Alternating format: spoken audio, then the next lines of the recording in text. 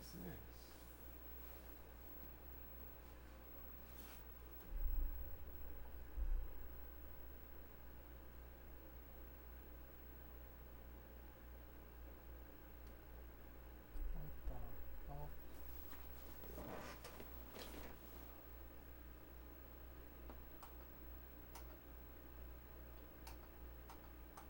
What the fuck? The city of Colombo was the premier city-state of the Maya lowlands, and its influence was unrivaled. Through savvy diplomacy and a well-oiled military machine, Kalakmul had managed to contain its main rival, Tikal. What the fuck? Beyond the Peten, new powers were rising in the west and east, and new dynasties were being founded. There's going to be glorious rises, painful falls, and never a dull moment. The late Classic represents the full flowering of classic Maya culture, and many of the most famous buildings, monuments, and works of art were created during this time. We've got a lot to cover, so let's get started.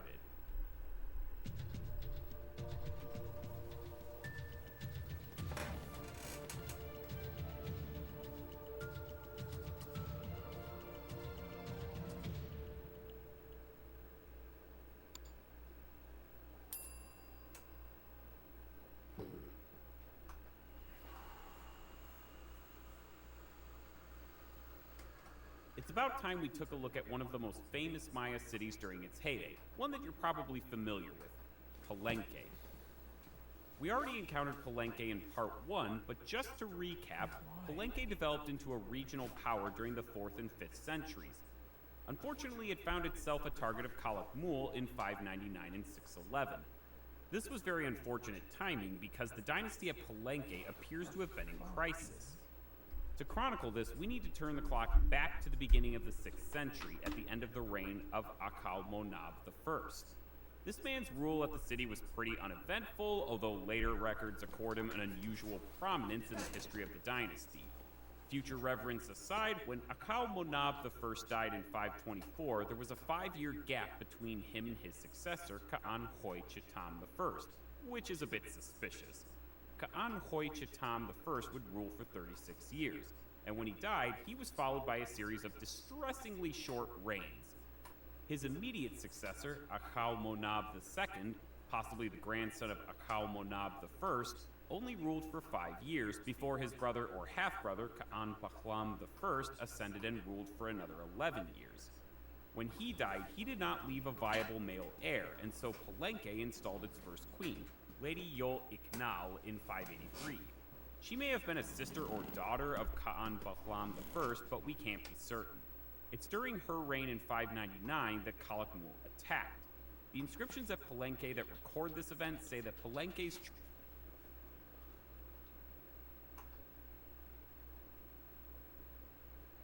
on to kind of give his presentation again, but also then just get into the bigger picture.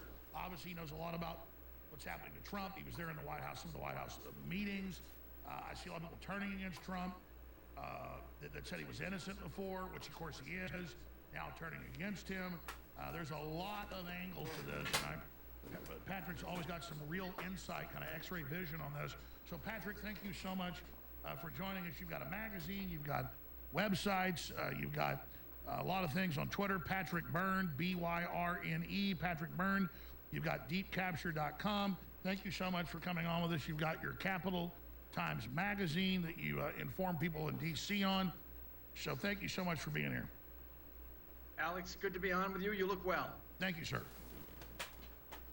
Good to be on. So where shall we start? Israel? What's happened and what really happened in Israel? Yes, I mean, because what you said really, a lot of my data points agree with that, but I'm still not sure. So yeah, tell us first your preface and your intel, and then give us the big picture.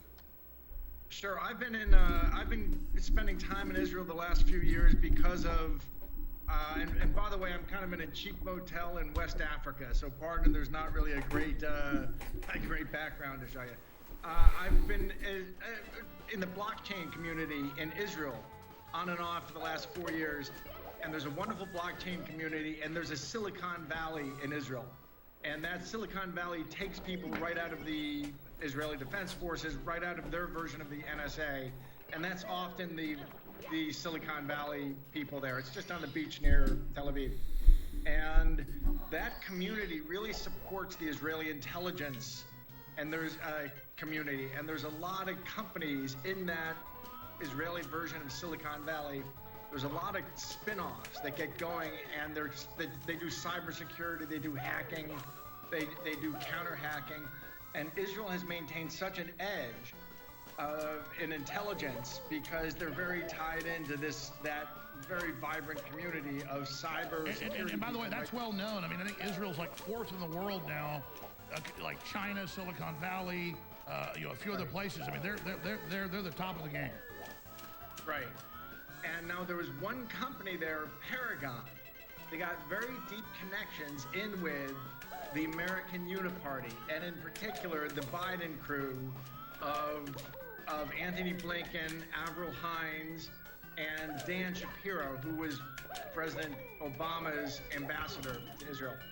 And those people sat on the board of Paragon, and they had, and so since Biden has been in, this is so brilliant, since Biden has been in, he's been writing executive orders and such that have effectively throttled the competition to Paragon. And how he's been doing that, there's a Canadian human rights NGO, I'm sure if you look into it, it's probably another George Soros front, who knows, which puts out reports and alerts, and oh my gosh, this company, its software violates human rights, or it can be used by nations to violate human rights. And every time they do one, Biden writes executive orders that throttle or in some way harm that company. And in this way, they have picked off all the competitors to Paragon. And Paragon is politically connected to the head of the DNI, Avril Haines, and Anthony Blinken, the Secretary of State.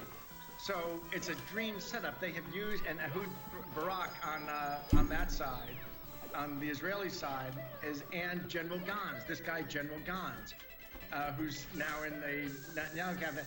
They've been the Israeli side working in cahoots with Blinken and Avril Haines, snuffing out the competition to Paragon. And why that's important is the Israeli intelligence service depended on that sort of vibrant, that other set of companies. So that's one of the reasons they went blind. Before I go on and tell you more. And so bottom line, you're saying Israel's having its diverse private intelligence network blinded. Yeah, by these games that the Biden administration's played. And let's remember, you say Biden is Obama. Obama did launch the Arab Spring, did overthrow Egypt, did all this, and is backing Hezbollah. But continue.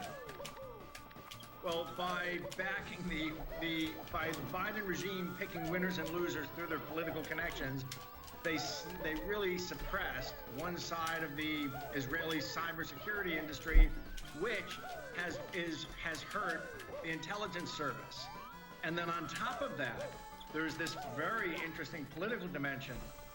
There's a woman, I quoted her, and I put up an article, a podcast with about 4 links to it. You're welcome to use that. There's a woman there who, there's a color revolution going on over there, and it's being run by the U.S. State Department against Netanyahu. It's crazy. These NGOs and Soros NGOs and State Department is taking out Netanyahu through a color revolution. And it's all about the reform of the judicial reform, which is a very interesting subject you should know about. But anyway, the thing that is really freaking out the Israeli elite is that Netanyahu wants to change something about the judicial system. And the Israeli system is as follows. Are you following me, or am I rambling on too long? No, you're right. I mean, because I've researched this now, and I'm not a Likudnik, but it is true. They claim Netanyahu is becoming a dictator, but Yuval Harari and the WEF came out against Netanyahu. I looked into it. The Supreme Court is becoming a dictatorship, so it's the other way around is what you're saying.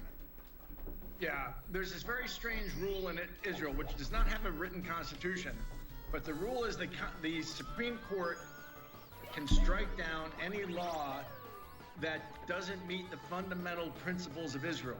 It's this very vague definition. And so you have that going on, and you also have in the Israeli Supreme Court there are 88 people in history who've been on the Supreme Court, and 87 of them have been Ashkenazi Jews. Do you know the difference between Ashkenazi and Sephardim Jews? Absolutely. Go ahead and tell folks. One is Russian, the other is what you'd call certified original or Eastern. Brown Jews. Yeah, but look, Middle Eastern, some are more European. That's the Ashkenazi. Well, the elite of Israeli and certainly the judiciary are the European Jews. 87 out of 88 in history. And so it's starting to become like the deplorable class, which is to say the Sephardim and the worker bees among the Ashkenazi. It's like they go through all the trouble of politics and elect people and get laws passed, and then they have these snobs who are the other type of Jews. Well, let's expand on that. And I'm not demonizing Ashkenazi Jews, but the point is, in Israel, with the ringworm children that came out in Israeli documents 20 years ago, they radiated Sephardic Jews, but not Ashkenazi, telling them we're treating you for ringworm, and radiated them, some lethally, others just to basically. So it's another eugenics operation. I didn't. So it's like the Tuskegee experiments or something. Yeah, but it's well known that the Sephardic Jews are the junior guys. Yeah. Right, and they feel that way, and the way they feel is that, gee, we go through all the trouble of politics and getting laws passed, and say the working class. I felt more like the working class Ashkenazi, and these people who look down their nose at us have their Supreme Court overturn it and say, well, that violates the fundamental spirit of Israel. So is this? So you're saying Netanyahu is allied with the Sephardic? He wants to change that. He wants to say, no, the Supreme Court doesn't get this elitist power anymore. Oh my gosh. And that's the third rail of Israeli politics, and that's what's the organizing principle of this color revolution. And there was a woman, a leader in the color revolution, whose husband is a high-level intelligence officer. I won't say any names, but he's a high-level intelligence officer, and she went so far. Finally, on August 25th, Netanyahu got done a very modest judicial reform, much smaller than he had promised, but that was enough for her to get up and promise in a crowd. I'm speaking for 1,200 people across the intelligence and security services. The lights are going to go out on Israeli intelligence at the end of September. And she made some kind of threat, like a retaliatory threat for what Netanyahu does. Well, guess what? At the end of September, Israel went flying. So you're saying they false flagged Netanyahu? She made this threat after August 25th, and if you look at my podcast, I've got 4 articles linked that document all this from like Israeli. Well, it's on record that Israel's in a civil war, and will they be protected? And intelligence agencies are striking. When you're an intelligence agency, you don't strike. Oh wait, I need the carpet. I need the carpet to get to the Carpetless still. Oh my god, are you serious right now? So yeah, so it's really Israel. If you really, it looks like the Israeli intelligence spectacles fogged up at the end of September, and then they missed this on October 7th. Well, it turns out that fogging up was something predicted by some anti-Netanyahu protest leader who's connected deeply into Israeli intelligence, and secondly, the fogging came about fundamentally. Oh my god, I actually made it. From the tech community folks I know that it came about because these companies that have been snuffed out by the Biden administration through their executive order and export restriction kind of games, because they did that, they snuffed out companies, and those companies were ones that the Israeli intelligence particularly relied upon. Oh my god, I made it. I mean, I read the Israeli newspapers where Hamas came across with obvious Iranian backing and knew with maps where to go and where the safe rooms were at Shin Bet and Mossad bases, and then killed them on surveillance camera they had running, and that basically somebody pulled most of the troops out of the bases. Holy jeez, this is freaking hard, man. So the question is, who did it and how did they do it? Jeez Louise, this is the scariest part. That no one else reported on Israel. Jeez, it's like freaky, man. Iran, 6 hours before Gotta the be attack. fearless. Put up 2 pictures. My hands were already sweaty. A picture of Ehud Barak and General Gantz. No explanation. They just put up photographs of them in the middle of the night. Those who are the 2 guys that I'm saying were the Israeli end of this little Kahutnik thing. And why would the Iranians do that? I know it's speculation, but why?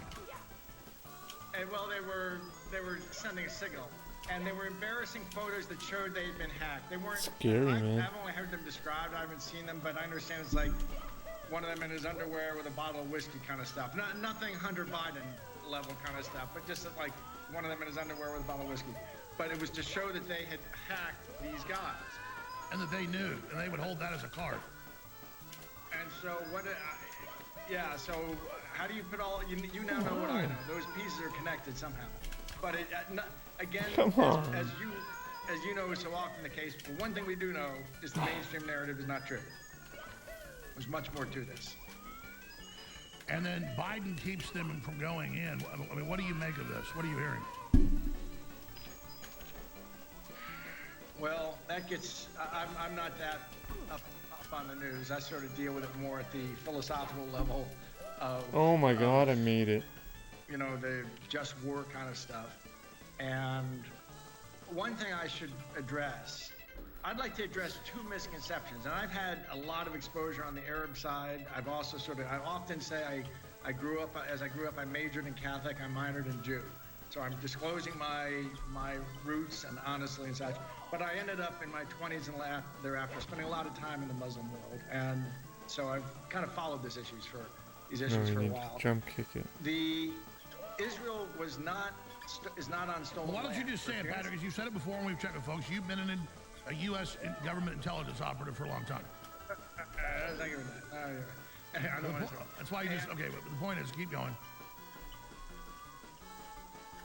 Israel, one thing that needs to be understood is if Israel's on stolen land, so is Saudi Arabia, so is Iraq. Save 7. There was the Ottoman Empire was defeated in World War I, and it was the consensus of the world in the San Remo Conference and the League of Nations in 1920 and 1922, and then the UN to create a Jewish homeland in that corpse of the Ottoman Empire. And we created a whole bunch of countries. And that's why Saudi Arabia says Israel has the right to exist, because it's part of that deal. Yeah, they weren't stolen from the Ottoman Empire. The Ottoman Empire was defeated, and as part of the deal, we created, did that. The world signed off on it. So that's that. And then the second misconception is the concept of, so I analyze this in terms of like real world dimension, and then in terms of info war. I'm doing you real world legal dimension first. If they are a legitimate nation state, then of course, this thing from what Hamas did, of course they have the right to respond. And this thing about proportionality is misunderstood. The restriction under international law is not... The Japanese attacked Pearl Harbor, we nuke them. It's once you start it, there's not proportionality. Well, the proportionality isn't between the numbers killed. It's does Israel have a legitimate military agenda? Objective, and if so, are the means they use proportional to that? That's what the proportionality is about, not proportional to the number stop another attack. So, yeah, and if their objective is to stop Hamas and get their hostages back, then that gives them a lot. They can do that and kill a lot of people, and still it's not about the proportionality. Isn't to the numbers. But can they take the black eye, the setup? They're luring Netanyahu into the trap, and I think that's where we're going. That's the big question. From the InfoWars point of view, this is a disaster because and this also has to be said, for every Jewish Israeli who's been killed since in this by the Palestinians in Gaza in the last 20 years, 23 have been killed in retaliation. So that's bad enough. I mean, and from a legal point of view, you can make the argument I just made. From an InfoWars point of view, that's a black eye. What they're going to have to do to achieve their objective in Gaza is going to look like the Holocaust, and people are going to say, some light to the world these people are. This is a Holocaust. So from the InfoWar point of view, the analysis is quite different than from the point of view of what's just. I agree. So the anti-Likudniks let's just go with your premise. I think it's probably true. Netanyahu goes into a trap with the Persians, the Chi-Coms, and the whole Obama globalist Rothschild economist combine. What are they thinking in the synthesis? Just get rid of, they're doing all this just to get rid of Netanyahu? Because all of that blows back on Israel, not just Netanyahu and the info war. They're thinking bigger, and it's funny, you and I see the world just the same way. Yo, what's up? the diamond. What's up, Toad? Yeah, US dude. After World War II tried to stitch together something. Yeah, I don't know. I just put them The on. alternative that they, I don't know which is a anything, rules-based man. international order. The alternative that the BRICS are so selling, discouraged. Russia and China are selling, is Did you a see the bilateral relationship among 50-year-old 7 different male cultures. The Russian culture, the Chinese, the Indian, the South person American, that identified as a woman African, and have a nation in each of these competed and continents. changed And that's the vision they are in going for, and they want to break the diamond. They competed want to against break 12-year-old and the first 13-year-old world, girls which is in to say the Markham developed swimming world and gets even carved used off, their and the second, we change think in room. terms of the first world and the third world, but we forget this. And he was a the man. third world's the less And he's a developed world. professor at the second University world, of York. forget about it. That's the developed, that's I partially can't, developed. I That's the gotta Russian pull up the world. Rebel News. $10,000 I can't. or $20,000, I gotta- $15,000 GDP per capita. Going nowhere. I gotta put him on this Rebel News. At the InfoWar point of Rebel view, News. is going to split the world. So basically, the second world all joins the BRICS. And so I think that this has been constructed very carefully. And obviously Hamas knew this wasn't just some little border incident, some drunk soldier. What am I doing here?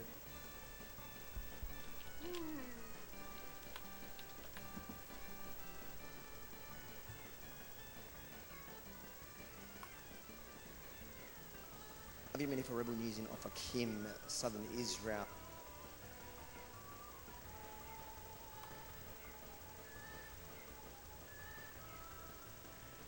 Guys, to make a lot of friends.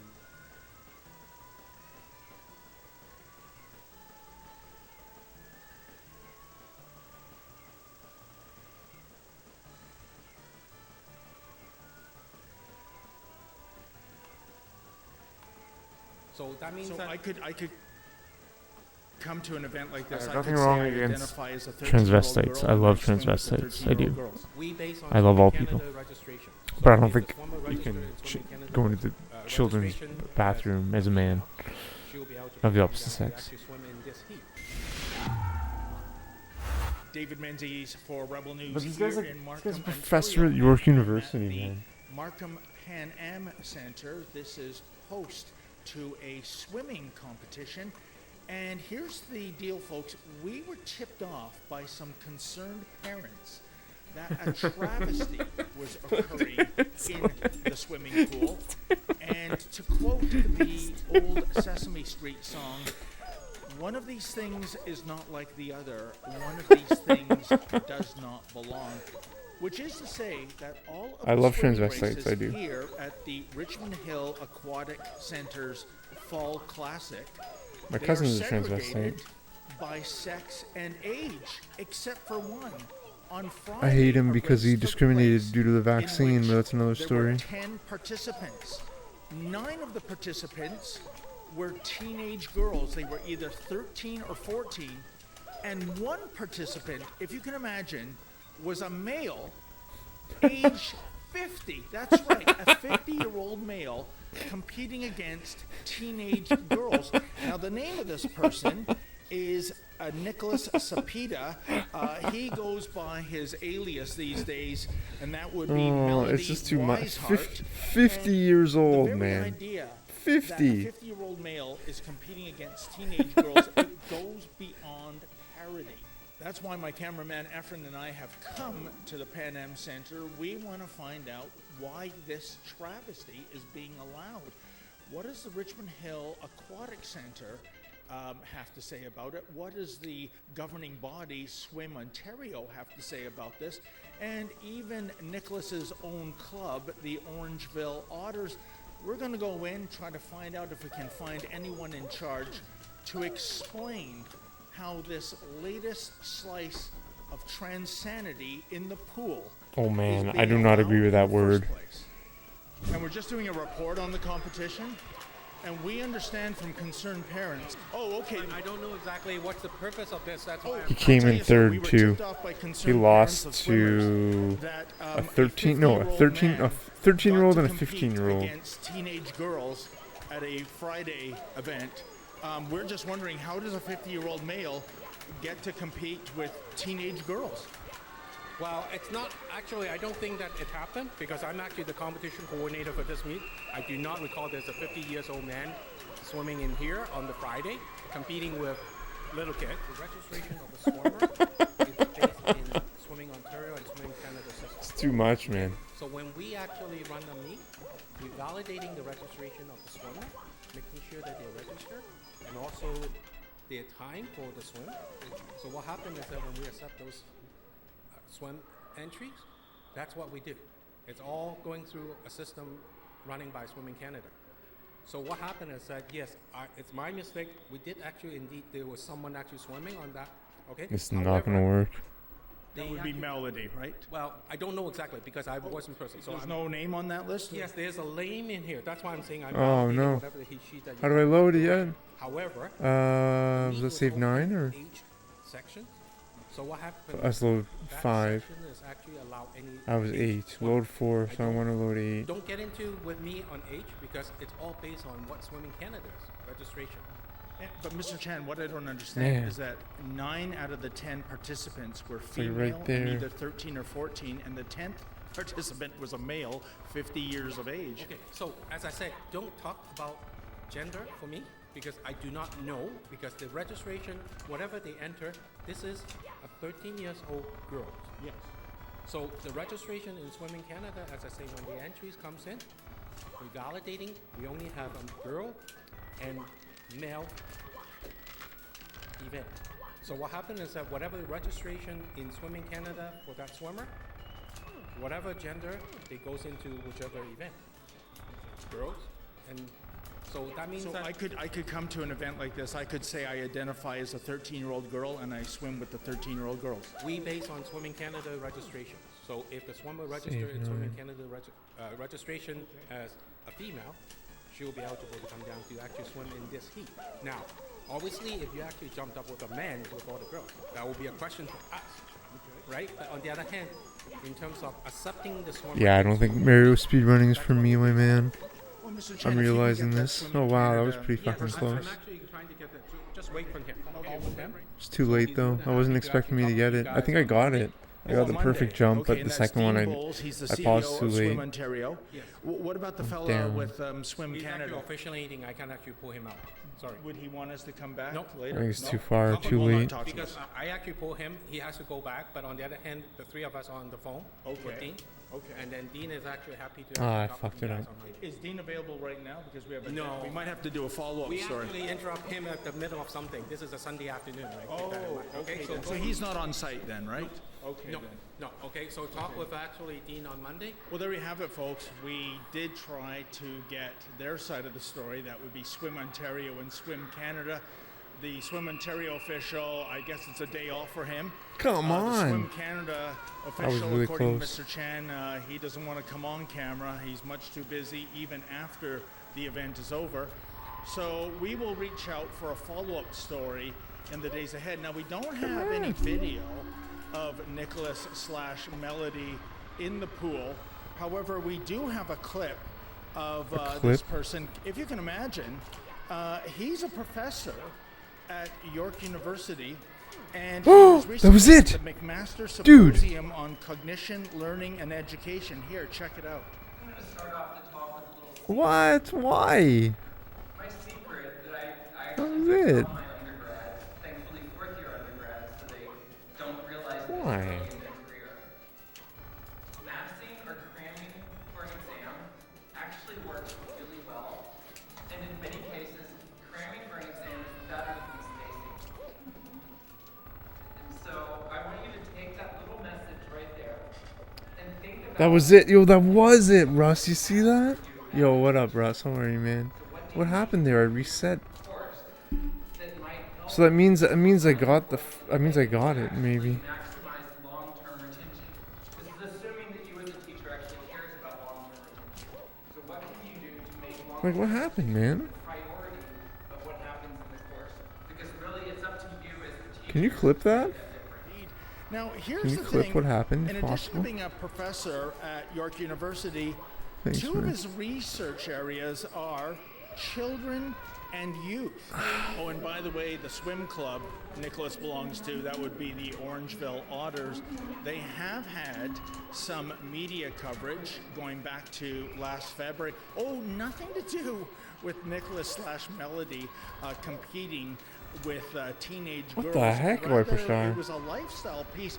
Will you hear some of this putrid prose that was published in the Caledon Enterprise earlier this year? Quote, That was it. pioneers, Oh, I'm not members getting of a high enough generation though. working I'm not getting against high enough. stereotypes and stigmas, So I'm not getting facing it. questions and public I'm not getting the scrutiny, jump. and telling a story they are forced to tell. I'm to missing educate, something.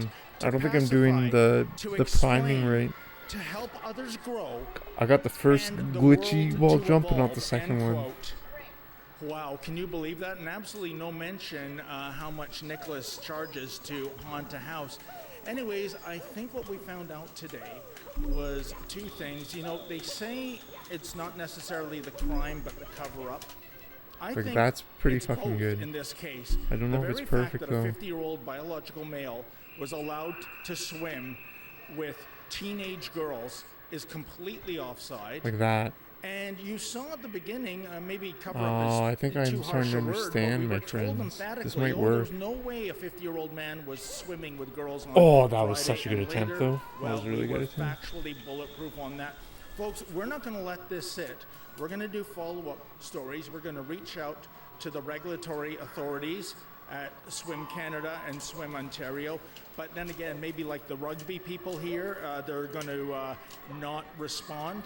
And we're going to try to get Nicholas on the record as well. Maybe we'll show up at a future swim meet. For 69, see come who this on, do it man for is 69, competing man. with. Then what an Please. absolute disgrace in the pool.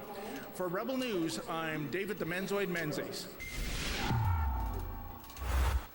Well, folks, when it comes to this latest episode of Transanity, don't expect the mainstream media to be covering this.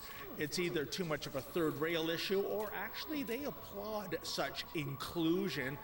That's why we need your help to tell the other side of the story. Please go to rebelfieldreports.com. That's I love transsexual people. rebelfieldreports.com. All of them. And if you can kindly make a donation, Except this creep, we would greatly because he's a appreciate pedophile. that.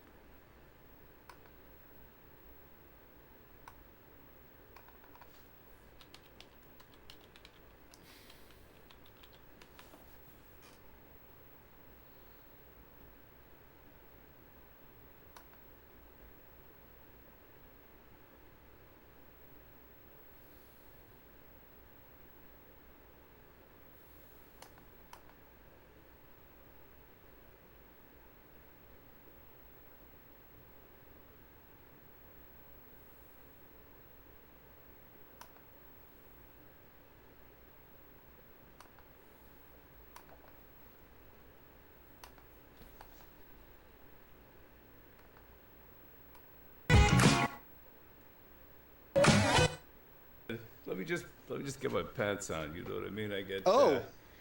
I had to reboot my Wow. computer, man. I get technical problems, you know, and it's just. Right? Yeah, you know how it is. Thank you, It's thank you, 2 Russ. in the Thank you, morning, Russ. Thank you. You're all over watching the it. place, man. You're disheveled. Your mom walks in, and then you have to, you gotta figure out what she's doing. I've been monitoring her. Monitoring your was mom? it. Yeah, Dude, I've been monitoring my mom because You're making sure she's not hanging out with the... On cognition, learning, and education. Here, check it out. that was it. McMath York University, and Oh, that was it. That was it, dude. That was it. here, check it out. So, if you Oh, imagine, man. he's a professor at York University, and Like, dude. York University. That was it, man. Look at that. Let's see. I might not be high enough, though. No, it looked like I was clipping off. I think I clipped off before the sound, but that was almost it.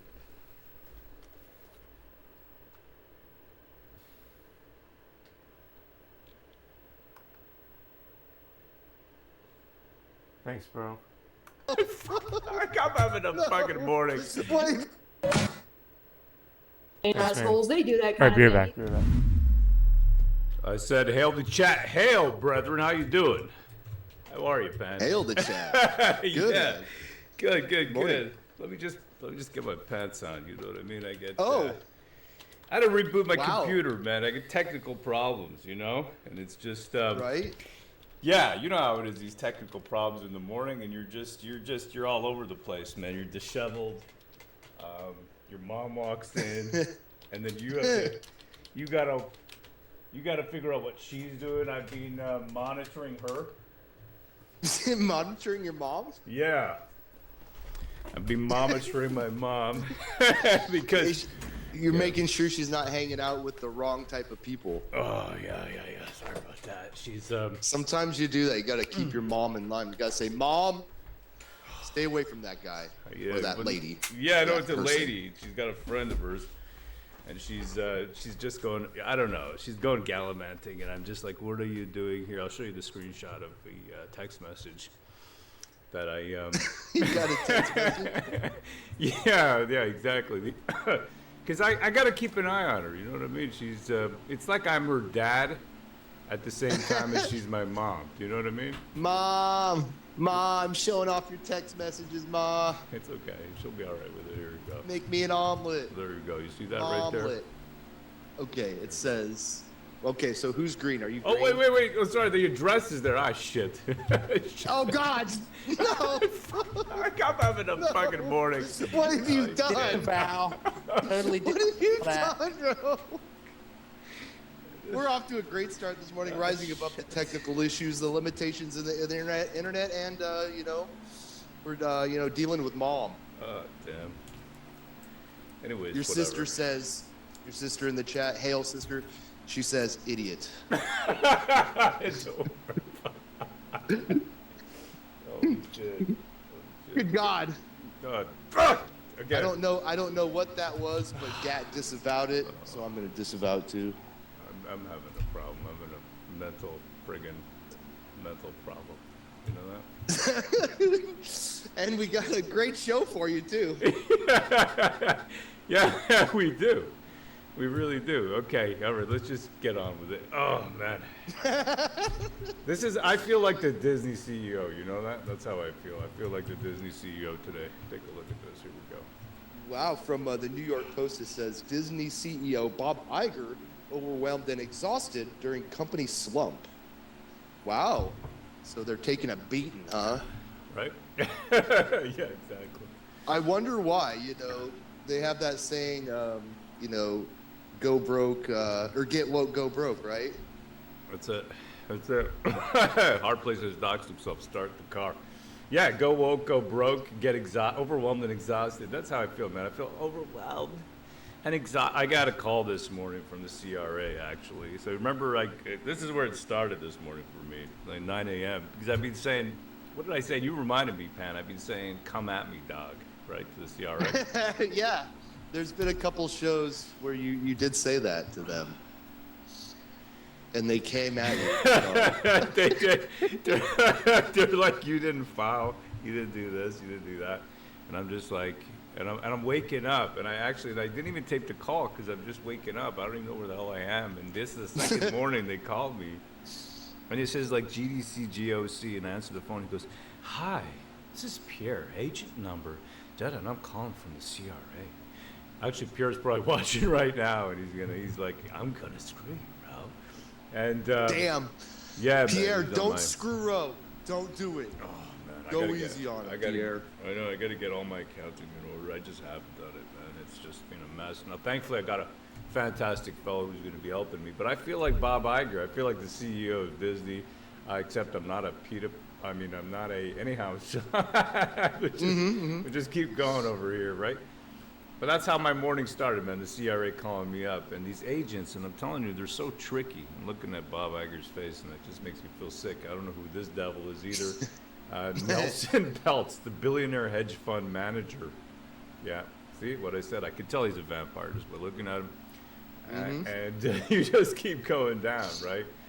Yeah. Well, are you surprised these guys are overwhelmed and exhausted when everything is go woke, go broke these days, brother?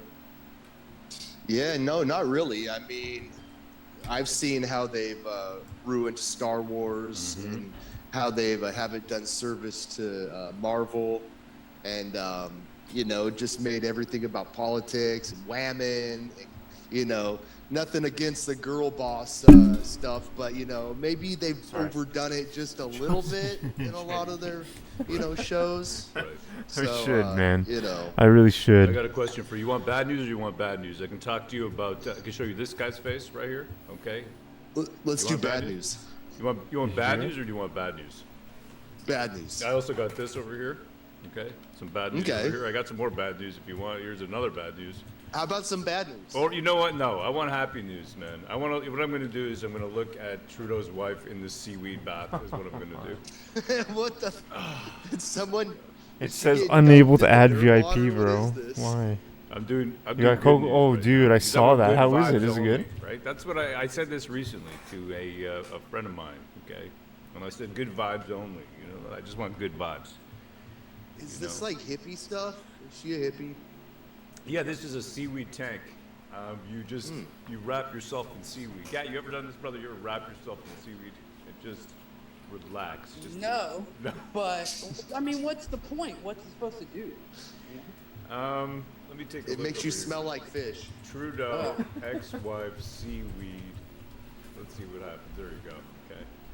Yeah, this is her. She's been sharing these photos. She's just trying to get her groove back. You know what I mean? How Stella got her groove back. That's what she's doing over Is here. that how you do it? Yeah, that's how you do it, man. You just. I don't see any more photos here. You jump in like that stankin' ass water? No, I just want to look at it Like a she's on the dirty market. hippie? She's on the market now, Pan. I could get up in this, Is she on the market? Yeah, she's in the market. Well, to get me against Idris Elba, right? I gotta fight him. Whoa! Wait, wasn't he Black James Bond? Yes. She's was on the my market. guess. Oh no. But I think I can fight him. You know that? I'm gonna fight Idris Elba for the hand of this. Just like it. How do they do it? Yeah, I don't know, man. Black James Bond's Esters. some trouble coming his Ethers way. and Oh esters. yeah, man. Oh yeah. How about? And I want to do some more good news before we hit the bad news. You know what I mean? Here it is. Here's Jagmeet Singh on a bicycle. Wait a minute. This goes wherever he wants, this guy. Right across the street, down the sidewalk. That's awesome, man. That was like the Wicked Witch from Wizard of Oz. Like, before Dorothy gets knocked out and goes to Oz. Right. Birdie, 88. Right. No, it looks awesome, It's man. like- This is what I like to see. I like this. Look at this. The guy's he's just wearing his pink pug, right? His turban. And he's just, wait a second, I know these dudes. You know what I mean? And he's just going around on his bicycle, man. That's the life. Look at that. These guys. Wow. Now VIP. Come on, bro. Meanwhile, Tiff Macklem, right? They did that whole. That's the real news here in Canada. I think because I've been following a lot of real estate stuff now. I'm watching all the real estate stuff, and I'm seeing these numbers. A couple guys who are tracking the market, and seeing how far. Because we know Canadians are in super amount of debt right now, right? There's a ton of credit card debt and the rest, but what is the breaking point? So anyways, Tiff Macklem came out and he said something interesting, kind of taking a dump on Trudeau, which was surprising. Okay, here it is. No, this is not it. But let's just look at this for a second. Pam? What the? That is a doll. What is? That is a doll. Dude. That is a doll. No. That's a doll. No. Okay, No. that's What a is- doll. What is happening to people? What is wrong? What is wrong with humanity? I'm looking at Tiff Macklem. Hold on, let me put up Tiff Macklem. Where is he here? Oh my God, that is degenerate. Okay, so here it is. Here's Tiff Macklem. If you'd be so kind to read this, and then we'll take a look at what he says. Okay, from Oh, ex-Twitter, really? Is it really? Aaron Hecker. Really? I didn't know CFP that. Says That's awesome. some common sense words from Tiff Macklem on the impact that government spending has on inflation. It would be helpful if governments considered the inflationary aspects. I of lived spending. in Nicosia as like a 4-year-old for 6 weeks. It is appropriate, though, for us to comment on how fiscal policy is impacting inflation. So I will say a few Peaked words there. on that.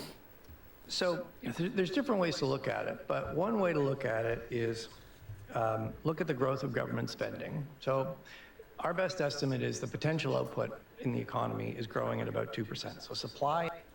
I've never heard him speak like this. I've never heard him speak like this. Pierre Poilievre kind of pinned him up 2 years ago, I think it was, 2 or 3 years ago. And this guy, he was so hard to get an answer out of him. He did not want to reject, you know, the mainstream liberal ideas. It was, he did not want to go against the PMO, right? The Prime Minister's office. He just couldn't do it. And now all of a sudden, it's like the winds are changing. In the economy is expanding at around 2%. So if government spending is growing at 2% or less, it's not, you know, adding more demand. It's not adding faster to demand than supply is growing. So it's not adding sort of undue inflationary pressures. So if you look at government spending over the last year, it was below 2%. So it doesn't look like it's been. Oh my God, this guy's killing me. He's killing me, man. This guy. Nerd. I know. I'm just gonna speed him up here, man. These dudes. Adding undue inflationary pressures over the last year or so. If you look at our forecast in the Monetary Policy Report, what you can see is that when we add up the spending plans in the budgets of all levels of government, provincial, federal, for next year, we expect government spending to grow at about 2.5%. So what that means is if all those spending plans are realized, government spending will be adding to demand more than supply is growing. All this to say, the governments at every level are spending more and more money, causing inflation. But let's see. And in an environment where we're trying to moderate spending and get inflation down, hitting the mic that's not again. helpful. You know, more generally, what I would say is that governments are hearing from their constituents. They are thinking more about the impact of inflation. They're thinking more about the impact of higher interest rates. And I think that's a good thing.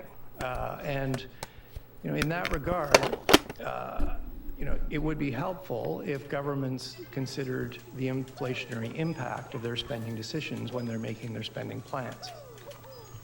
Well, there's the clip, right at the end. It would be helpful if governments considered inflation. The impact of inflation, they're thinking. You know, more generally, what I would say is that governments are hearing from their constituents. They are. See, I'm not doing it on the right frame. About the impact of inflation. It's the wrong they're frame. More about the impact of higher interest rates. And I think that's a good I paused thing. though. I fucked it up. You know, in that regard, guys, we're like really close. it would be helpful if governments considered the inflationary impact of their spending decisions when they're making their spending plans. Huh. I think this right here just shows to me that the liberals just don't have the power. You know, everybody's looking at the polls. Everybody's looking at the polls. These guys are going down the drain. Are we going to get a serious change enough? Or are we going to get austerity measures put upon us? I think that's what's happening, right? Just today, I mean, I don't know, this is a personal anecdote, but of course, CRA just calling me today. They're trying to collect. That's what's happening now, right? It's collection time. It's collection time. Now, I'm lucky I didn't take any of the free money, right? I just took none of it because I hate the government. I don't want to pay tax, but I don't want to take anything either. That's just my attitude on that. Of course, I got to pay tax like everybody else, right? We pay. It's insane. You know, I just went to Home Depot and I bought a friggin' faucet, and these guys want $280. I go on Amazon, $70. Guys, I think there's more hope in me speedrunning GoldenEye That's the than level of, Super Mario 64. Let me tell you that. Like, I'm looking at the prices. there's like no I got hope some for me. gaskets and the rest for some bathroom stuff I'm doing, and $10 for a piece of rubber. You know, it's impossible. I look at these bills, they add up, and that's why I even looked at Amazon. I know I'm starting with like probably the hardest trick. Absolutely crazy prices on everything. But I mean, that's what I do. I'm the guy that starts with Aztec 00 and Carpetless. New Brunswick. That's me. New Brunswick herring. You like herring? I don't know if you've ever had this before. No, I'm Only not a big live fish once. Guy. Okay, so this I'll eat is some YOLO. salmon or whatever. Maybe some rainbow trout, you know. Okay, so what I did was No I got all my regrets. kids because I wanted to get them to be able to eat anything at any time, right? I wanted to be able to train them up so that they were ready to, you know, I don't know. It's just a mentality I've had, right? For all my Ready for the apocalypse. well, it's not an apocalypse if you got herring. You know what I mean? Then I would consider it to be rich or living large. I used to pay 86 cents for this stuff at Walmart. 86 cents. I walked in yesterday to Freshco. They wanted $2.40. I used to pay 86 cents. It's almost 3 times the price, 300%. I can't even Come buy herring. I on. used to stock this stuff like, you know, deep and wide, right? Just in case. Same thing with salmon tins, right? Salmon tins. I got this friggin' app on my phone now to know when the sales are because I can't just walk in and buy nothing. You know, that's just my mentality with stuff. So yes, people are considering inflation as a serious issue, and governments are just promising the world. Meanwhile, of course, right? We just talked about this the other day. Trudeau and the Caribbean, okay? You know, putting in money. Let's take a look over October 18th. Yeah. Right, to, Golden Ace was like one of my first followers ever, man. it's called. I think it is here. Yeah.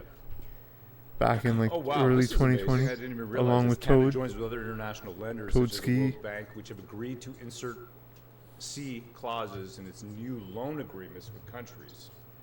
Yeah, but they're giving them What a am I ton doing of here? money. But I didn't even know that they were going to be giving them loans as well. Does Canada even have money to give loans? I guess so. I guess we got, yeah, 90 million to fight sea change in the Canada Caribbean Community Summit. So where's that? You know, we got Carrie Bana here, right? Toronto. They got Carrie Bana, and basically, my wife's cousin. He keeps telling me, "Ro, you got to come out. You got to come out. You just get liquored up, walk, and just black girls just they just twerk on you." Right? What is Carrie Bana? Carrie Bana is basically, it's like, remember the club hedonism, okay? Carrie Bana. Oh, I think I'm just not getting the right glitchy jumps. like I'm a- not like doing a it right. big I'm degenerate not doing the right party? frame. Right, exactly. Okay, it's like it basically if you want a black Oh, it's like Carnival. if you want a black female to you want to get stank on you. I'm just saying. If you're into the brown sugar. Yeah, exactly. Yeah, what's your stance on that stuff? Anyways, are you a race mixer? I love that song by the Rolling Stones. Yeah? Which one? Oh, Brown Sugar? Can you sing? Yeah. While I look at your picture. What? How's it I going? like the D'Angelo Brown Sugar song a little better, but yeah. Ooh, I haven't heard that one. I just know the Stones one. It's like, what's it? I heard your mother was a treasure queen, sold in the markets on a sweet 16. That's all. I forget how it goes, something like that. But you know, great lines, great lyrics. Yeah, man. That's it. This is what I I'm think. no schoolboy, but I know what I like. You should have heard it just around midnight. I'm Something just like gonna look a little bit over here. Just wanna look at a little bit of stank. Hold on a second here. that. Dum, doo, doo, doo, doo, doo. Brown sugar, how come you taste so good? That's pretty Hold on, good. there's a dude wearing an Indian flag. What the hell is happening in this world? Oh my, I'm literally. It's a Hottentot. Look, this guy wearing an Indian flag. Look at this. Oh man, I saw it. I'd just be like this. Come on, man. Like, get on this stupid roof, dude. I love this shit. I love So this. what was it? Carrie Bala? Carrie Bana. Carrie Bana. Carrie Bana. Carrie Bana. That's right, man. That's right. Man, oh, there's a white girl. Yeah, that's right. I didn't know they had this many. I don't know why I'm not black getting people. it. Toronto, man. It's all Toronto. So this is what I think of CARICOM, but they're giving $80 million to fight sea change over there in the Caribbean countries. But when I think of Caribbean countries, I just think of stank on me, right? I think of, you ever you ever have to wash your clothes 3 times to get the smell out? You know what I mean? Just that stank. That's what I'm talking about. That stank. You know what I mean? You Can go imagine home. the smell there. Yeah, you go home. And your wife says to you, have you been eating cottage cheese?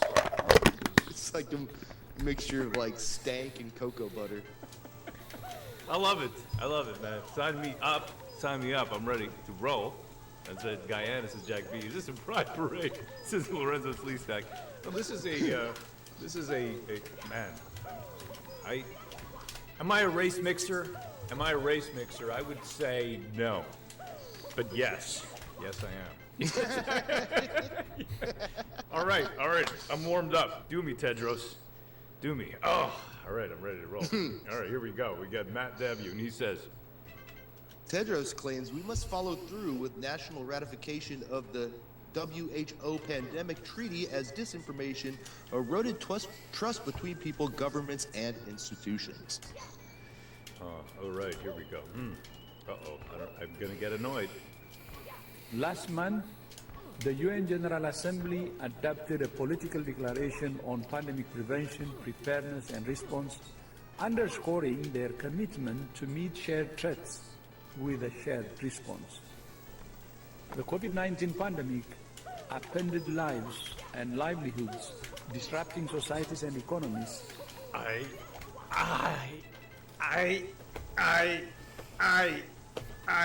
Oh God, don't punch yourself in the balls.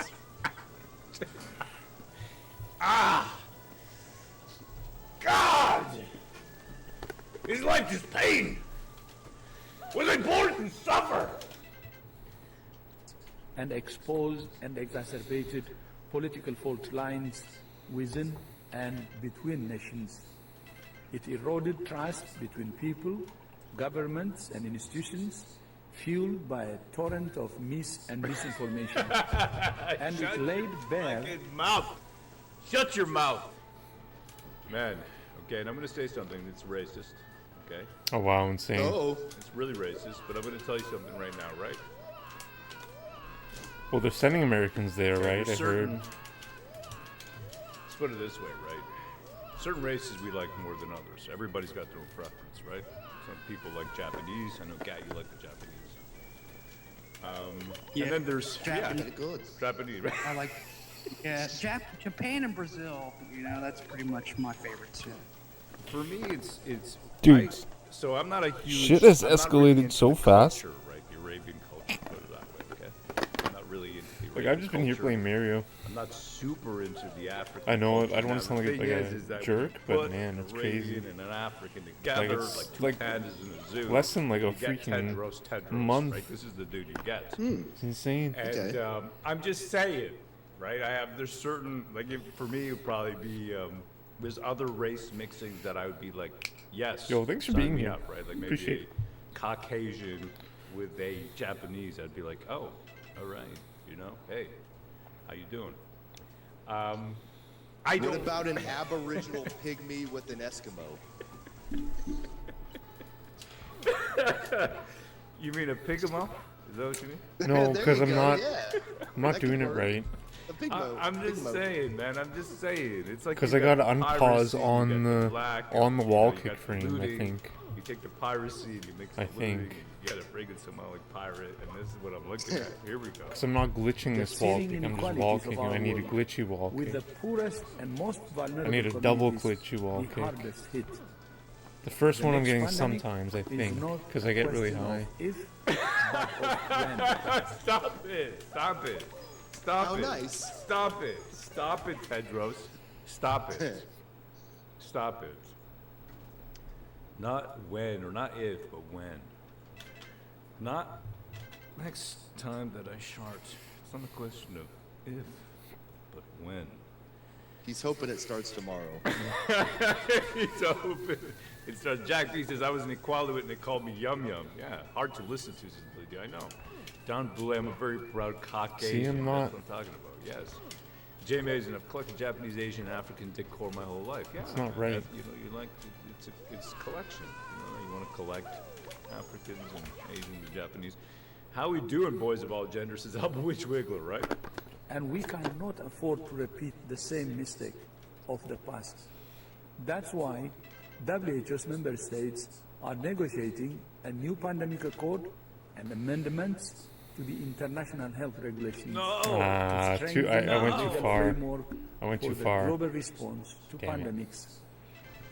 I'm not Knew wearing it. a mask. I'm not wearing a mask. Okay, I think I'm understanding a little not better. wearing a Seem mask. I went too far I'm there. not. I think. I won't Couple do it frames, now. yeah. I'm not wearing a mask. I'm Not wearing gonna do a it. Couple, like I missed it. Not doing it. I'm not. I'm not. I'm not wearing a mask. I'm not wearing a mask. Not doing it. No, I'm not taking. I'm No. not taking a Not shot. wearing a mask. I'm not taking a shot. I'm not taking a shot. and not taking my pills. I'm not taking my pills. Oh, holy shit. When will these people leave us alone? Leave me alone, Tedros, you friggin' Somali ass pirates. Holy shit. You know, why don't you just... I'm not taking my pills. I'm not taking my pills. No, it's too much, man. They're driving us to madness, you know. We're perfectly normal here. Everything's fine. Eat the bugs, bro, supernatural. Yeah, right? And my sister Edge. By the way, Edge, thank you, that pie. My sister made an amazing pie, pear pie, friggin' whole tray, about 30 hours, the entire pie, like this huge tray. Pear pie was done, thank you, Edge. Nice. Getting fatter, thank you, babe. And then, of course, you know, thank you to Mr. and Mrs. Showers for that beautiful apple pie filling I ate. My daughter made the apple pie crust, flaky, delicious, and with that filling, I ate an apple pie. Thank you so much. Highly appreciate it. Thank you. Really, really kind of you. So that's 2 pies. And thanks to my wife. Wow. I'm in a thankful mood. She made 3 roasts in about 5 days. So I'm eating well, man. I'm living large, you know. That's what I'm doing here. So 3 Tedros. roasts and 2 pies. Yeah, man. Yeah, man. Right? Living the dream. Are these numbers real? Tedros, I'm not thankful for you. Like, it sounds insane. Like, this guy's got skid marks in his boxers. I'm telling I you can right understand now, this skid place. marks in his tighty whities. Palestinians. You stink. Yeah, you stink. Like, it's just so Tedros. insane. We can't stop there. We must follow through with national ratification and accountable implementation. National ratification, right? They want to ratify this pandemic treaty, and there's a timeline. You can go on their website. I mean, this is all in the open, right? I don't understand when voting means that was anything really when you got a close. supranational organization that can just ratify with our leaders, and we just sit there. Oh, like, dudes. I don't know. I That was guess probably my every 4 closest years one. have a shit fit. Even though I didn't or argue clip. about Israel and Palestine. I don't care about I think I'm any frame of them late. over there. I don't care about them. I think I'm I frame don't late. care about them. I'm going to show you some. I'm going to show you the crazy tweet. It's nuts. This tweet I found is freaking crazy. Remember how I double paused President of on Israel. that crack? I think I should have And just single accountable paused. implementation. For the sake of future generations, we must not go back to the old cycle of panic and neglect that left our world vulnerable. Yeah, really, Toad, honestly. We are stronger So tragic, together. man. We're not. Tedros is such a fucking piece of shit. I reject that suggestion. We're not stronger together. We're not stronger together. I hate you. I hate you, Tedros. This is why I stopped watching the news on TV, man. I used to throw my empty beer cans at the TV. Right? Yeah, Yeah, no, I'm telling these, you, dude. yeah, these guys, these globalists, man, holy cow, dude. I mean, they're just so brazen, and they just think, you know, oh, you're just gonna go along with it. Every nation's gonna go along with this. Well, yes, a lot of them will. Not everybody's gonna go along with this BS. Absolutely not. Okay, so here it is, and you can see the process of the ratifications, what they've done. Okay, so this is What's this is called? their preparedness, but there's a whole, you can get the entire breakdown of where they are because they ratify their steps, right? It's like a committee, a governmental committee. Of course, one that has got nothing to do with our government except for they have to agree to it because they're cucks. Let me see over here. Yeah, here, this is the one. I remember this page. European Council, Council of the European Union. And then it tells you where they are currently restoring trust in the international health system. What are you talking about? Friggin', what are you talking about? You know that? Just, I want to. You know, I think Yeah. it's kind of funny that they got an African dude I'm not on doing here, it pushing this stuff, you know. And there's 1,000 things in Africa that can kill this guy, but they're talking about the stuff that ain't gonna kill you. Oh yeah. Like, dude, that's a real mind f, right? Fuck, I'll just say it. That's a real mind fuck. In Africa, Gats, there's like a little fish that swims up your urethra. Okay. And yes. Dude. I heard of that. You heard of this? Okay. You know, Yeah. That's a great point. Okay. That's a great point. Right. So this guy Tedros, he's not worried about this little fish, right? This is a urethra fish. Urethra fish. They might have it in the Amazon. Hold on a second here. Urethra fishy smell? What? What? Let's go back. No. Anyways, okay, right. Okay, don't always click what. Google tells you to put in. This is the Kandiru. All right, this is from the Amazon basin, which is pretty much inside of Africa. And right, it's pretty much Now, yeah. pretty much, you know. According to the War Campaign show, where you can always trust us with the factual information. Yeah, so this African Amazonian fish swims inside of you. It shoots right up your Oh, yeah. your pee hole. Yeah. You hear what I'm saying here? This is insane. Okay, so this guy Tedros, he's just chilling. No. He's like, he just walks into the Amazon River. He's just like, Saves this. Enter my body. Load 7. Damn. Yeah. Enter my body. Feel the burn, yeah. He just offers it up.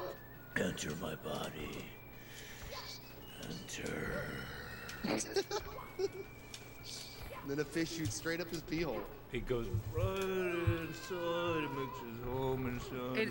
He's got a mask on at the same time too. Keep that in Yo, mind. what's up? No, dude, I haven't. Thanks for He's the 2 worried bits, bro. about No, I us, have not, my man. Not I the got really fish, close. There was not the fish there that's was gonna Russ shoot Jericho up his, pee hole like a made a arrow clip from where I medieval like bow.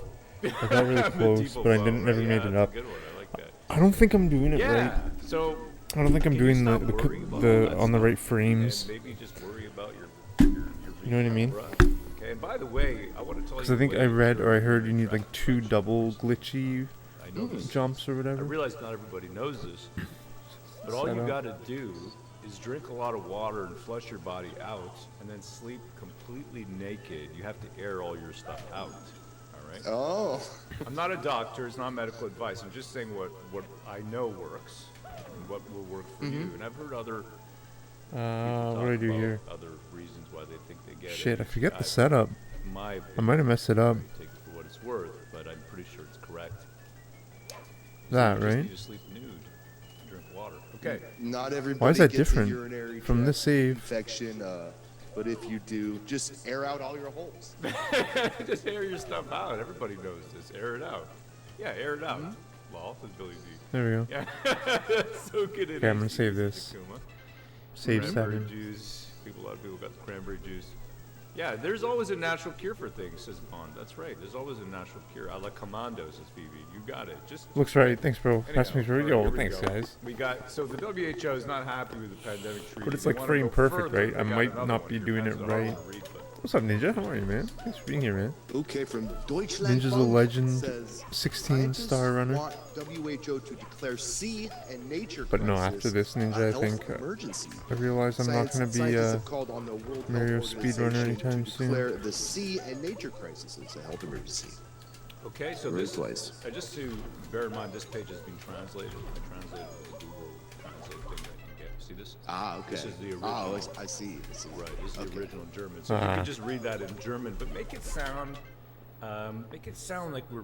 Trying to you know, think of we're in it. a Yo, national that's sick, socialism. dude. Here we go. Wow. Okay, let's see how that goes. Be like, we should stop wollen das Hub kill einmal in Nutzes Kristum. Like, I don't know when to do it. I don't know. Hell, brother. I'm just going on my Hitler. pure Whoa, looking. whoa! Speaking of Hitler, I got a tweet over Save here. I'm one. just gonna black out some of it, and then I want. It's a guess. Is it? The tweet is. Hold on a second. Here it is. I want to hit it. It's too good. Yeah, here it is. So the It's all game we're wrong. playing is this Hitler all wrong. or Prime Minister of Israel? Hitler or Prime Minister of Israel made this tweet. Here we go. If you'd be so kind, brother. Wow. The weak crumble, are slaughtered and are erased. Wait, from what was it, history, 7? While the strong, for good or for ill, Is that different? survive. The strong are respected.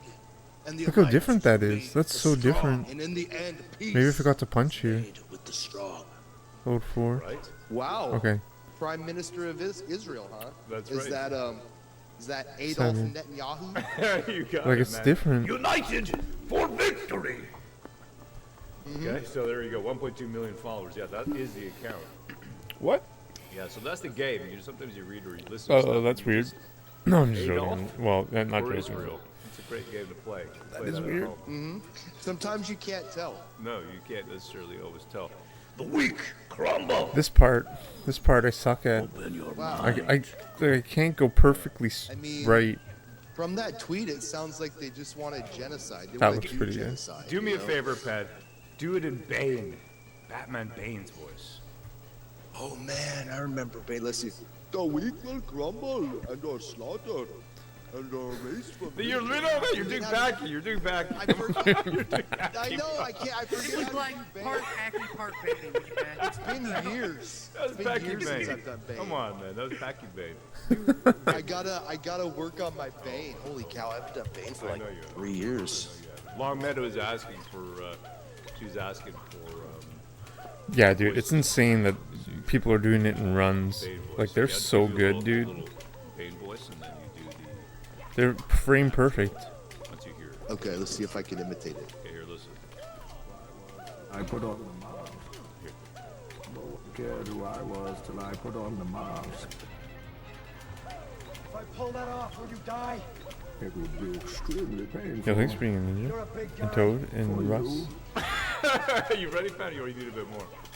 Okay, I'll try it. See, that's Okay, hold not. on, give It me looks one too more. low. I'll give you I one might be more. wrong though. Did the dark. I don't know. This is your ally. You merely adopted the dark. I was born in it. There you go. Like, where do I do it here? It's too early.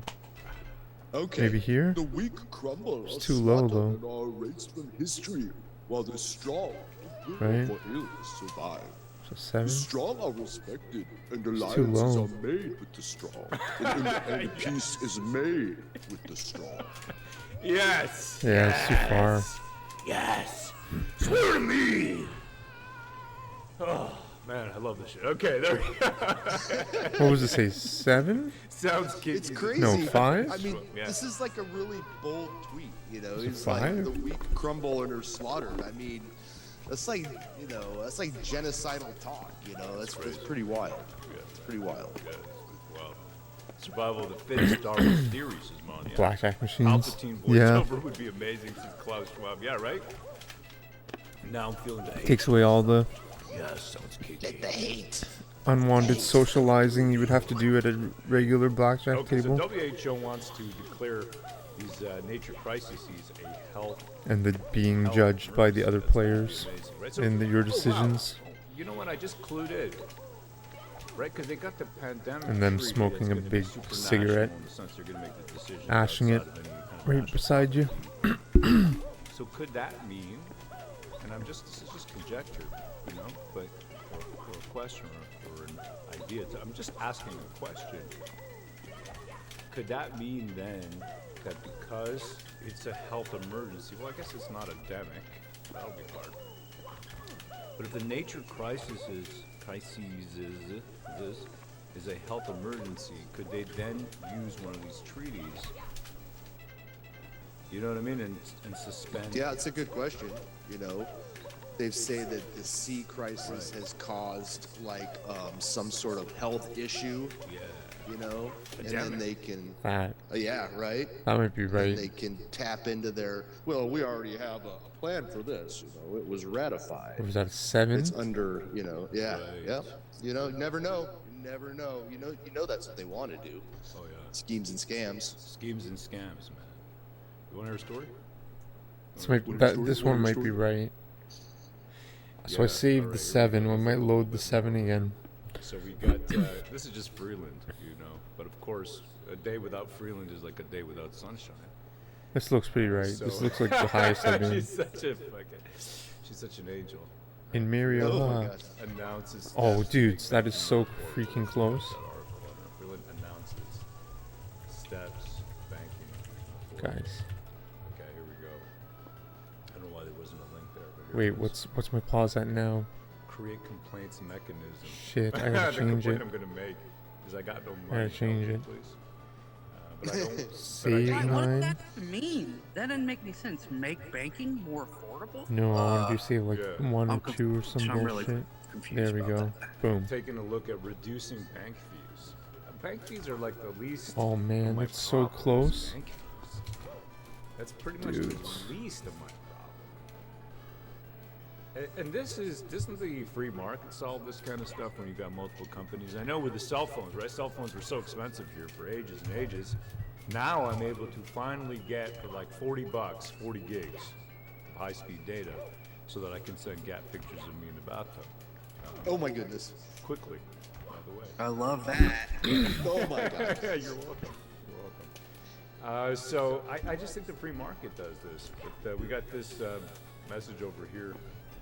Let's take a look. I want to see. I just like feeling emotion. These tweets panting some kind of. Okay, from ex-Twitter at Dan Marin, Alberta, it says, Freeland tries to influence Canadian banks Prime. to offer flexibility and relief, in quotes, to homeowners? Sounds like Serb 2.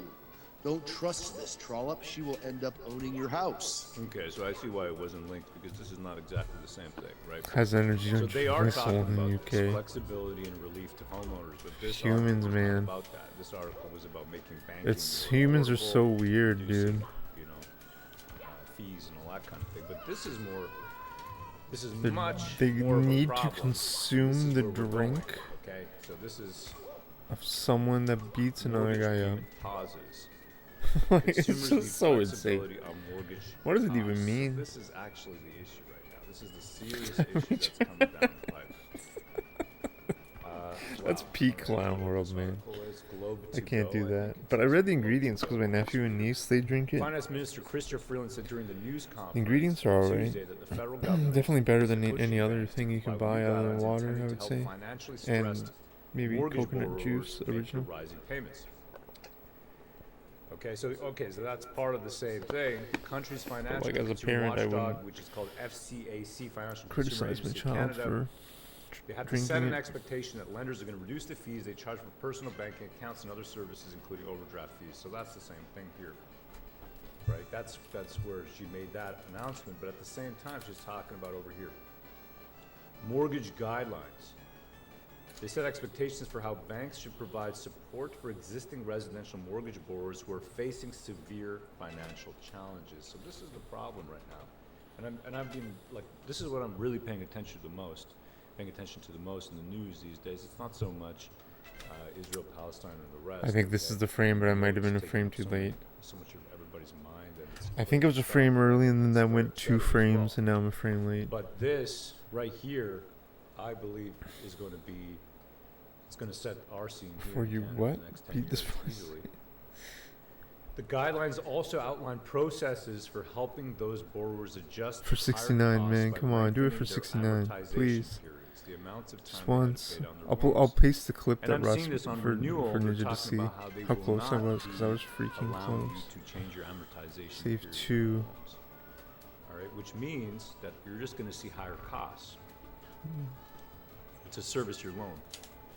Because they're not going to allow Yeah, I you was to a stretch frame out a 30 behind. year to a 40 year. It's so dumb. They're just going to increase It those advanced costs. 2 During frames. quarterly earning It's calls, too dumb. Executives from many of the big 6 banks have said that they're reaching out to customers facing rising mortgage payments to explore options for managing those costs. In recent third quarter financial results, the share of the bank's borrowers with amortizations greater than 30 years declined slightly from the first quarter. But 3 major Canadian banks disclosed that about 20% of the residential mortgage borrowers are seeing their loan balances grow because their monthly Damn, that payments one's no so longer cover close. all the interest That's they probably my owe. best one. So that means every single month Right, 'cause they're going deeper and deeper into debt. They're I not pause actually getting ahead right of on the interest they owe frame. on that principal. This is But huge I'm not issue. getting the glitchy jump. This is a massive issue. It's like See? you got the real If I do nerds nothing, talking it gets about this, you it's know what I mean, the it's heavy-duty frame nerds. perfect pause. But like the general person, I think, is talking to anybody Oh, who's politically man. aware or whatever, is talking about Israel and Palestine. Meanwhile, you're seeing there's a Oh, look at that. graph I've seen. I Oh, don't know never how to mind. pull it up right now because I don't know how to find it immediately. But it is the share. It is the bank's holdings on mortgages with an amortization period of greater than 30 years, and Canada outweighs everybody else. We're number 1. We're the leaders in amortization periods for our mortgages. Okay, so yeah, so Ms. Freeland says she had met with the chief executives of the country's biggest banks more than a week ago to discuss these guidelines. They're closely Come monitoring. on, She man, says it's just so dumb. it's just amazing to Like, me. it's Like, so it doesn't fucking matter what dumb. you say here, you know, to the banks. What are you going to do exactly about this? See if this is going to open You it know, up. this is the same thing they do to certain countries. Since the banks, Copy the this world text. banks Come will on. give people loans at Like, this come high interest on, rate. man. They can never. They can Right. never. And this is how they keep people in debt. Twitch You know, app this is a so way to keep you indebted. just useless. Let's see here. FCAC Jesus Freeland. Okay, so it's Holy not just fuck. about the bank fees. It's got nothing to do with the bank fees. The bank fees is a red herring. Who cares about the bank fees? $4.95. I don't know about you guys, but Interact payments every time you use one, you know you're going to get done. Right? You know you're going to get another day. I do like the music of this too. That's not what this is about. It's not about Canadians being It's good music for Clown World. banks. It's got nothing to do with it. Okay, junk fees. Yeah, whatever. Yes, I know when shit bounces, you're going to charge me another $50 for an NSF or whatever. I know that. But that's, they're not talking about it here. They're not talking about it. This is from Canada.ca, Department of Finance Canada. But I want to see here the news. Okay, so Freeland silent on bank investigations, is Western Standard. Freeland announces guidelines to support homeowners. Come on, Still, man. I don't know how that other article pulled up, but this is, it's not about the bank fees. Support mortgage borrowers. Yeah, that's what the problem is going to be. I'm a frame behind, I think, here. I'm literally one frame behind. Let's see what happens here. Just out of curiosity. Right? Out of curiosity. Paying your Oh, wow, that was mortgage when insane. experiencing Oh, financial shit. difficulties from the FCAC, which is the Financial Consumer Agency of Canada. And this is what we're going to be looking at more and more. Okay, so you might be facing Yeah. financial difficulties due to Mm. exceptional circumstances. Still, Like I combined need another effect frame. of high household debt, increased cost of living, rapid increases in interest rates. That's pretty good. Basically, everybody's It's actually a really good experiencing attempt. this. Then you can default on your mortgage. Banks are expected to monitor for early signs of mortgage default. Understanding mortgage relief measures. Man, this is going to happen more and more. I'm telling you, this guy The Pierre who gym called and me the told lot, me dude. he's You went got to the a gym at the hotel, extremely, yeah, extremely man. sweet, you know. That was one of the best workouts of my life.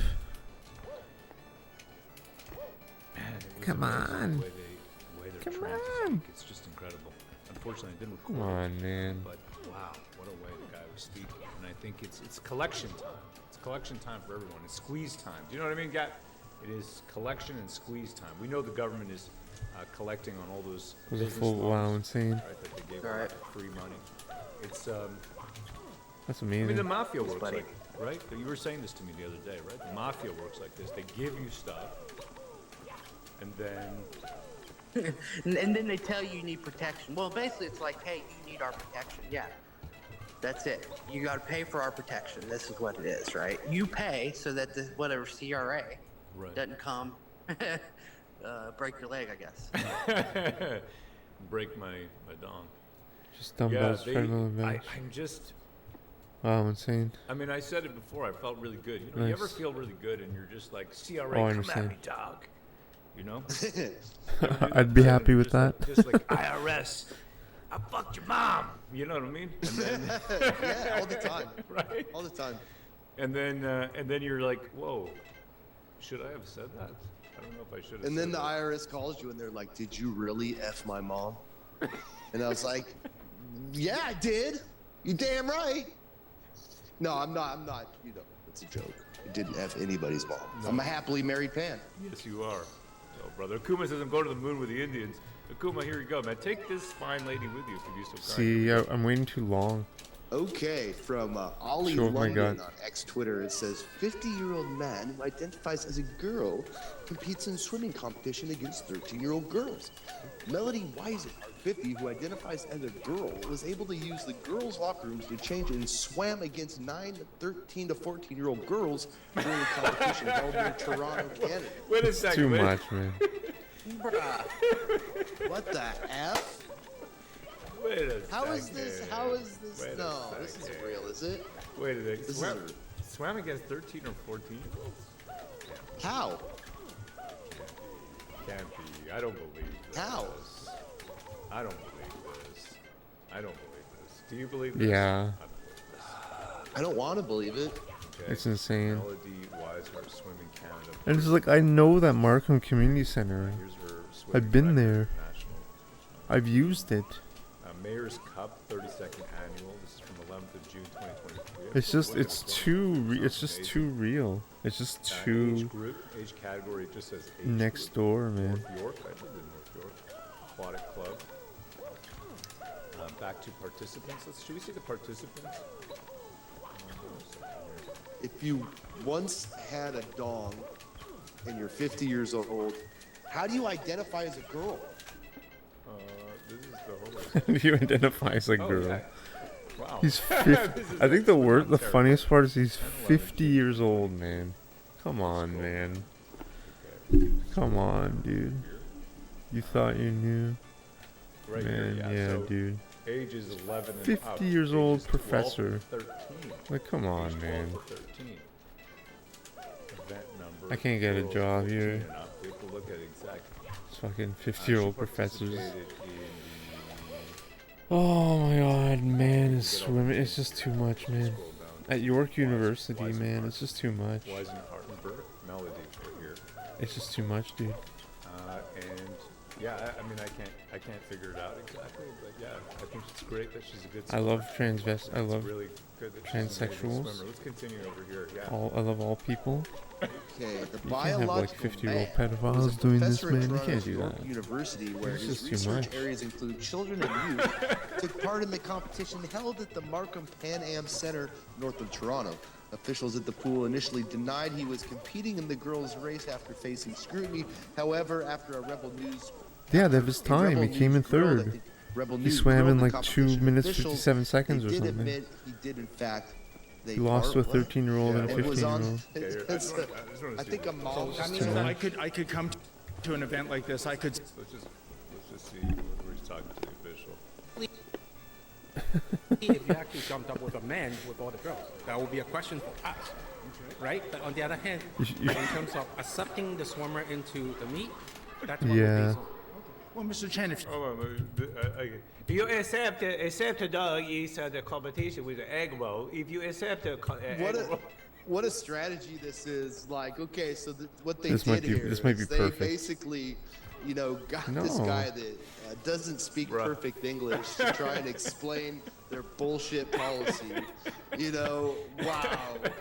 Oh, come on. That's so close. They're just trolling you at this point, straight up. It says here, if you have egg roll while swimming, it's okay. It's okay to have egg roll while you swim. It's okay. And he's like, but we're not talking about egg rolls, sir. And he's like, no, basically that's what's happening here.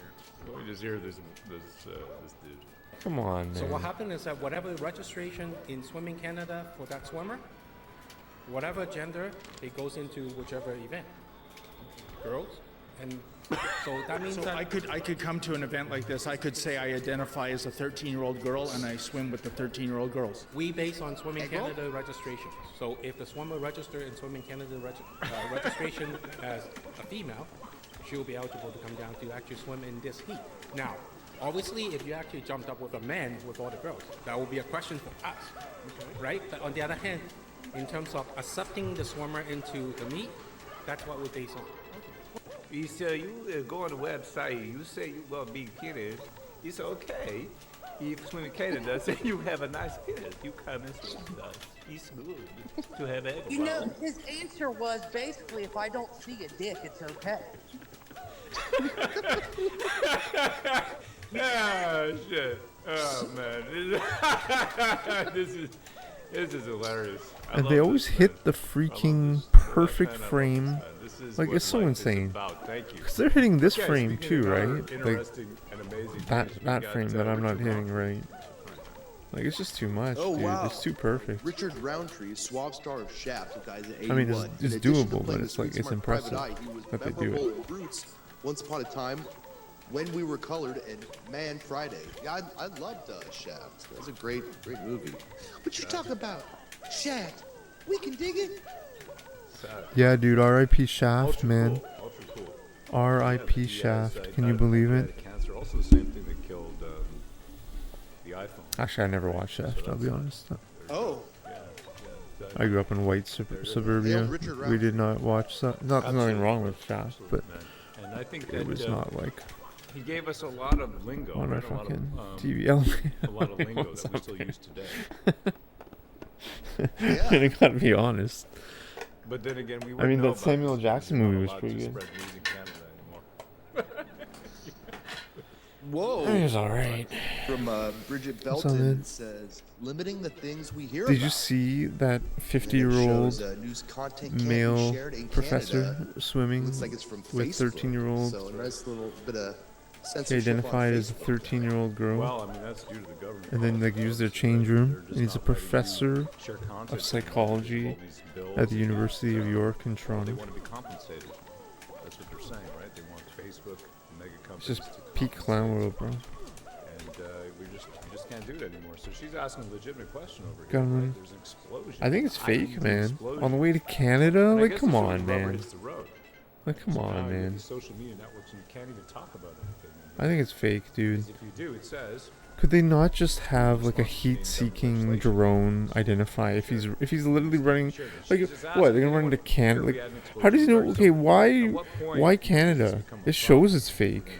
That was probably the biggest thing in my opinion. Because what now it becomes an international border issue, terrorism international, and it's like oh, even in Canada you can get ARs, and it's just like, come on, man.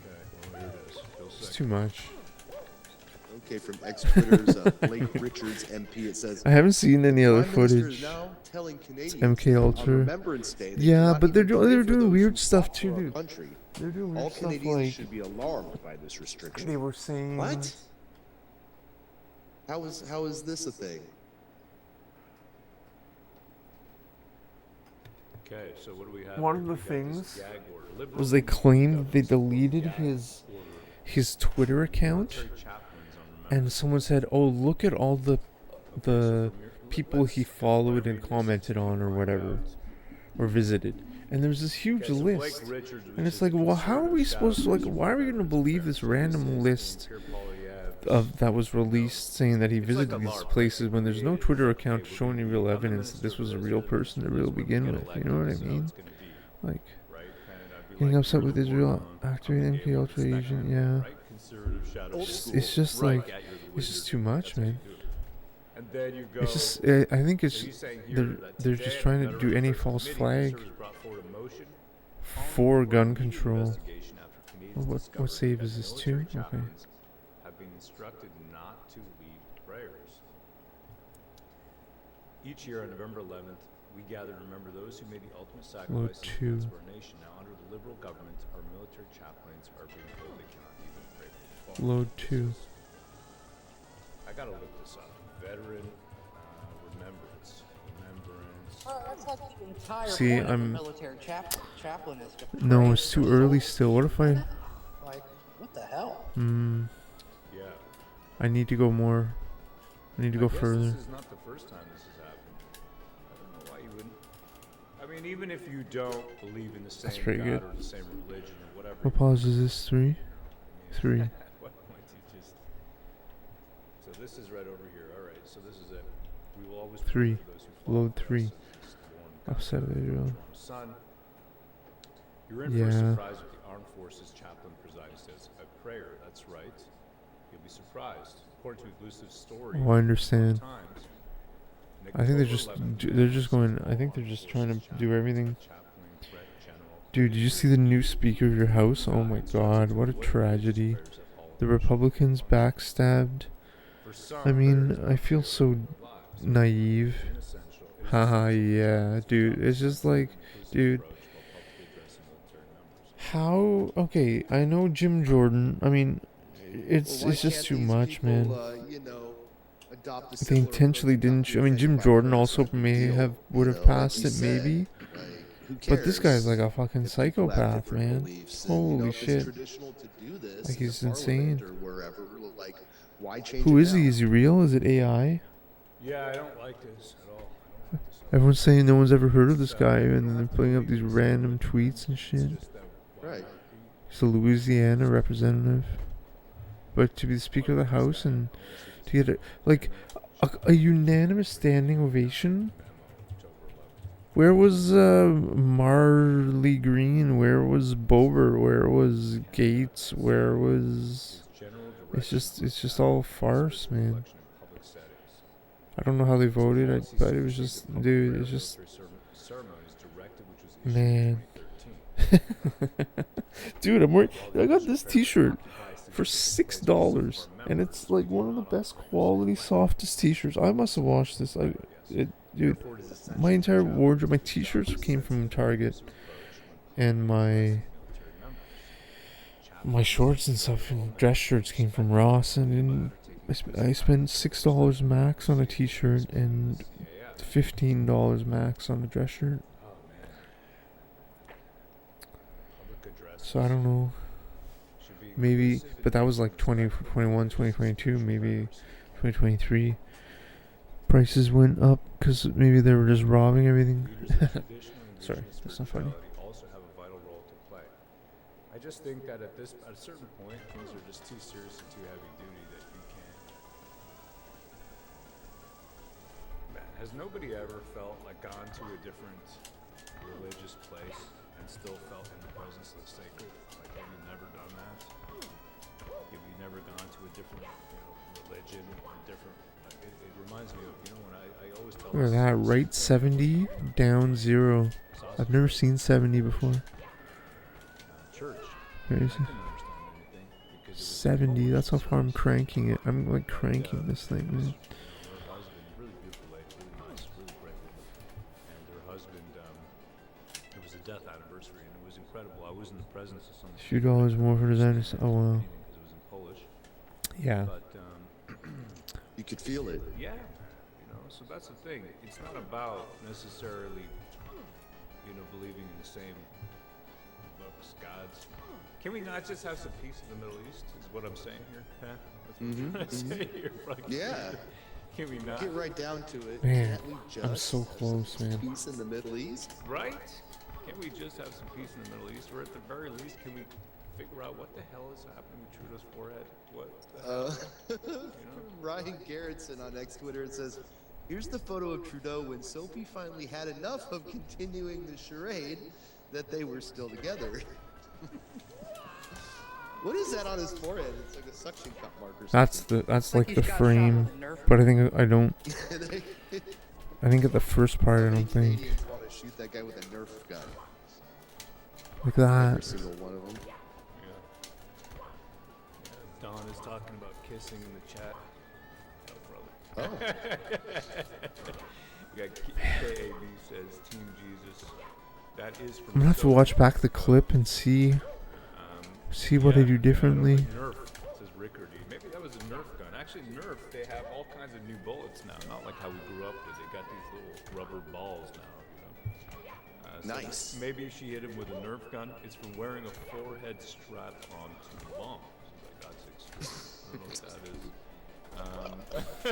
is. Cyanide tip Nerf darts. I don't know. I might change games or something. I'm not gonna do this forever. I don't think it was Sophie. I think it was one of his kids. I might try other Mario tricks. He got teabagged too hard to push start, says Jay Mason. I like that push start. It says push start. Yes, excellent. JD. That's from his wife. Vincent Google is. That's from his wife. Helicoptering strap on his forehead. Yeah, dudes. Then it's just too much. I think that's the winning answer right there. I think so too. And I'm just gonna say this myself. Okay, I just want to put this out there. I'm not a huge fan of all the rubber implements. Glass, rubber, plastic. Ugh. I just feel like you've been given what you got. Use what you got. You know what I mean? And optimize what you have. If you need to, you need to build your heart so that you can just down smash till you drop, and do that.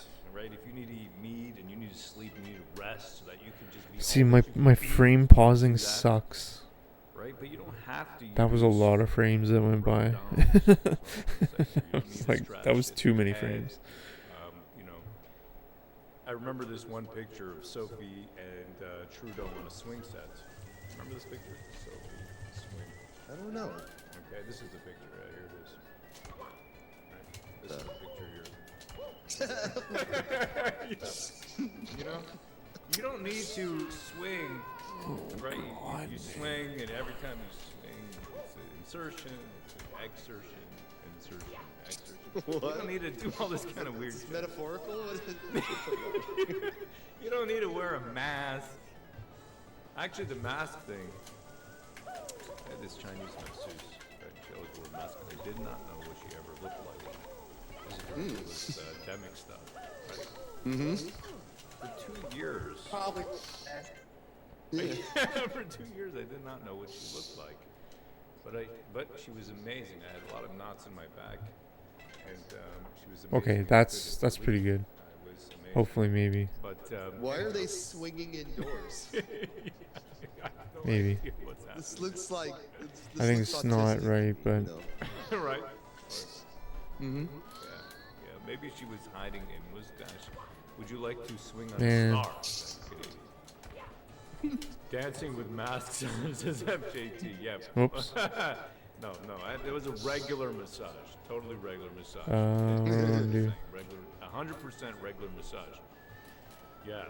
Wow. Okay. Well, we'll figure out what's Like happening. that? And if you think it's just Canada, I just want to kind of leave you with this. Same thing's happening everywhere. Ireland, right? Pan, if you'd be so kind, brother.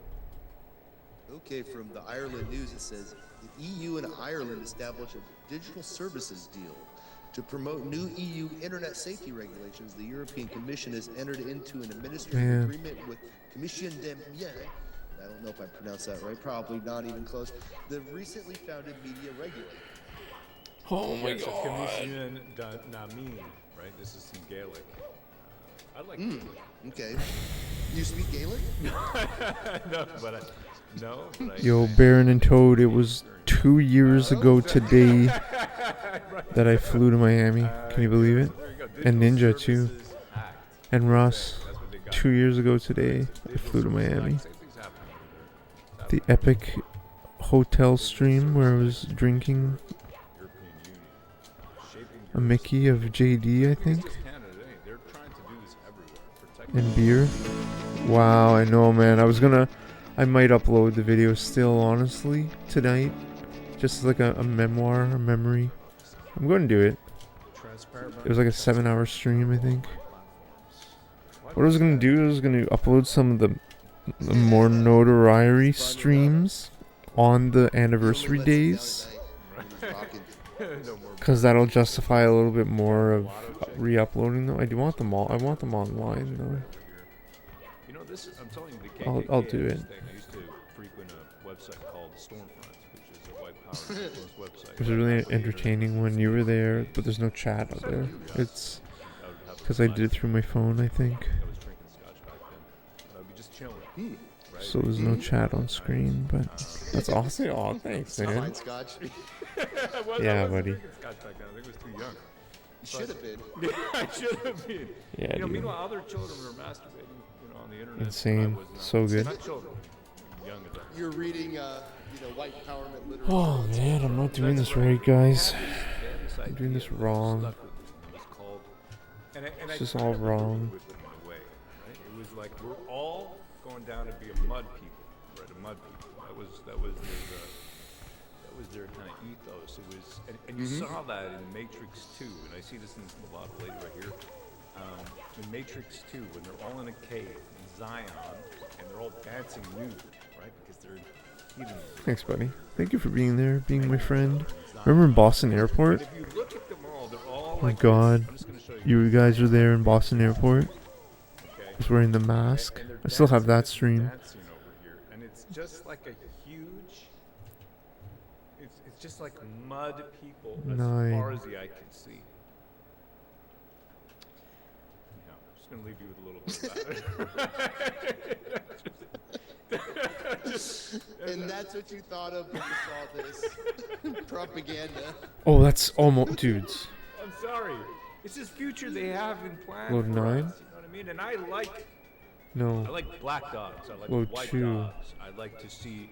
We breed our dogs, our animals, right? The same way. I like red-headed Oh, come women. on, man. That's like gotta be it. Look how high I am. A Caribbean woman sitting on. What? Well, what? I'm just saying, is like I like diversity. We don't all have to be mud, okay? I'm gonna leave you with that thought right here. Hail the chat, hail brethren. We don't all have to be mud. Hail freedom.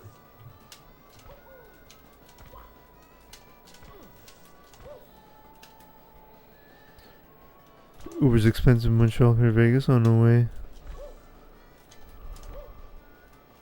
You're just spoiled by Vegas now. Everything is just gonna be subpar. I mean, I don't blame you. I felt like that when I come back from Miami and Vegas too.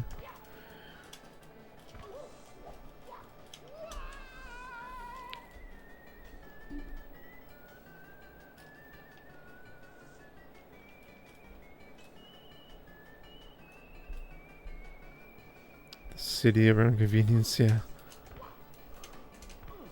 Oh, I understand now. Kind of.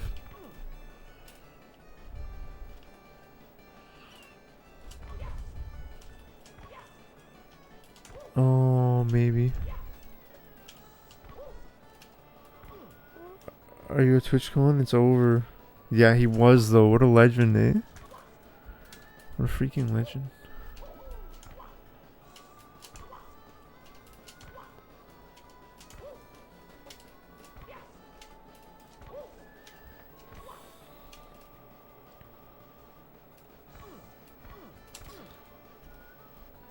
Yeah, it's true. I wouldn't say shithole, but it's like a normal city, yeah.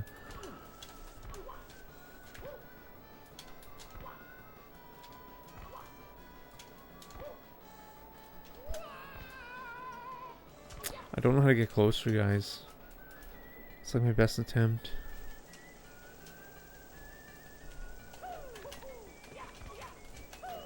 Maybe that's why Ninja's such a good skateboarder, because he went skateboarding everywhere. And he do it all year round, too.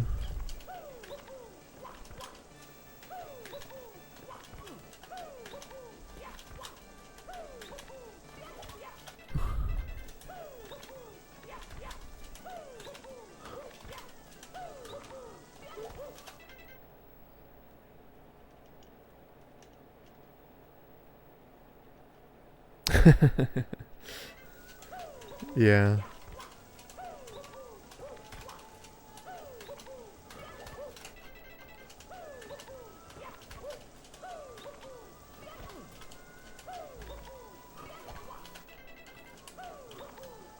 Hey man, have you not played San Andreas? Just joking.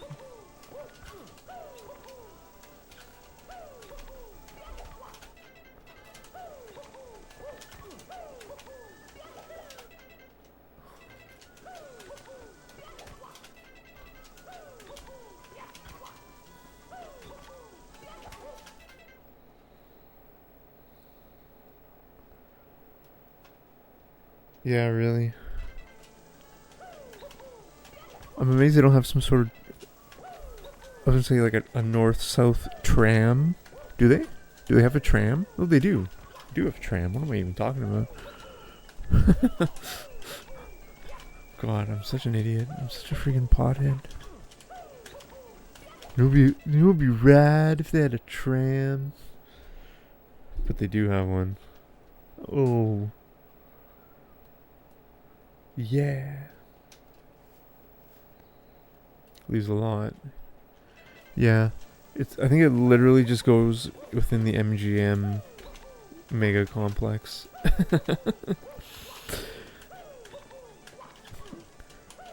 From Mandalay Bay to like Wynn.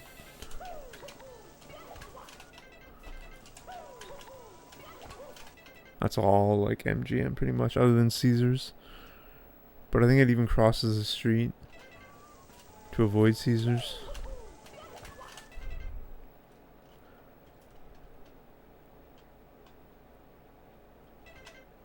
You did go to Caesars, right? Did you go to Caesar's Palace? I hope you went to Caesars. Or the Venetian. You did not. You did not. You're joking. You're joking. You did not stay at Caesars. Do you know how much Caesars is like one of the most expensive? It's like $400 a night at least, I think. But you've gifted me like a lot of money. I appreciate it. I want you to stay at Caesars, man. That's my dream. What is this link?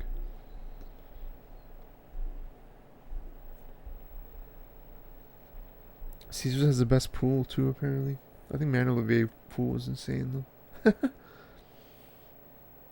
Dude, that's a sick bullion, man. Dude. Do you know how much that will be worth? Wow. Oh my god. Toad, you also gave me a great money idea. To stamp silver and sell it at a higher cost. What do you think? Not like a collectible silver, but as like a monetary stream money, dude. Or like some sort of useful mathematical equation that will be used in the apocalypse or something. Or a recipe to build a concrete out of like hemp. Like hempcrete concrete instructions. And you press it into like a silver bullion. And then you sell it for more money. Or Donald Trump.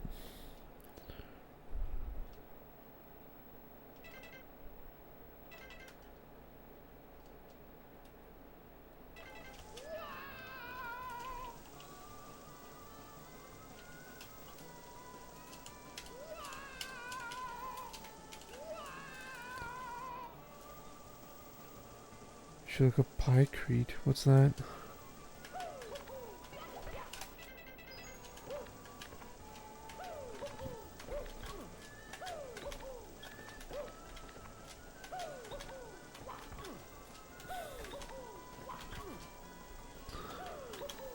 Or like you press a constant like a night star sky or something, so you can use it as an indicator, as a compass at night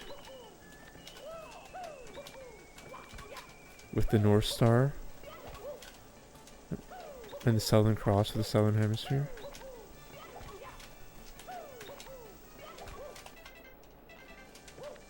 It would be like a sextant in your pocket on a silver bullion coin. It'd be amazing. You want the dude? I know, that's what I mean. Imagine in the apocalypse how much that coin would be worth. Oh my god.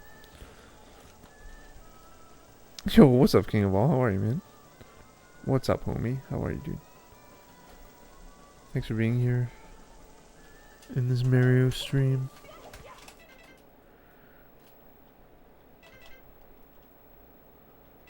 King of All, if you see anything I'm doing wrong here and you have an idea, let me know. Backseating is allowed today in Mario. Wow.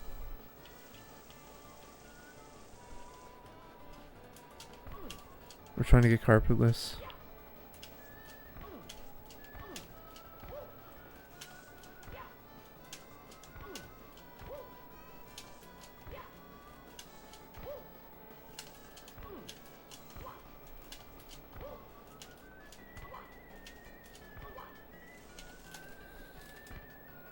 KOA.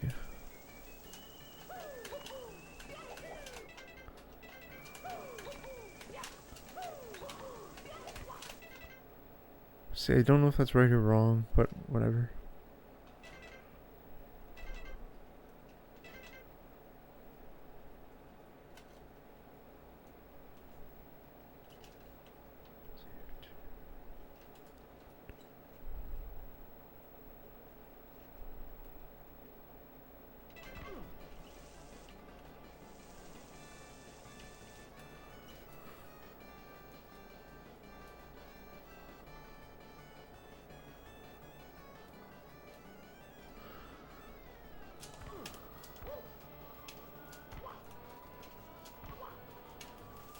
I'm good, homie. How are you, bro?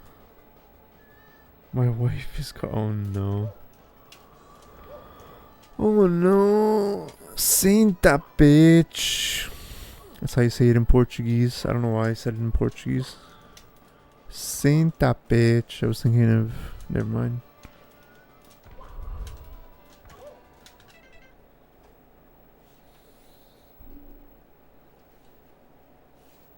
Tempted to buy this? Yeah, really. Over swapper, yeah. Ex-wife's a bitch too. Oh my gosh. Insane. No, it was Portuguese. Sem is without. I understand now. And tapete is carpet.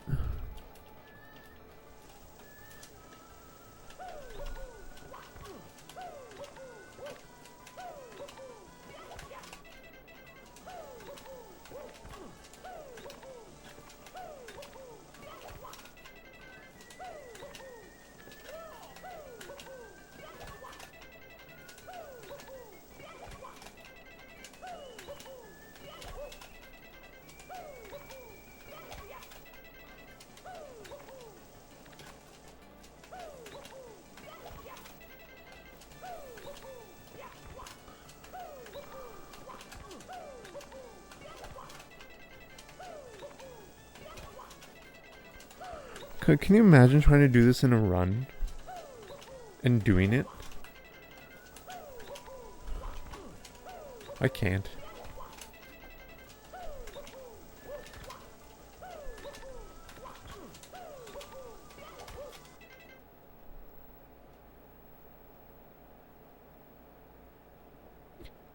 Speaking of Portuguese, pretty good, nice. You reckon when went well? After, hey my man, dude, I want him to achieve all of his dreams.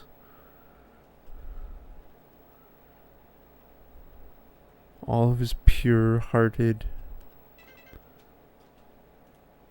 dreams in this life.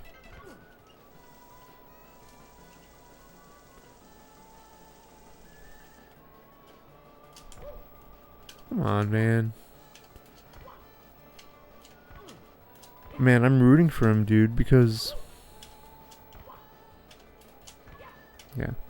Follow his dreams. That's all I'm gonna say. I think. Follow your nose.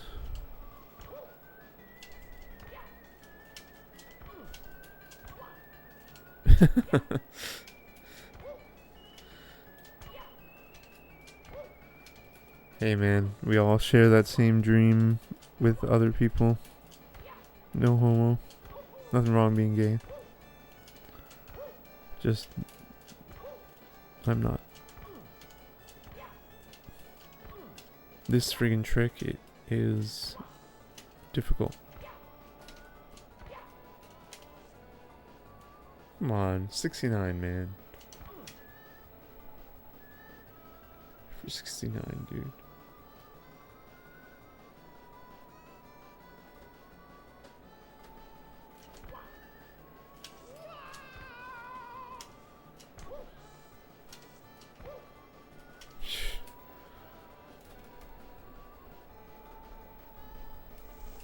I just put on a new podcast. Alright, one second. Yo, thanks for being here, guys. Give me a second. Let me go downstairs, say hi, and I'll be back in like 5 minutes or so. I'm gonna stream like a lot after. I might switch games. I don't know.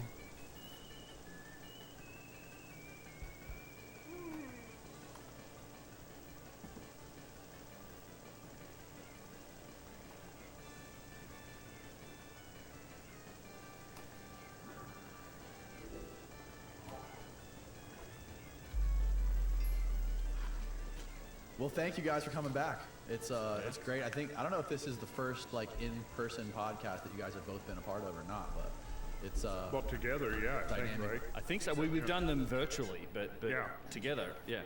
in the same actual room. That's what I meant. That's what I meant. Yeah, in the room. I know you've been on a bunch of Ben's podcasts before. Yeah. We've been in the same room before, but not combining that with a podcast. Been in the same room. We have. We've done podcasts together, but this is the first time doing a podcast together in the same room. I love it. Now, is this is not the room we did last time? This is the same room. It is. Yep, same room. Okay. So how's it feel to get censored by Joe Rogan? It was a relief because, well, it's kind of a long story. I know he didn't. People listening, he didn't really get censored by him. The video, you guys just decided not to publish it for some reasons. Well, but there was a lot of people that were going crazy about that. Yeah, a couple of reasons. One reason was, well, first of all, let me just give you a little bit of background on this. I had been on Rogan with Graham Hancock, and the question of what kind of energy technology may the ancient cultures might they have been using, if any. And I don't remember exactly. I think maybe Graham or Rogan, Joe looked at me, kind of deferred to me, and I kind of mentioned offhand that, you know, I had an idea what it may have been. And before we went in, Graham and I had discussed that we were not going to get into the whole energy dimension of talking about ancient cultures and stuff, because for one thing, that's a little bit outside of Graham's purview. He's looking at artifacts and I mean, he's looking at different kind of evidence, but the question is hovering over always. And I think it had come up to the... I've been trying this for 2 freaking hours. Holy jeez, guys, this trick is like, it's just too much. And you know, I mean, Ben will address that, I'm sure, in our conversation today. The growing evidence that they did have some kind of, our ancients, the ancient peoples did have some kind of a technology that has been lost. Okay, so I just kind of dropped an offhand remark that, you know, I kind of thought I had some ideas along that lines, and instantly Joe honed in on that and insisted I talk about it. And I didn't intend to talk about it because I felt at the time what I knew and what I had learned, to talk about it would have been premature. Because that's the way I like to vet things before I start talking about them, like I know what the hell I'm talking about, right? So, anyways, Joe kind of pressed the issue, and so I kind of got into it a little bit, and then he asked me if I would come back to talk about it in greater detail. And I think, and I said sure, and I think I went back in November of last year. But in the interim, a couple of things happened. As a result of what I did disclose on Joe's show, I mentioned Malcolm Bendel, the inventor, that I had been having a dialogue with at that point for about 7 years, while he had been building and testing prototypes, and explaining to me the science and ideas behind it, right? So when I first talked to him, you know, I was like, okay, sounds interesting, but I don't know. I don't have the command of the science to really determine whether this is legitimate or not. So over the course of the years, I learned additional things, and I had a conversation with an Australian author named Roland Perry, also an investigative reporter who actually wrote a book about Malcolm. He did probably one of his most famous books is his biography of Mel Gibson. So I had a long conversation with him on the phone, and as a result of that, I kind of came away, well, it sounds like this is legitimate. Now, this guy, Malcolm, that I'd been talking to, it sounded like he had led a pretty interesting life and was, like a lot of geniuses, somewhat eccentric. But what I learned was, and I'm not going to get into the specifics of this, is that he got caught up in some scandals in the 90s and early 2000s based upon the fact that he had been his background was in geochemistry, and he was an oil prospector, and he discovered an oil deposit that was coveted by one of the mainstream energy companies, and he held a license to the drilling rights, and they wanted that license. So what they did was embarked on a campaign to scare away any potential investors.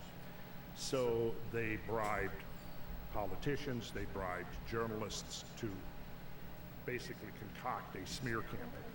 And because of his background, there was food that they could take and exaggerate and take things out of context, just like they've done to so many, like they've done to Graham Hancock, when he came out with Ancient Apocalypse. I don't know how much you saw in the mainstream a treatment of Ancient Apocalypse, that Graham was being portrayed as a white supremacist, a racist, a conspiracy monger, all of this stuff.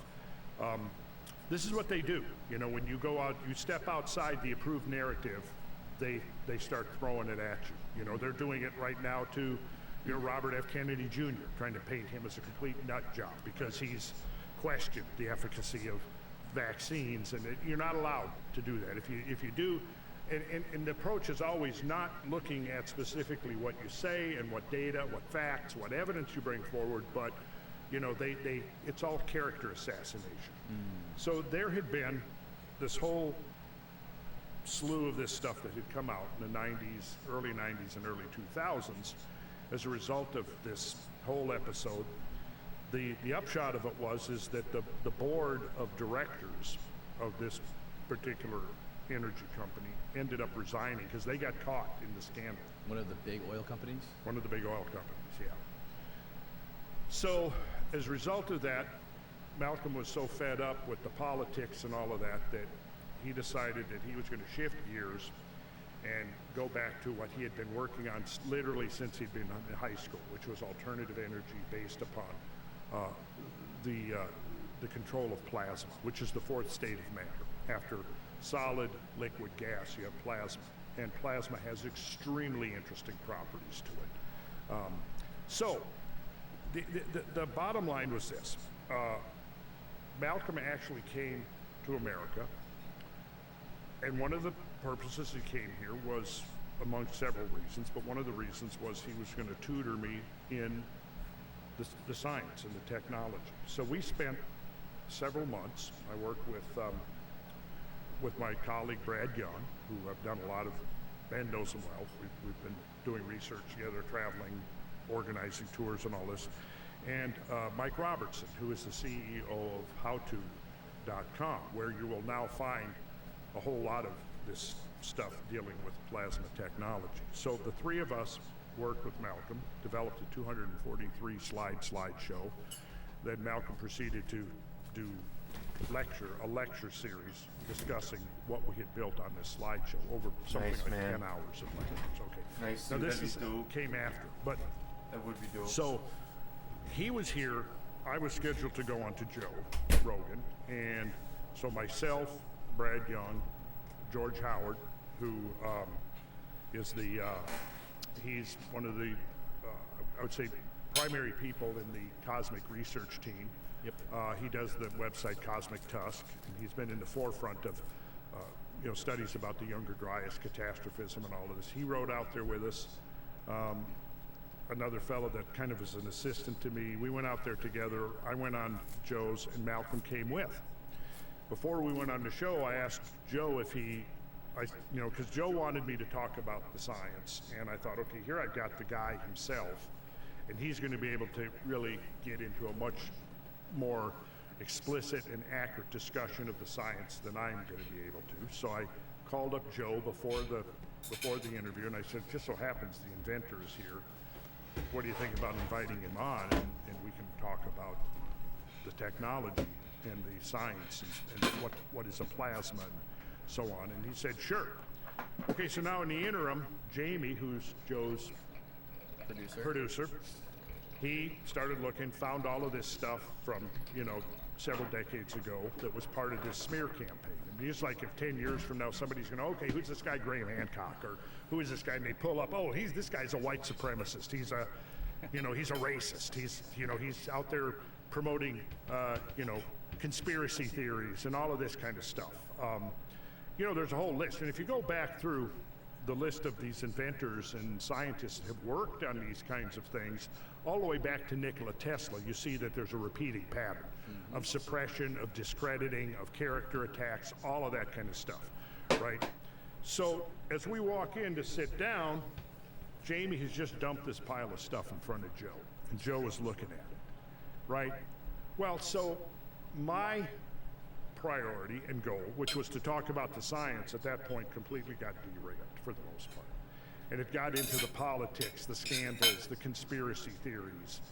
And if it ever does get aired, you'll hear that I'm constantly trying to steer it back to the science. I had put together a slideshow and, you know, and it kind of went back and forth. And Malcolm got, you know, defensive because Joe kind of went into attack mode, which, you know, had there been merit to this, would have been a valid thing to do. But so and then in the course of it, there was several comments made that really kind of encroached upon a territory that was being covered under non-disclosure agreements. That was part of it.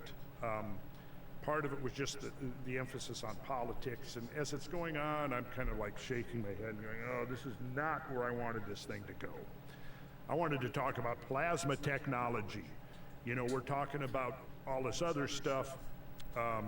So at the end of it, we, you know, adjourn. Joe catches me on the way out, and he says, hey, would it be okay with you if I didn't air this right away, if I spent some time vetting it? And I said, for me, it was like, yes, that's fine. King of all, I know you ask me every time we're meeting. This is what I'm eating, bro. A salad and a piece of steak from my mom. I know, I'm lucky. I'm so blessed. I'm such a lucky guy. And then he also asked me if I would come back on just myself, and I agreed to that and said, sure, I would. But, you know, in my mind, I wanted to get a better grip That's for King of all. The technology, so I could talk about it knowledgeably. And also, I knew that there was testing coming, what's in the pipeline. Okay, well, we don't even need that. Testing going on, so I thought, well, let's wait until the testing is complete. And then I better take a photo of it, because I know he's going to come back later and ask. The technology is real, whether it's Maybe that's why Liam puts the photo. Maybe that's why Liam puts the photo of what he ate, just because everyone used to always ask him. That's probably what it is. Tesla Tech conference in Albuquerque a few weeks ago. Yeah, I mean, you vetted that pretty. What did you? Yeah, well, we got the Liam photo. To say, I mean, I feel like, I mean, I don't know Malcolm. I've not had the chance to meet him, but I've been intensely interested in hearing about the technology, and particularly its relationship to things like, it seems to have some properties of sacred geometry. And we can get into some of those topics. I'll play in like 5-10 minutes, man, similar or things less. Where you talk about his reputation. I'll play that clip to you in a little bit. One There's second. dirt that you can dig up online if you search for him, and certainly just through social media and other people, I've had people reach out to me that are worried about you and your association with him. My response to most of that is usually like, well, you know, people can be eccentric, and genius often is eccentric, right? There's very rarely do you see like geniuses and people that, whether they're right or wrong, kind of have ideas that change the world. It doesn't seem common that they're just like regular, normal people. Nikola Tesla's a great example. I mean, he was more or less pretty antisocial. Probably would be, you know, not received really well. He would feel really strange to have met in person. So, but you can separate kind of the man from the mission. And Randall mentioned this earlier, right? It doesn't just if he's eccentric or these things, you know, there's dirt on him, or these things that have been said about him. It doesn't necessarily mean that he's wrong.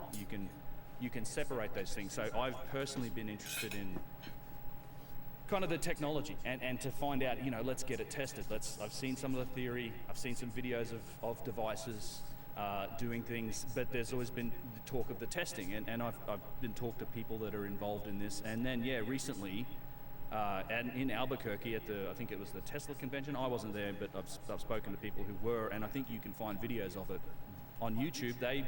Malcolm was there. They brought a device. They had it hooked up to, I think, a 20 kilovolt generator. It had the whole thunderstorm thing attached to it, and there were a number of people there. I mean, that's kind of an alternative energy conference, and you typically have a lot of physicists and chemists and very qualified people that are interested in this thing. Engineers that turn up, and there was a number of people with their own instruments, like spectrometers and gas analyzers, and they hooked it up to this device that's running off. You know, it's basically, as far as I understand it, there's a couple of different varieties of it, but one variety is one that is attached to a regular internal combustion engine.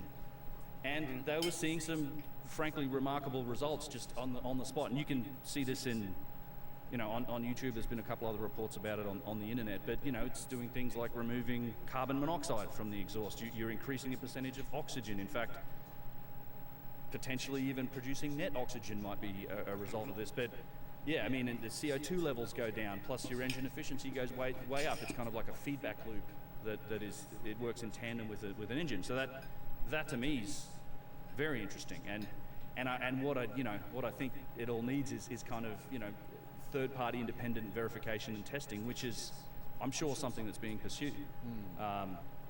So yeah, it was that Tesla conference and the data that came out of that was pretty interesting. And I mean, personally, technology aside, I'm interested in some of the theory behind it and its potential application as something that may not necessarily be a new discovery so much as a rediscovery. Because as Randall said, I'm fairly convinced that there's plenty of evidence that suggests there were some powerful tools and techniques and technologies being employed far in the past. I think it's the only way to explain some of the signatures we see in stone, some of the logistical achievements that have been made. And, you know, at the bottom line of what that means is that there must have been a power source to have this technology operate. So this is a potential candidate, I think. I don't know. I'm interested in it from that perspective. Now, do you think this plasma technology, you said it's a possibility, but like how much of a possibility is that this stuff is responsible for some of the moving 1,000-ton stones or cutting some of these immensely like hard stones? Well, let me put it this way. Now that I've got a better grasp of what it is, the more I learn about it, the more it seems like it would be the prime candidate for an alternative technology, and a technology upon which an entire civilization could be based. Yes, that seems to me to become increasingly likely, because it is so ubiquitous. The whole idea of plasma technology in the fourth state of matter is real, and there have been a lot of scientists who have been studying it for decades, and so it's well-known phenomena, and it lends itself to all of these kinds of things that, you know, the alternative energy community and alternative ancient history community have speculated about. It seems to fill a lot of the gaps. I'm playing like 5 minutes, I swear. I know I said that and so, 20 minutes ago. But ultimately, it's going to be, you know, the testing and building of prototypes, and that's why Malcolm's got a nonprofit organization called the Strike Foundation. So they've applied for some patents, which are applications of the technology. I'll give you an example. A chimney scrubber. What's up, dudes? We're gonna get this Carpetless, I swear. You know, on a coal-fired plant. So they've got a patent, right? But the basic principles are being put out for free access, with the idea to encourage people to take those principles and work with them, test them. So we got somebody right now who's going to be attempting sort of a backyard mechanic who's going to be doing a retrofit of his car with the technology, and that's one of the applications is you can retrofit any kind of engine or generator that operates on fossil fuel, whether it's regular gas, it's pretty expensive, kerosene or natural gas or diesel, and it'll have the same effect. The data is out there. I mean, I was talking. Yeah, it's like to downtown, I guess. People are building these. Like, I mean, you know what I mean. That strip's not downtown, but I mean, you have the skills to want if I was here to downtown Ottawa, you can. And as Randall said, the people 70. Oh my God. Videos on YouTube of people building these because of these systems. Stop and go on the strip.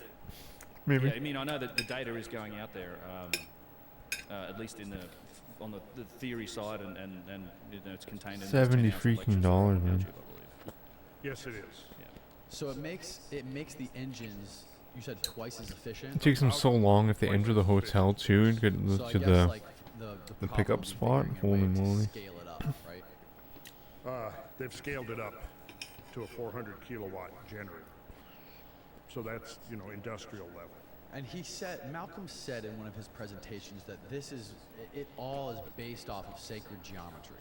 Well, yes, because, for example, the spheres are in the ratio of 4 to 3 to 2. Dude, that's really interesting. Never thought about that. That's your fundamental number, 432. and the lengths of the pipe, the diameters of the pipe. All of these things are in those ratios that we get from the ancient canon of Oh yeah, sacred Uber numbers, is such an which is asshole interesting company, man. Oh my god. to me. Wow. Otherwise, they don't work as effectively. Pure global home evil.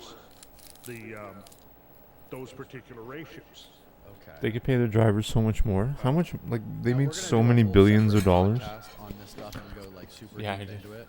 So I don't know if there's anything else that we should show for now, but Then my do car broke wanna down and sort I of couldn't dive afford to deep fix it. into, the fundamentals of sacred geometry because it's something that we did not cover on our first episode. Yeah, that's a great idea. I think that's an excellent idea. Isn't that hilarious? Can you give people a basic rundown, sort of an elevator pitch of what sacred geometry is and how it ties into Maybe I should with the busy fall season already declare in swing, myself as a you might be looking 13-year-old for some girl. wholesome, convenient meals for those jam-packed days. Factor, America's go #1 swimming. ready-to-eat meal kit, can help you fuel And up become fast. professor It's of chef psychology. prepared, dietitian-approved, ready-to-eat meals delivered straight As to a your door. 13-year-old It's a great girl. way to save time, eat well, and stay on track with your healthy lifestyle. If you're like me and you're far too busy to always make sure you're eating well, that's where Factor comes in clutch. You can skip that extra trip to the grocery store as well as all the prepping, chopping, and cleaning, and still get all the flavor and nutritional quality that you need. Factor's fresh, never frozen meals are ready to go in just 2 minutes. All you have to do is heat and enjoy, so you can get back to crushing your goals. Round up your meals and replenish your snack supply with an assortment of 45 plus add-ons. I didn't work including for the breakfast restaurant. items like their delicious apple cinnamon I didn't pancakes, work for the bacon person and ordering the cheddar egg food. bites, and potato, bacon, and egg I didn't even work breakfasts. for Or for myself. an easy wellness boost, try refreshing beverage I options worked for like Uber. cold-pressed juices, shakes, Uber and was the smoothies. one that was Head on over to benefiting from factormeals.com every interaction with every DJP50 part and of use the code of the DJP50 chain. to get Every 50% other off. was That's suffering code big time from it. DJP50 at factormeals.com/DJP50 to get 50% off. Back to the show. Well, Yeah, it's like when you say you did Uber Eats. No, it's like you worked sacred for geometry Uber. is geometry, as most people know. with Or the Bane additional Quebec Curie component 4 of there being exercises. a symbolism or a philosophy behind Oh, really? that is you don't find in Euclidean geometry so much. Euclidean geometry I don't know. is your definitions For of Americans axioms, visiting. Oh no, I'm just joking. I love all of America. that is part of sacred geometry, but in sacred geometry, we also get into the idea of there being symbolical meaning to the numbers. And the other part of it is the sacred geometry, you don't even have to call it that. Right. But what you do see is that across the spectrum of nature, Load the vape. I'm going to keep all trying this. phenomena manifest geometry. Thanks for being here. So if you look at the molecular level, you'll see geometry at work. If you look at the cosmic or astronomical level, you'll see geometry at work. Look at the human level. You know, most people that are at least semi-educated about this kind of material know of the golden section, right? Also known as the divine proportion, you know, was used by Leonardo da Vinci and others going back to the Middle Ages. The diagram of the human body. Yeah, and the human body is a repository of the divine proportion, as it's been called, the golden ratio. And to put it simply, imagine that you have a line. This is the simplest two-dimensional manifestation of draw a line, and now you divide that line into two parts. If you divide it in the middle, now both sides of that line are the same length. And it's a very static situation. Nothing really, you can't get any additional properties out of that you could use in processes of growth, for example. You need to have an asymmetry, because now as soon as you have the asymmetry, now you have, say if you have a line that's divided in the middle, that's very static. Artists know that, right? So in the sacred geometry, what you're doing is an asymmetrical division of a line. In the one and only Toad, did you meet any where you create a other proportional interesting relationship between the length of the streamers whole at TwitchCon other than Ninja and and the shorter segment. I'm not gonna dox you. So in classes and lectures, I demonstrate this. It's much easier to grasp when you see it than just hearing about it. And I am actually in the process of creating a new level of sacred geometry courses, primarily aimed at the homeschool, the massively growing homeschool movement. Because I used to teach this, I did many years of teaching these principles to homeschooling classes of kids from the age of typically 9 to 17. Fitnoid, I don't know Fitnoid. Discovered that when you incorporate the ideas of sacred geometry, it becomes 100 times more interesting than just your. That's what I mean, Toad. Like, that's TwitchCon is so your element. But let's get back to that line. I'm such a An asymmetrical line. such a newbie. Where the ratio of the small section to the large section is the same as the large section. I feel like I'm like 6 years behind. Does that make sense? So if you have a line and you divide it asymmetrically and you call the long length A, the short length B, and the whole length C. In this case, C is, if you picture, can be the sum, will be the sum of A plus B, won't it? Right? Okay, now let's go, we can take it either from the large to the small or the small to the large. Let's I say did get the interviewed for some girls' channel on Saturday. Oh, dude, that's sick, man. Over C. That's awesome, man. Is to the long as the long Like a is channel to the you whole or the sum of the you hang out in? So you could say That you hung out in before, or B is to a long random person you met there? Long A is to A plus B. And that's the basic Can we see it mathematical sometime? expression When of it's the golden live? section. When it's And then when you released? solve that, you find out that it has a value Or was of it streamed? Must have been streamed. 1.618, 0, They better have the VOD. That's what I hate most about Twitch. Okay. I don't hate this about Now Twitch that streamers. ratio, It is what it is. I understand why they delete it, but ubiquitously throughout like, the natural world. why Like would I anybody said, want to it's, delete memories? You know what I mean? These memories are so valuable. associated with processes Like, of growth. It's very much manifest. you have no idea who in she human was? Oh, anatomy. what a Chad. So, Danny, if you take your cubit, which is elbow to fingertip, Never find it. right there built into your anatomy is the ratio I was just talking about. So, hold on your What a forearm Chad, like man. this. Now feel around on your wrist, and you will find that there's a little space. You're like Arnie signing You autographs. can feel it. See, my thumb is in that With space. your It's on the boob. space of desktop. Okay, so now imagine that line is your forearm from fingertip to elbow, and that asymmetrical division is marked by that space. Ask right here. Oliver why? Who's that? So Who's now look Oliver? what you get.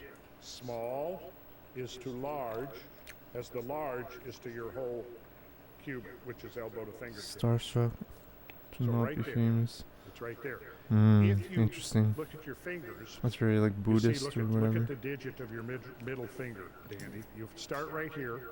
You've got a joint right there. Now you Hey guys, we're gonna play. Here we go. We're back. We're back. Yes. I might change the game. I might change the star.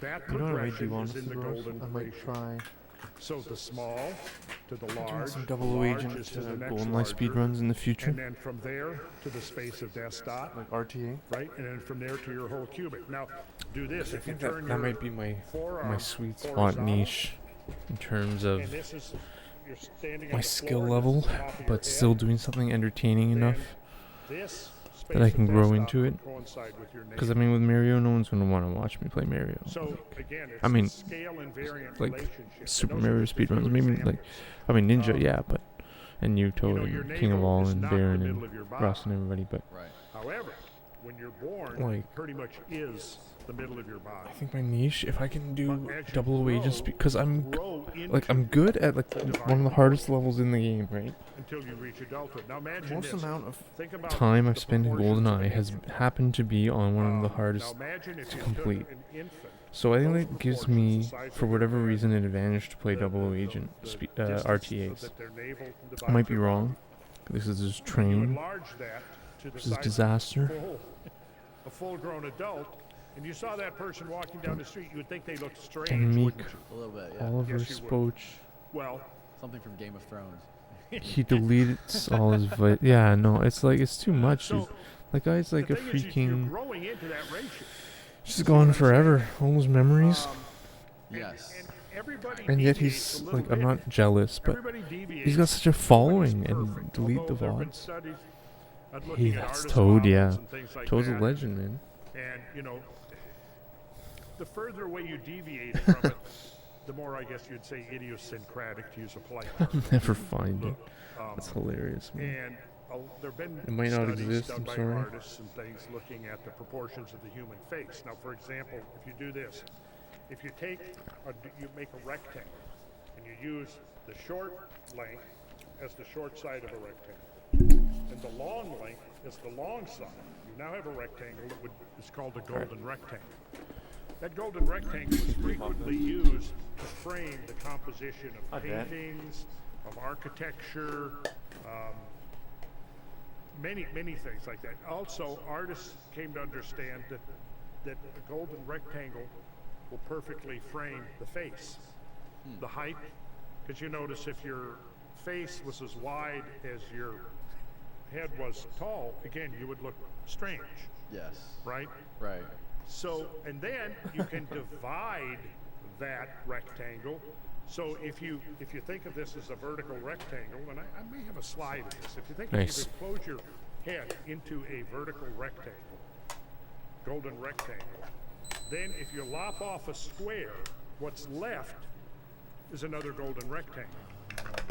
So the square defines your brow ridge, like this. From your chin to your brow ridge would be a square.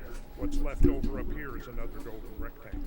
But you can subdivide the features of the face. Did you according to the golden ratio? Go to the intersection where Tupac was assassinated? It's all manifest throughout the human Koval and Flamingo, but I it's think. manifest in all realms of nature, particularly in growing. East We find of it in molecular. It's very Bally's it's a or very, whatever. Important role in the geometry of the DNA. On Flamingo. Yeah, I mean, it's reflected in the spiral helix of DNA. If you take a cross section of the Pretty sad, molecule, pretty surreal. you cut it and you look at that cross section, you'll find it reflected in that. So I like the golden ratios. I kind of think of it as a constant of our. Especially after they found the person that did it. It's a universal constant that. This year, it's insane. You can go from the DNA, there's something that's the size of a molecule or a DNA helix, up to the structures of galaxies, and you'll also see in that spiral structure of galaxies the golden ratio is reflected in that as well. So it's like a natural constant. It's in nature, it's in life, as Randall says. Like it's expressed in nature, particularly in things that grow. But it's also seems to be. It seems to be a constant in the very fabric or construction of our universe, like from the smallest levels to the very largest. So it's a kind of a fundamental principle of reality. And what is this? Well, this is a two-dimensional model of a section of a DNA. Well, I can try this trick without even DNA looking is at made the up TV of if his dumbass didn't talk. bases, these nucleotide bases, adenine, taurine. Oh, I You can know. see that they are a series of interconnected pentagons and hexagons. But you got him in, especially Well, your what? pentagons are a pure I guess he had to brag about it, I guess. If you take a pentagon, which is a five-sided polygon, and you connect Killer always returns to the scene of the crime. and the pentagram, if you look at it, it subdivides completely into 71, man, that's crazy. I'm cranking it so far. sides. So this is just, and this is one of the things I teach in my coursework, is how you find this geometry embedded in various things. So this is an example of your DNA molecule. So yeah, here's your organic nitrogenous base of the purines, and there's your pentagon. So it's like the geometry almost seems to be fundamental to the organization of the bases, the molecular bases. They use this geometry to build these molecular structures. And that's what you see right here. And the DNA is a great example. I don't know if I have the cross section here that Okay, wow. yeah, so here's your Vitruvian man. Wow, insane. Vitruvian man is Zellers, that's a blast shows from the one, past. Application of the squaring of the circle, and the Oh yeah, you're in intersection is very much French Zellers. intrinsic to the solution of the squaring of the Zellers. circle problem, which is one of the great classical problems of antiquity. And what I'm trying to show in this slide here is this idea that while going back to this, your life is cosmic. Within the past several decades, studies of meteorites that have fallen to Earth have revealed that they contain the building blocks of DNA in the form of the purine nuclear bases, which, as we have seen, organize themselves according to the union of pentagonal and hexagonal rings. Their presence in meteorites provides powerful confirmation of the hypothesis that life originated in space and was subsequently delivered to Earth through the agencies of comets and their meteoritic offspring. It demonstrates that life is cosmic in origin and confirms that geometry is fundamental to the generation, function, and propagation of life throughout the universe. Okay, I think I've heard this. This is what they call pan. I didn't receive it. Well, yes. Okay. Yes, that's right. Yep. So this geometry, this understanding of geometry, and everything that's tied into it with mathematics, it doesn't seem like it's something that is practiced in any sort of building or any sort of technology that we use today. Is that right? To some extent, I think architects are getting more hip to the use of it. Yo, Ninja, that was a sick skate park you went to, man. You can look, you don't have to write, but that was such a sick skate park, man. At like that guy's house, or that group of guys' house. Everyone check out Ninja's new video he just put online. Illustrator who discovered, he called it dynamic symmetry. The dynamic symmetry was Ninja's a system that I think was very much friggin' used by ancient cultures throughout the world. That's his knackered, pretty cool, nice backyard. Pool's functional? What, dude? That's amazing. In geometry, including You know what it reminds me of your half pipe, man. Your half pipe was really inspirational and awesome. Your half pipe in your backyard, it like inspired me in life, dude. It was such a big inspiration for so many people, because that was like a dream, and you built it. That's like everybody's dream, and you literally just built it and you owned it. You gotta fix it, yeah, I know, but maybe, maybe things have changed. I don't know. I'm not judging. I'm not saying you have to put it back together, but metrological. That's what I kind of meant. I mean, we don't build anything based I guess on seeing that concrete thing yesterday really must have inspired you. That seemed to.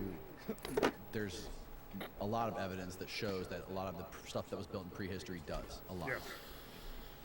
Yes. So let's see, this is straight out of my course. So if you take this course, this is where we begin with it.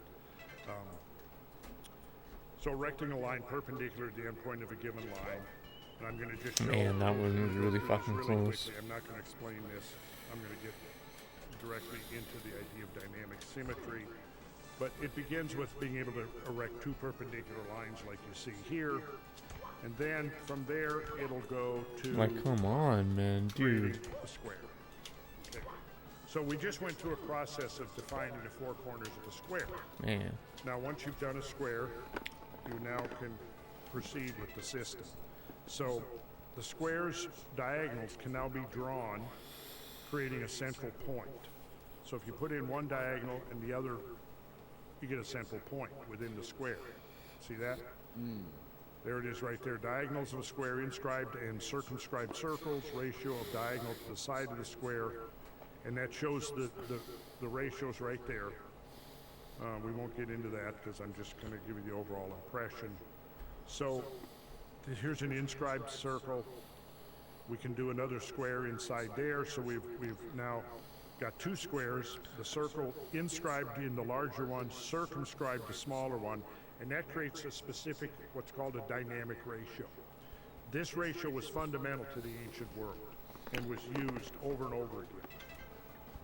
And here we go, we've done it one more step, and it creates a series of concentric rings that have this dynamic proportional relationship, expanding or contracting, and it was used over and over again in the ancient world to establish the dimensions of temples and sacred structures. Now begin with a square. Call the length of any side 1. The length of each of the remaining sides will be 1. Agreed? Right. Yep. Okay. The area of the square will also be 1 square unit. And you put in that diagonal, and you can use the Pythagorean theorem, and you'll see that the diagonal is equal to the square root of 2, which it says right there is 1.4142. Oh, come on. Like, this has to be it. Look at this. Come on, man. Repeating without terminating. Like, come on. So then what we do is we use that diagonal of that square, as you see right there. Now, if you're drawing this, you would be drawing with a compass. You would put your, after the square is drawn, set your compass point at A and open to the radius AC, and you swing an arc down, and you intersect the baseline of the square projected out. You can see right there where they meet at point D. So now you can see that the distance from A to D is going to be the same as the distance from A to C, right? Right. See that? Yep. Okay. That ratio is the square root of 2. So now from there, Yo, thanks, bro. we can generate. Thanks for being here, man. rectangle. I'm glad This you're here for my rectangle, Mario 64 streams, long dude. side You is hear me? square root of 2. That's The awesome. short side is 1. Now, on That's a legendary. building site in the ancient times, you would have had. Let me go back to I this. just wanna get Let's this say once, you got your dude, square you laid know? out on the ground, and you have Just a stake once. or a pole driven in at A, and you have a chain or a knotted rope that's stretched to C, and then you can actually inscribe this right on the ground, and that's how they would have done it, to lay out the template for the building that is about to be constructed. So now, once you've got that rectangle, the square root of 2, I can show you many examples of the root 2 in art, architecture, in nature, and so on. Okay, the next step within this sequence of dynamic symmetry is to put that diagonal in. Now again, you can use the Pythagorean theorem, which tells you that the square of the short side of any right triangle plus the square of the long side equals the square of the hypotenuse. So let's take, look, ADC is a right triangle. This length is the hypotenuse. So if you square CD and you square AD, you add them together and take the square root, you're going to get the length of AC. And that turns out to be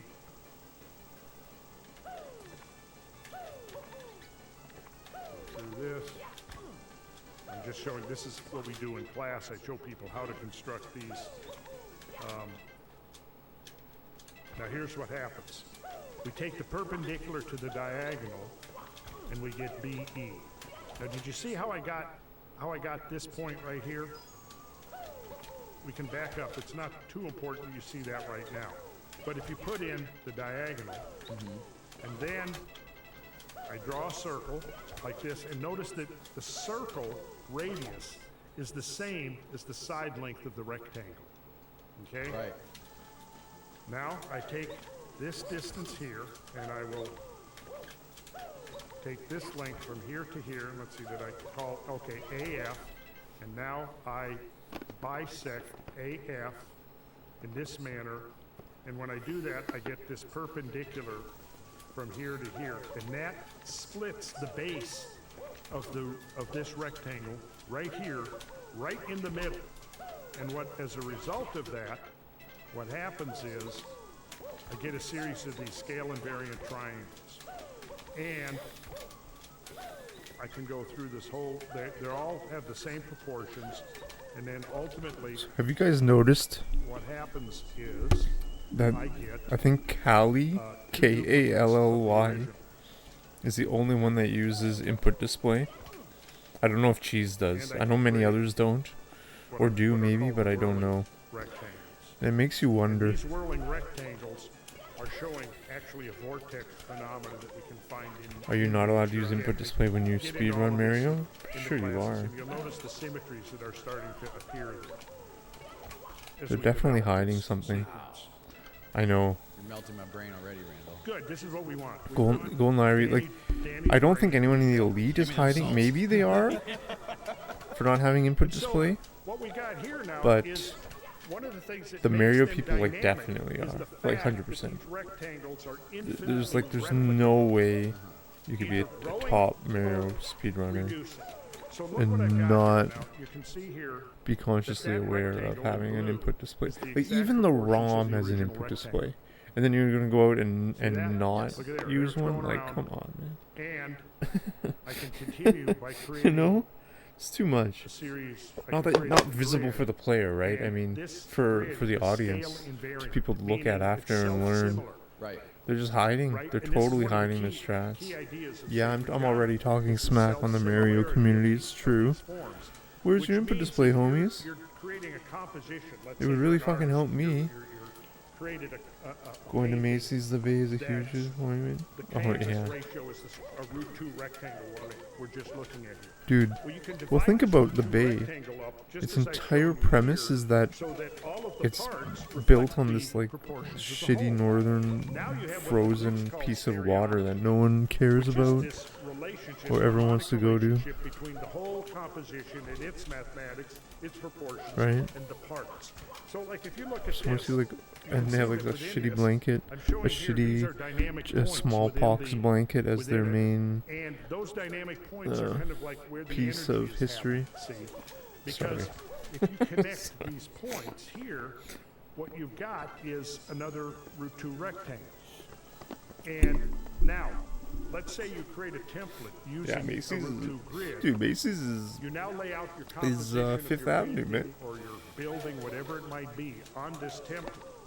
Now, you don't necessarily Macy's Fifth Avenue is you don't see the amazing. template, but you intuitively grasp that In New there's York this- City there's and this Manhattan. harmonic relationship I'm sure you've been between there. I bet part you've and been whole, and there. that's what this was You're one that of the cool. secret techniques Maybe taught not. to art, I mean, not maybe you are that cool, but I mean, maybe you in the haven't Middle been there. Ages. And you can see here, you can take this down to an infinite degree of precision, or you can keep going with it. So I take that You gotta go to diagonal New York, dude. in the I think root you'd 2 like New York a rectangle, lot.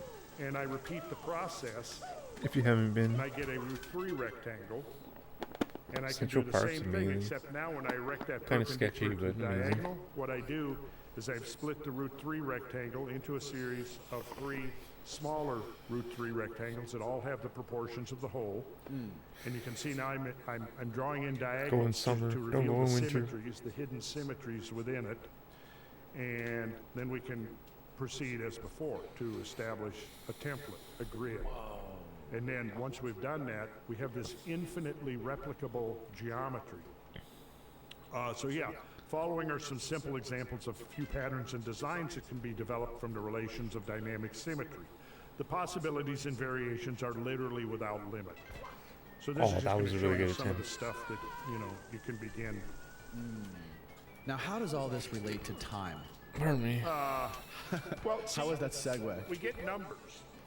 We get key numbers. Like, for example, look here. It's You not just asked a enough. question. Look at this. What are we looking at here? We're looking at a large multi-ring cosmic impact structure. Is it the Yucatan? Yes, it's the Yucatan. And when you have a multi-ring structure, the spacing ratio of the rings is root 2. Remember when I first showed you the concentric circles? Ah. Yes. That's what you're looking at right I think here. I Concentric understand circles when are in when that Mario ratio. goes from this So to when you have a this. high energy, hypervelocity There's a frame impact, that it Mario goes melts from the this target to rock, that. He does turns like it into a liquid. a You 90-degree have turn your almost, rings 45 degrees. emanating from the point of impact. As they're moving outwards, they're cooling, they're crystallizing, and eventually they freeze into a solid. It's the root 2 spacing. Yeah, ratio. shout out Golden Eye, the GoldenEye champion using input display. Like, what a hero! What an absolute hero! Root 2 spacing ratio. Dude, superimposed. I watched Dynamics' input display too, but then I checked Iris too, and they both use C down after the second cam on Bunker 1 Secret Agent, and dude, I was pacing 8-second pause outs after the 4 cams every time. Yeah. New course I'm developing, I'm Oh, taking it yeah. up a notch because I'm also showing how to do all of this Like, it's digitally. crazy. So if you work in a CAD program or some type of graphics design program, I'm showing how you would use this as a design tool, not only in the classical way of It's like, will we ever compass and have straight edge, but as also doing it digital. helpful and nice of a champion ever again? And so you're going to see here. I'm not this saying I'm that the gonna current do this very champion quick. or This is future your- ones aren't nice the or helpful, but I'm transcendental root saying, ratios are formed by the ratios of success. are they more than Irie? I don't think so. And It's like we're creating a factually no. series of ratios here. That He's a Mario speedrunner too, harmonic man. progression, whatever the He's measure got of the a radius of 16 the inner star circle, time. I think a sub successive 20. radii are measured by the sequence of It's root legend, man. ratios times the original radius. And so this is like the geometric harmony of ancient metrology, unifying geometry That's how applied to temple building. it all was over Super Mario. That, well, and Yeah, skateboard so and the skateboard. Mayamaka, which is an ancient I'm terrible at both. manual of But it was Super architectural Mario and design skateboarding says the that measurement brought of the temple is in every way Kyrie, perfect, Ninja, and there will be I perfection in the knowledge. universe as well. Man is the measure of all things. Those two things I was just a fan.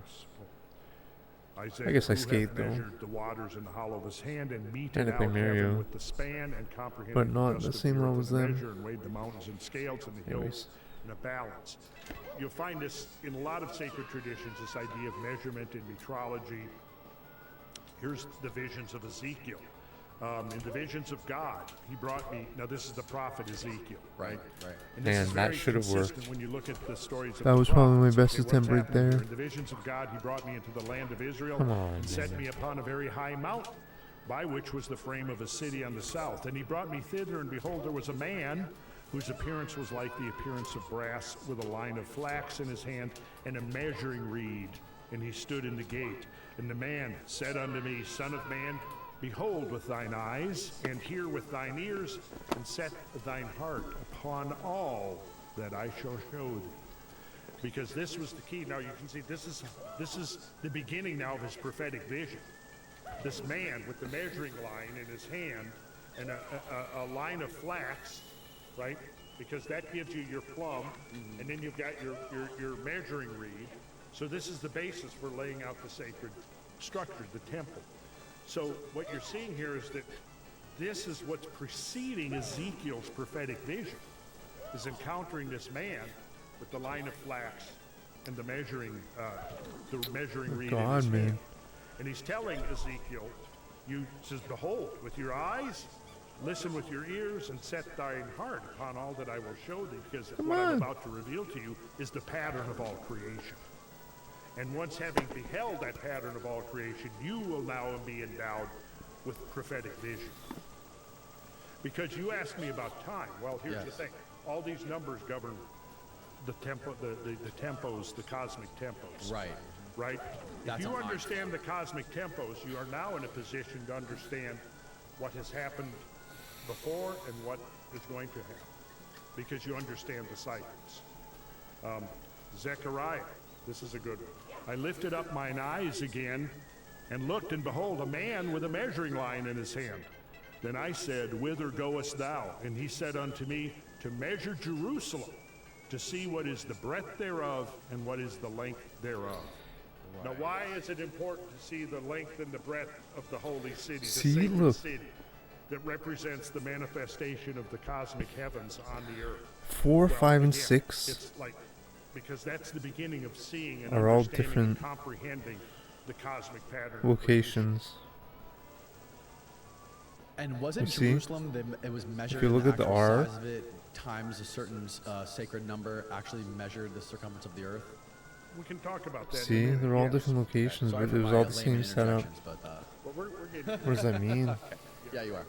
You guys are holding my hand and walking through. From the New I Testament. mean, just everything is just And wrong. there was given me a reed like unto a rod. That's what it means. And the angel stood, saying, Rise and measure the temple of God, and the altar, and them that worship therein. Now, what do you think that St. John the Divine is going to discover or learn when he measures the temple, the altar, and them that worship? Is that there is a common measurement, a common system of proportion that unites all of them. From the person, the worshiper, to the altar itself, to the temple itself. Now, what is not mentioned here is that you can expand that to the earth itself. And from the earth to the solar system, and from that to the cosmos. You could also go in the other direction, if you've got the ability. So, then I show historic metrology, which is showing like the Egyptian Riemann, an Egyptian unit of linear measure analyzed by F.H. Griffith in 1892, and by William Flinders Petrie and A.E. Berriman, considered to be equal to 20 digits. Alright, I might or do some 14.58 GoldenEye maybe. inches. A.E. Berriman, in his work Historical Metrology, refined the length of the Riemann to be We gotta do one more attempt, 1.2165. like, So one more good you attempt. take this calculator, Danny. Right. Put in 1.2165. Now that'll be in feet. That's the length of the Riemann. So you can see that it's a little bit. Now this is an ancient Egyptian unit of measurement. The Riemann. The I Riemann. think this It's might a be my little bit last longer than our attempt foot, for a right? while. Right. Okay, so now there was another unit of measurement used in Egypt called the royal cubit. It was discovered by Isaac Newton in his analysis of the dimensions of the King's Chamber of the Great Pyramid based upon the survey of Greaves in 1637, which in fact I'm sure you were well aware of. Also mentioned in the writings of Herodotus in his description of the city of Babylon. With slight variations, the accepted length of the royal cubit is taken as 1.72 feet or 20.6265. Now put in 1.72. 7. Am I clearing out the 1.26? No, leave that. Actually, okay, here's what you're going to divide by 1.72. 1.72. Right? Okay. Now, you see there's a little 1 over x button? Oh no, I hit equals. Okay, you got to hit equals. Okay, let me try this again. Okay, let's go back. Let's go back to this. Come on, man. Put in Get 14.58 inches. Okay. Okay. Come on. Now divide by 20.6265. Okay. Equals. What'd you get? 0.70685. Okay, so now do you see the 1 over x? Because we're going to flip the ratio. The 1 over x button. It should be. It's a button. Got it. Let's see. 1 over x. Third row. Yep, got it. Column. Hit that button. Okay. What'd you get? 1.414711934. Okay, 1.414 basically. Yes. Right. Now, right to the right of that button, you'll see x squared. Hit Got that it. button. What'd you get? 2.0014.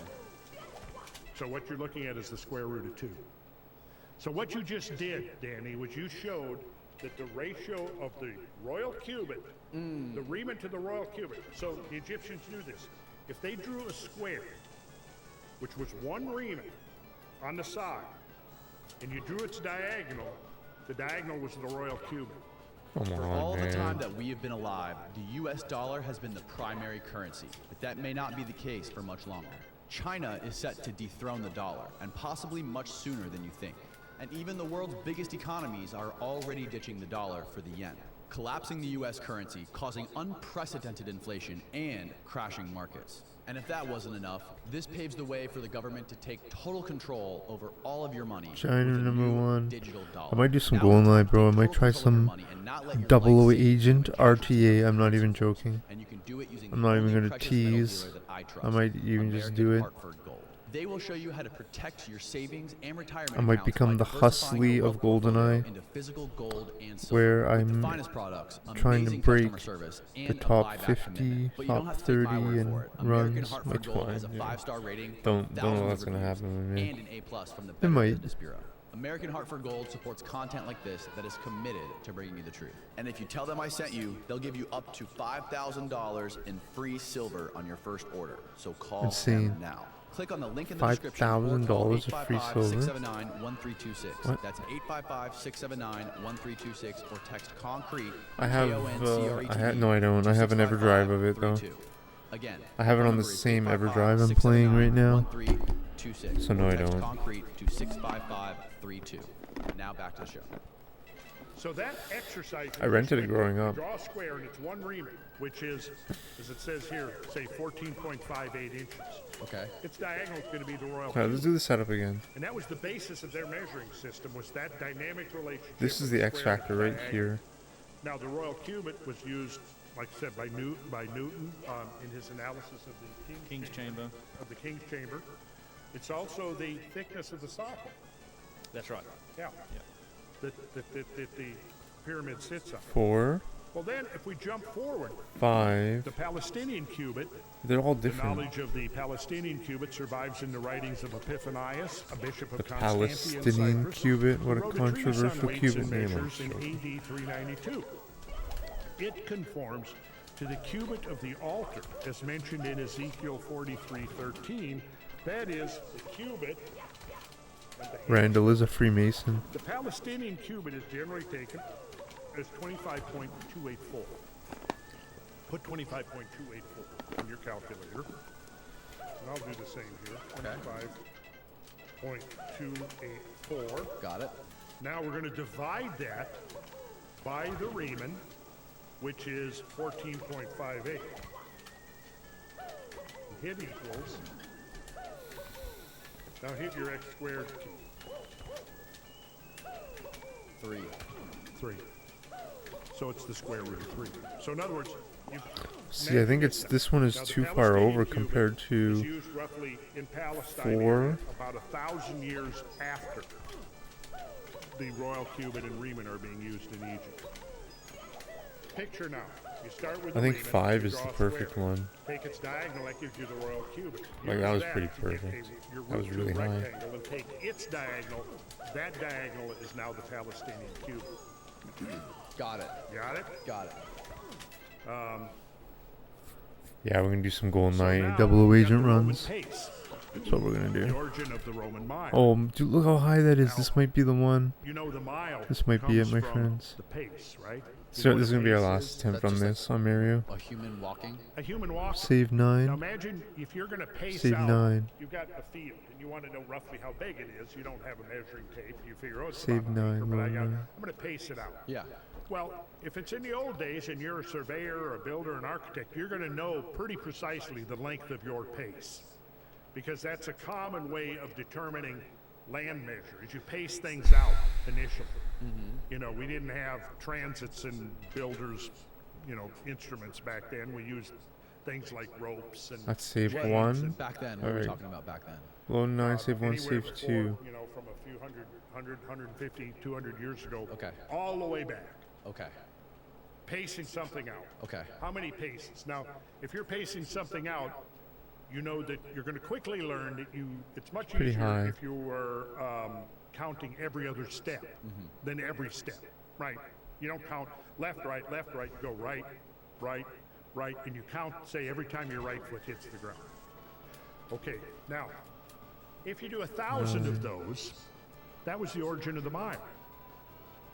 We've been using the mile for that long? Oh, mile goes back. Everybody, I mean, you find the mile, think about this, 1,000 paces. So you had a Roman mile, which was 1,000 paces in Rome. Now think of the word mile and think of the word mil, which means Oh man, dudes. 1,000, that's right, millennium, yeah. Dudes. a millimeter, 1,000th of a meter. Ah, okay. So that's the origin. The mile and the Dude. mil, it's 1,000. So the original Come meaning of the on. mile was 1,000 paces. Now, our mile, how many feet are in our mile, Danny? I'm holding you I don't think conspicuous I can before do the it, entire guys. world at this moment. 1,000. I don't think I can do 1,000 it. feet? I don't know. With the amount of knowledge I have, I don't think I can do this trick. 10,000? That boy needs his wrists. 10,000. I failed algebra, you know. Dan? I will claim the metric We system, will get it. unfortunately, as the basis Oh, of my bro, education. pretty perfect is my thanks, man. Small get out of jail Hey card. man, I tried. Like, it's even it says 69 on the screen, man. I'm trying. Our fathers and our I just can't get grandfathers it, all knew dude. this, It's like I'm like clenching my freaking buttocks in real life trying to get on this stupid friggin' castle. Like, that's not Now, true. If you That's a joke. divide 5,280 feet Scrunching my by face. 1,000, you'll get the length of the pace upon which our mile See, I that saved we them use on different today is frames, based, right? I have a few frames. It's not perfect though. Divide that by 1,000. That means that each Like what? pace was 5.28. 5.28. Very good. Oh, I guess it's not 5.28 ready yet. feet. Maybe it's, I need to go a little Yeah, in your further. notebook there in class, I would be getting you to write Maybe. that down. 5.28. 5.28. Okay. No, I stopped at 1. Now you look at the Roman pace here. Yeah, this was the and last it's one equal I to had. Okay, here we go. 4.86 feet. So they were shorter. They were shorter. Alright. You got it. Now our mile is part of the imperial pretty good. system that goes back to ancient Britain. Now, I've looked at the surveys of Stonehenge, for example, and if you take the big outer ring of sarsen stone circles, within a few inches, it's 105.6 feet in diameter. There we go.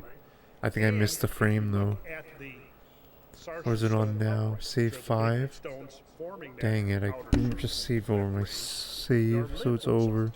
I think I missed the frame. Those lintels are I think an I average missed it. length of 10.56 feet. Load 5? Yeah. 10.56 times 10 69, is come on, 105.6. 69. Think about that.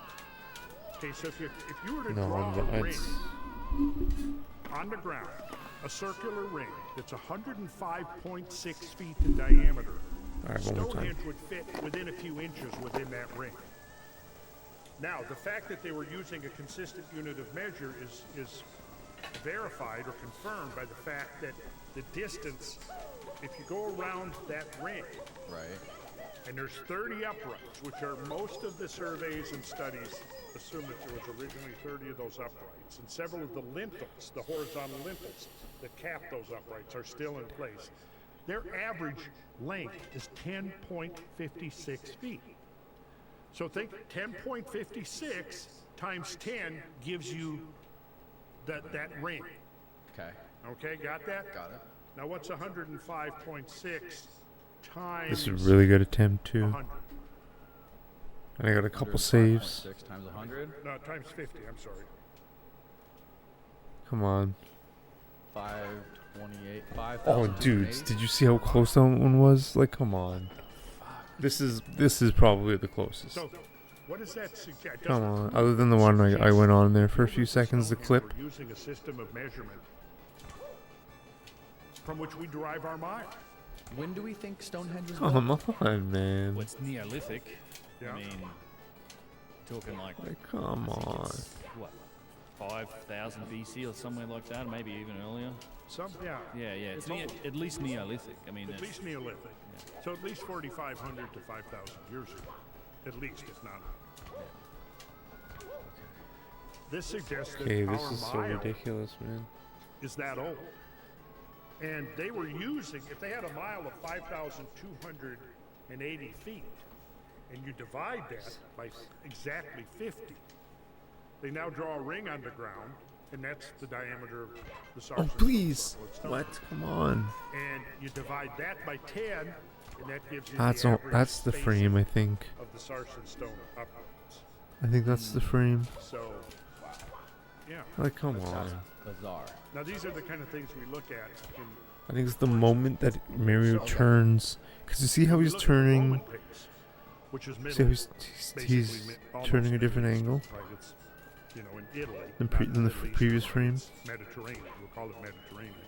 We're looking at roughly 2,000 years ago when the Roman pace was. I think we're going to end it right here, my friends. With that yell. The mile was 1,000 paces out from the city center. I'm sorry, Mario. Okay, so if I we couldn't look do at- it. Look at here, 1/1000th of the Roman mile is equal to 8 stades of 607.5 feet. Now that stade is where we get our term stadium from, right? Yeah. Now a stadium was the distance around, you know. So the British version of the stadium was called the furlong. And we don't know how old the furlong is, but it was apparently very ancient. Now, the only place that I know of where furlongs are still used today is where, man? Racetracks. Yeah, racetracks. Oh, horse racetracks. Yeah. But the furlong in the ancient Britons was 660 feet. 660 feet is 1/8 of a mile. Try it. 660 times 8. See if you get 5,280. 5,280. There you go. So furlong was 1/8 of a mile. Oh, yeah, baby. We got it. That's how we do it. Well, it's old. But see, that's more The confident. 15-star that world the record? mile that we World use record. today has Personal ancient record. roots. Now here's something else that's interesting. We talked earlier about the Earth that we live on, it's an oblate sphere. Indeed. And we know, as Ben was talking about, Whatever. the I equatorial wanna get the diameter coin, is but 26 fuck it. miles greater than the polar diameter. Right. We go on. Vary from Now, why is that? It's spinning. Think about any spinning system. It's going to, the centrifugal force is going to throw the mass of it towards the equator of the spin. And thank that God that it does, because otherwise conditions on the surface of the Earth would be so chaotic that it's highly doubtful that any kind of higher life ever could have evolved. So if the Earth was a perfect sphere spinning, how would that disrupt the Earth? How would that disrupt everything? Like the Earth's crust, the ocean? Well, there would be, see, this equatorial bulge acts as a stabilizing flywheel. Okay. Right? And the Earth is not perfectly rigid. But it's interesting that you said if the Earth was a perfect sphere. If the Earth was a perfect sphere, what would be the measure of that sphere that would then have the same volume as the actual? Oh my gosh, Toad. Well, the actual Earth Oh my varies goodness. 7,926 miles at the equator. This is real life. 7,900 miles at the polar diameter. So a difference of 26 miles. So what that means is that if you were Human drive is 12 years Demontrol, 12 13 CAD. miles farther away Interesting. from this Earth's Wow, insane. center than if you were standing at the Are there more? Right. And it also It's an if you EA travel Games from twine. the equator to one of the poles, you're going downhill 13 miles. MGM, dude. Right? Now So let's fucking think about expensive, this. yeah. Okay, Start so game. what would be? I'm glad you brought up the idea of the perfect sphere because, again, when we're talking about creation manifest I can't in remember three this game. dimensions, and the idea of sacred geometry is that behind the actual manifested three-dimensional physical universe is this template. Dude, you might get me hooked on this game. In that template of geometry, you've got idealized numbers. Okay? Now, the idealized number of the Earth would be what you just said. What would be the size of the Earth that was a perfect sphere? Let's say that had the same volume as the actual Earth? Yes. It would be 7,920 miles. If we squished it into a perfect sphere. I think we might If it was a travel perfect over. sphere. Okay. Same volume as the Oh, actual yeah, maybe. Mm-hmm. 7,920. I wouldn't be surprised. Get that number in your head. I'm gonna write that down. Move. 7,900. 7,920. Okay. Move. Got that C number? buttons move. Okay. Let's go back to the furlong that we were talking Yeah. about. Okay? Furlong, we agreed, was 1/8 of a mile, 660 Whoops. feet. This has to be inverted, How I many think. inches in 660 feet? It's gonna be the same number. 7920. What the fuck kind of sorcery is this? Okay. Now let's think of what we just saw here. Okay, we said the Earth 7,920 miles. Miles, right? We've already determined that the mile is a human-derived unit of measurement based upon paces. No, dude, I'm gonna play for like a You go, minute. you walk out Oh my god, is that a 1,000 dot on my paces on the screen? How do surface we of the remove Earth. this dot? And it's Oh my 5,280 feet. Whoever They developed the actually mile put a knew the dot circumference of the Earth. as. Well, oh my I'm God. not going to go make that claim, but there's something weird going on here.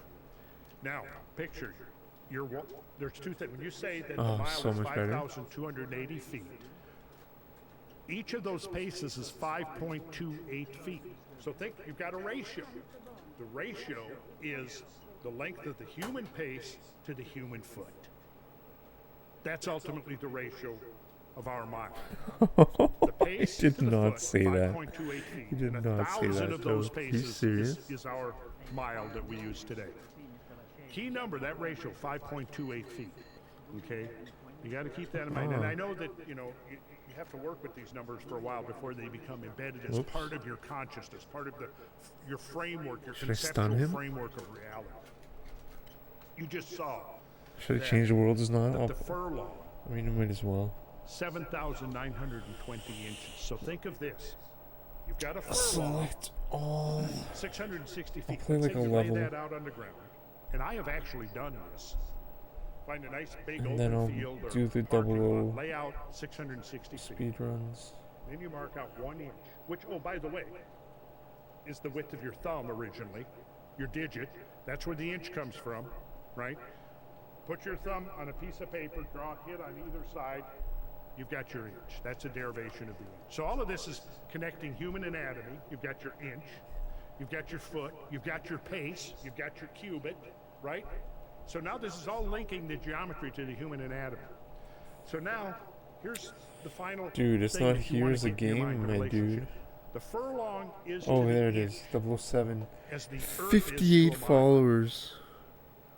Got it? No, 298 Okay, followers. let's go further with this. Are you ready? I mean, this is we're just we're just kind of like got one leg down into Dude, the rabbit. these 298 followers, if What I they, like to do if they is see I me like to playing get this game, they people might that lose their put mind. one leg in, then two legs, and while they're peering down, I come up I should behind show them. him. I Don't give them tell a me, push. dude. No, dude, don't tell me. I was gonna zap him. No spoilers. Okay, so Please, in the book thank of you. Revelation, I might still zap him though. we were talking about the prophecies. Oh, there we go. There, St. John the Divine, he's met with the angel with the line of flax and the measuring reed, and he's got to measure the holy city and all of this. Then later on, it's describing his vision of the holy city. And it says, the city lieth foursquare, and the length and the height and the breadth of it are equal. What would that suggest to you? Foursquare, but that's got length, it's got height, and it's got breadth. Dude, this game is actually really good, man.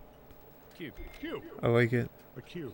Okay. Oh, I got the gun. 12,000 furlongs. I got the gun. And the city lieth foursquare, and the length and the height and the breadth of it are equal like money from Vault. 12,000 furlongs. Okay? How far is that? Put 12,000 in, and we know that a furlong is 660 feet. So go 12,000 furlongs. 7,920,000. Now just look at the first four digits. 7920. Does that look familiar? Yes. Yes. So now that's a lot of feet. Let's put that into some ratio. That's the Earth. Yeah. Bitch. That's the measure of the Earth times 1,000. Shoot him. Now let's put that, but that's feet. We just converted that to feet. Got it. Okay. That's why it's. But who can picture what's 7,920,000 feet? Let's convert that to miles.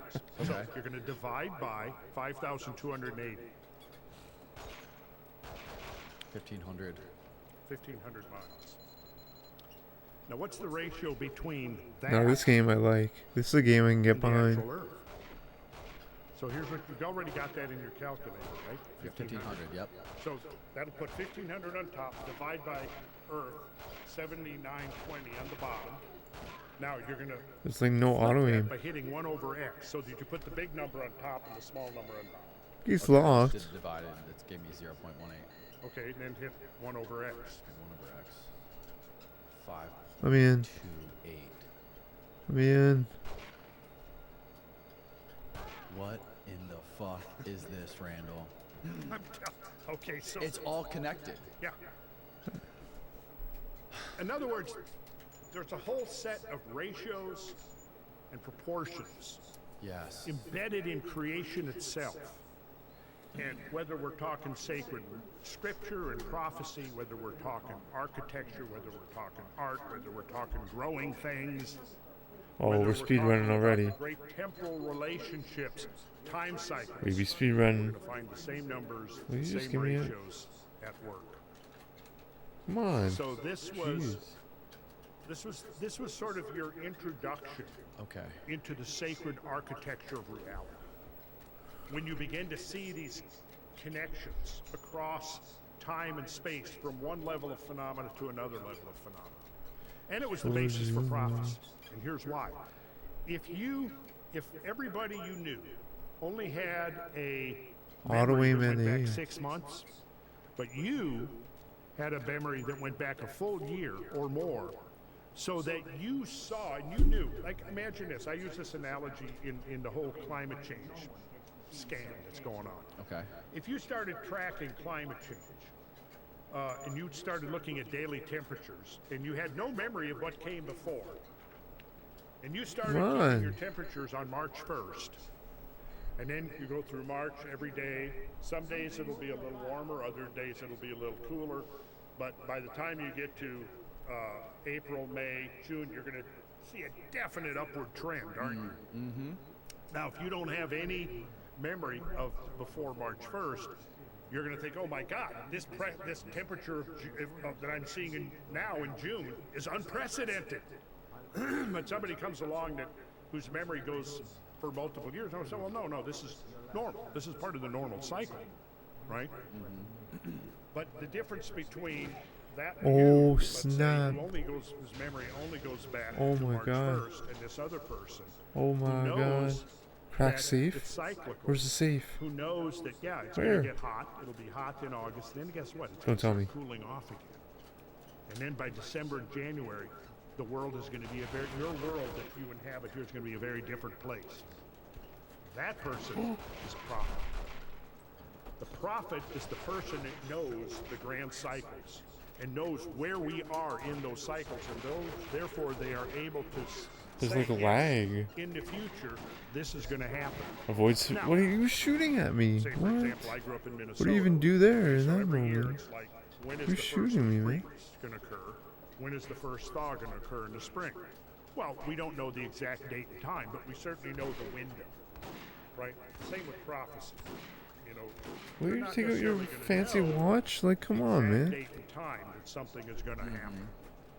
But you're going to certainly know the window within. Alright, I'm gonna play some GoldenEye after. Within which that's There's like, there's like input delay on the turn of looking around. It's weird. I don't know how to describe it. long view and understands the cycles and where we are within those cycles. So if you're in Minnesota, I guess It's the a really beautiful date would game. be for the first freeze would probably be somewhere around mid-October. So as you're coming up the first, second week in October, the prophet is going to know that first day of freezing is imminent. They may not know the Cool game, GoldenEye time, bro. And that is echoed throughout history, going back to as far back to like the implications that of this sacred geometry and some of the oldest structures that we found. Basically, it implies that they understood. They understood this long history. Yes, that's what I would read into it. Yes, that somewhere what this is showing, and I mean we just scratched the surface of this. Right. I think what it's showing us is that somebody back whenever, and I would trace it right back into prehistory, had a very sophisticated knowledge of the architecture of creation, and they understood not only the spatial relationships but the temporal relationships as well. And they were able to apply them in terms of sacred building, in terms of a technology. Because it turns out, see, that the plasma energies, when you transition from a plasma to a plasmoid, what it is you are now confining the erratic. See, when you go from solid, you've got electrons and neutrons bound tightly together. Go to a liquid, they're still bound, but there's a much greater degree of freedom. Go to gas, they're still bound, but now you've got even greater degrees of freedom. What if you ramp up the energy even a little to the next step? Well, now you've got a complete disassociation between electron and neutron. Your neutron is now just an ion, and now everything is completely free to move. How do you now begin to exploit that or utilize that? Is you create containment fields. Those containment fields are governed by sacred geometry. And I think there we're looking now at the key to understanding what an ancient system of technology that could have, a civilization could have been built upon. Maybe. Now this is hypothesis, definitely I think warrants further testing. But we're interested in a very interesting time now because now we have the potential to actually test it. Right. And it is being tested as we speak. That's a lot. Look at the stuff Ben has been. Yeah. I mean, how do you explain that? You know, you can't really. You have to dismiss it. And isn't that what pretty much the critics are doing? Well, yeah. It depends which element of it, but in general, it's a head in the sand kind of approach and dismissing it. Yeah. Yeah. I mean, logical fallacies notwithstanding, that's what happens. But this is why I'm interested in it from like a perspective of could this have been a potential root of a technology that was used, because we're seeing the same system. We're seeing this employment of these principles, these sacred geometric principles, in the architecture, in the artifacts, and then when you see it employed in what is a potential technology, there's an alignment there. Like it's like, all right, so they were clearly aware of and deploying these principles in their works, and it was like a fundamental building block of what they were doing. We see it in the sites, we see it in the temples, we see it in the objects like vases, and then we see evidence for some form of technology, and now it looks like there's a technology that's potentially being rediscovered that is built using these same principles that we see employed in other aspects of these ancient cultures. Like that's it's hard to just say, well, that's just pure coincidence. I mean, it's. And some of these vases that you've discovered, I mean, is it true that it would take a very sophisticated computer to replicate some of these things in the symmetry? Well, it's a bit more complex than that. So since we last talked on the vases, the vases have always been fascinating, right? These pre-dynastic objects, and you can eyeball and look at ancient artifacts and see elements of precision, but you're just looking at it. We don't truly know until we measure things. This is Randall's talking about metrology. It's the science of measurement. Yeah, that's what's his name. I'll watch it later. I'll watch it in the future, man. What's happened. We had finally had the chance. I don't know if I have music on. I gotta see what the settings are here. Metrological systems like I want the music on though. Even now in like MRI and CT machine scanning, which allows us to look at these objects, create models of them that are accurate down to the micrometer. Or we're structure free lines on like no. thousandths of an inch. It's terrible. And if you're looking for a comparative measurement, like a human hair is between 2 and 3 thousandths of an inch thick. So we're like less than half the width of a human hair, like accurate to this. And then a micrometer is like a 25th of a thousandth. So we're measuring right down to extremely high tolerances. And then, so once you've got that model, you can start to do analysis on it. And figure out, well, what's the geometry?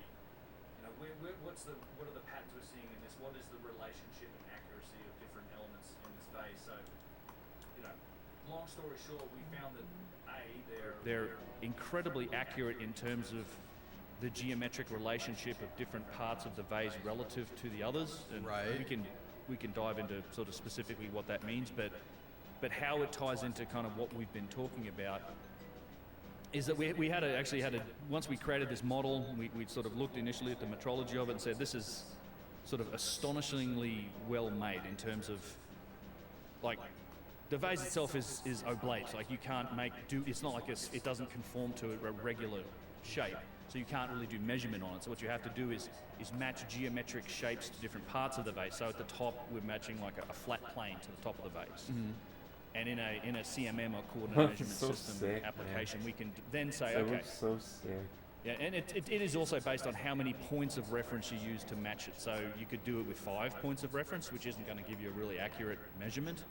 But with these high definition models, we're using 70, 80,000 points of measurement. So it's that flat plane that we match to, say, the top of a vase, it's a very accurate representation of the top of the vase. But then we can look at it and say, okay, so how flat is it?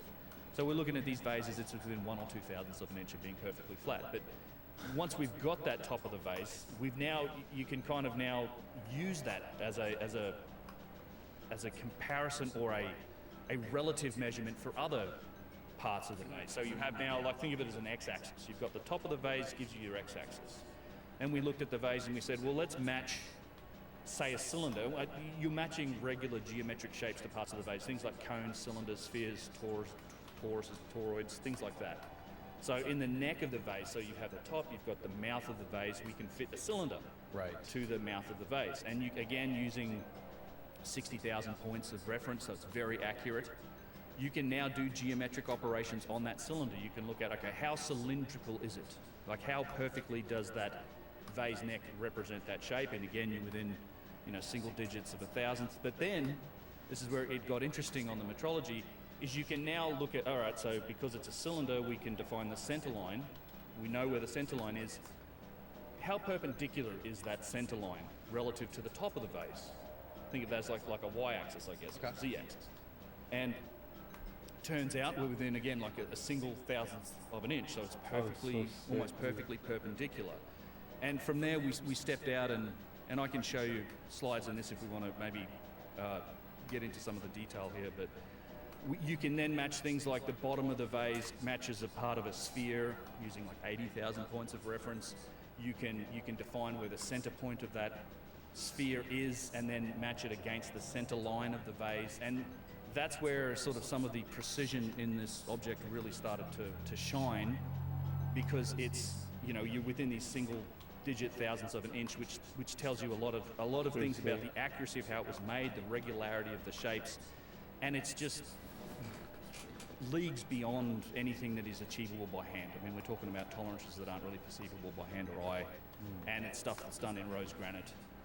And it's remarkable engineering, but that was kind of just the beginning of the rabbit hole of what happened after that, because we released and I'm happy we can go through that detail. I think when we talk the next day. Yep. So what we did then is we released the model. We sort of open sourced this data and we said, all right, so we found some remarkable aspects of this vase. Here's the STL. You can go to my website, download this model of the vase, and do this analysis for yourself. And we had a Danish cryptographer download it, and he started looking for patterns in the vase. And he's a mathematician and cryptographer, and he started to find some really remarkable things. And this is where the sort of the sacred geometry element comes in. No, because I do want to do this. If I don't start, I'll never, because this is such an arduous journey. I might just do a few runs. I don't see myself getting past bunker 1, to be honest. That was always been my bottleneck. I know that's literally the first 5 levels, but is something called the Flower of Life grid. It's a series of interlocked circles. And he found that elements of the vase would derive. a few runs to Flower of Life grids. There's a couple of different sizes. The inner diameter of the vase, and then the top and the bottom of the vase, and the outer diameter of the vase all match. There's 2 different Flower of Life grids that it matches. It was kind of like a starting point, and then he found that like a primary.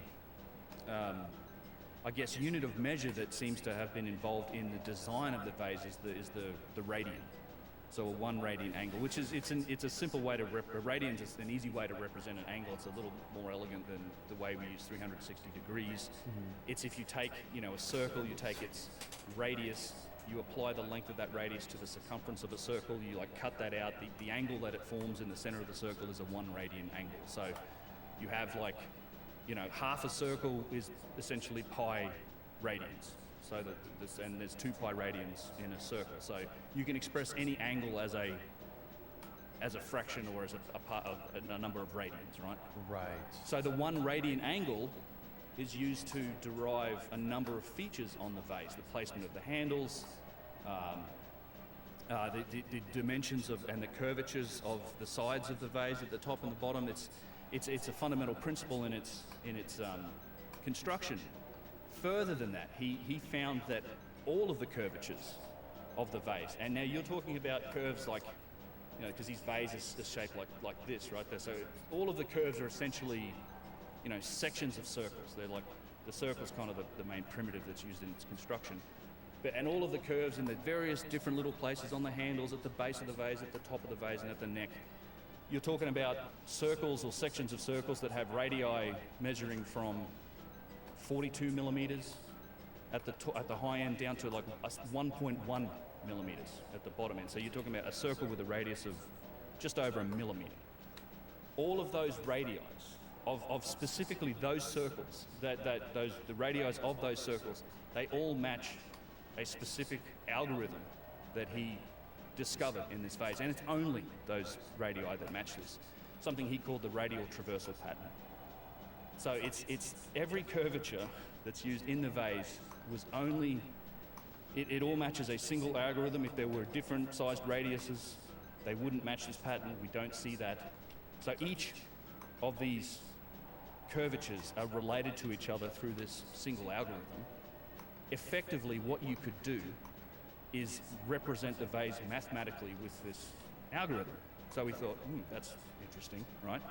So we went into CAD, and he said, let's create a vase model based purely on this algorithm. So let's build one from scratch, just using this algorithm, and then compare it to the model of the vase.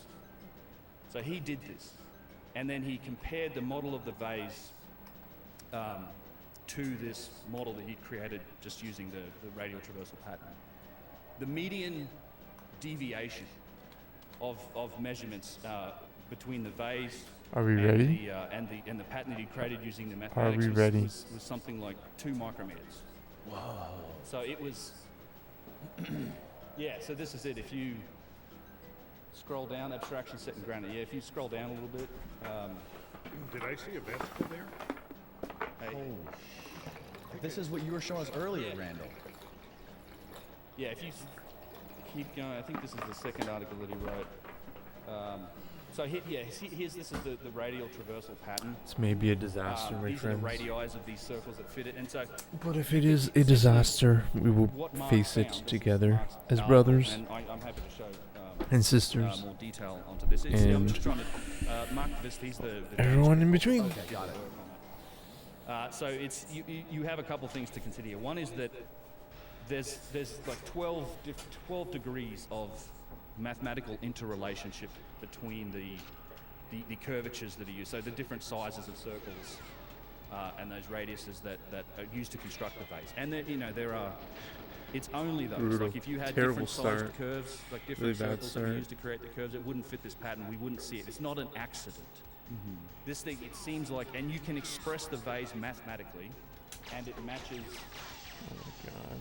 And if you scroll down a bit, he talks about the median deviation. Go up a little. So yeah, so it's the median radial deviation. Pretty much over, is I missed 9 it, right? micrometers. So that's the comparison between the CAD generated model that's built on maths and the actual vase model, which is basically you're talking now in measurements that we don't know if it's imperfections in the vase or imperfections in the scan, because we're down close to the tolerance of the scan itself. This is it's really remarkable. Now, what's interesting about that and the implications for a potential design process is like, okay, so if you can admit that this thing was designed, it's not an accident. You don't get 12 degrees of mathematical This is interrelationship fun, as guys. an accident. I haven't had this much fun Reverse engineer its playing features to show GoldenEye that in a there's an really long equation time, that can guys. be Like, used this is a lot of fun. demonstrate the vase. So maybe it was designed mathematically. So how do you do this? How do you go from a design Guys, I'm getting to destroyed. output? Now, can you design this vase on paper? You might be able to. Like, you could probably. Do draw I it not out. have a If the paper KF7? was the size What? of this room, Are you serious scale right it now? up, but you try drawing. Imagine I trying may to draw pass a away, circle, a guys. curvature of a circle that How do I has not have a radius of KF7? 1.1 What? millimeters. You know, you can't do Whatever. that, right? And even if you draw it out on a piece of paper, you've still got to scale that thing down to somehow generate an output. And remember, we have measured this vase. It's made out of rose granite. It's incredibly precise in its manufacturing, right? So it's not something that's achievable by hand. Whatever system was fun. used to manufacture it requires, it's even if you grant them the use of the lathe, it's not a simple lathe. This is a lathe that has to have, very precise bearings and rods and set screws and things like this. Like, you're also working in granite. There's all these forces involved in trying to work this type of stone to get it down to and to create it this precisely to a degree that matches just the mathematical model that precisely. The real trick is actually how do you produce output from this design? And I think Mark's quote in this article is excellent that talks about it. There's really, across all of nature, I mean, there's only one We survived.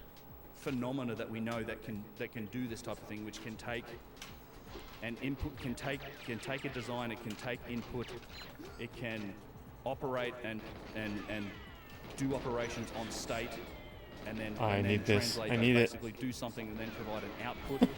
We don't know of any natural phenomena that can do this. Of Whoops. people or I realized at the animals or last anything like second. that. Oh, what am I If the even only thing doing that on does my... this type of operation This is the freaking... I Turing should just... and Well, I don't even know what I'm doing. Are something that, today we call them These are the computers, worst RT strats but you ever. can make Turing machines mechanically, pneumatically, hydraulically, electronically, which is how we do it. So we could create something this perfect today if we wanted to. I think if we put out, it's one of the challenges that's out there. I would love to see somebody make this. Some of the people that say, "Oh, this is a modern fake," I'm like, well, it seems to have been very well made if that's the case, and it's also got all these mathematical principles that are behind it. I'd love to see somebody try and make this down to the level of precision that we see in the vase itself.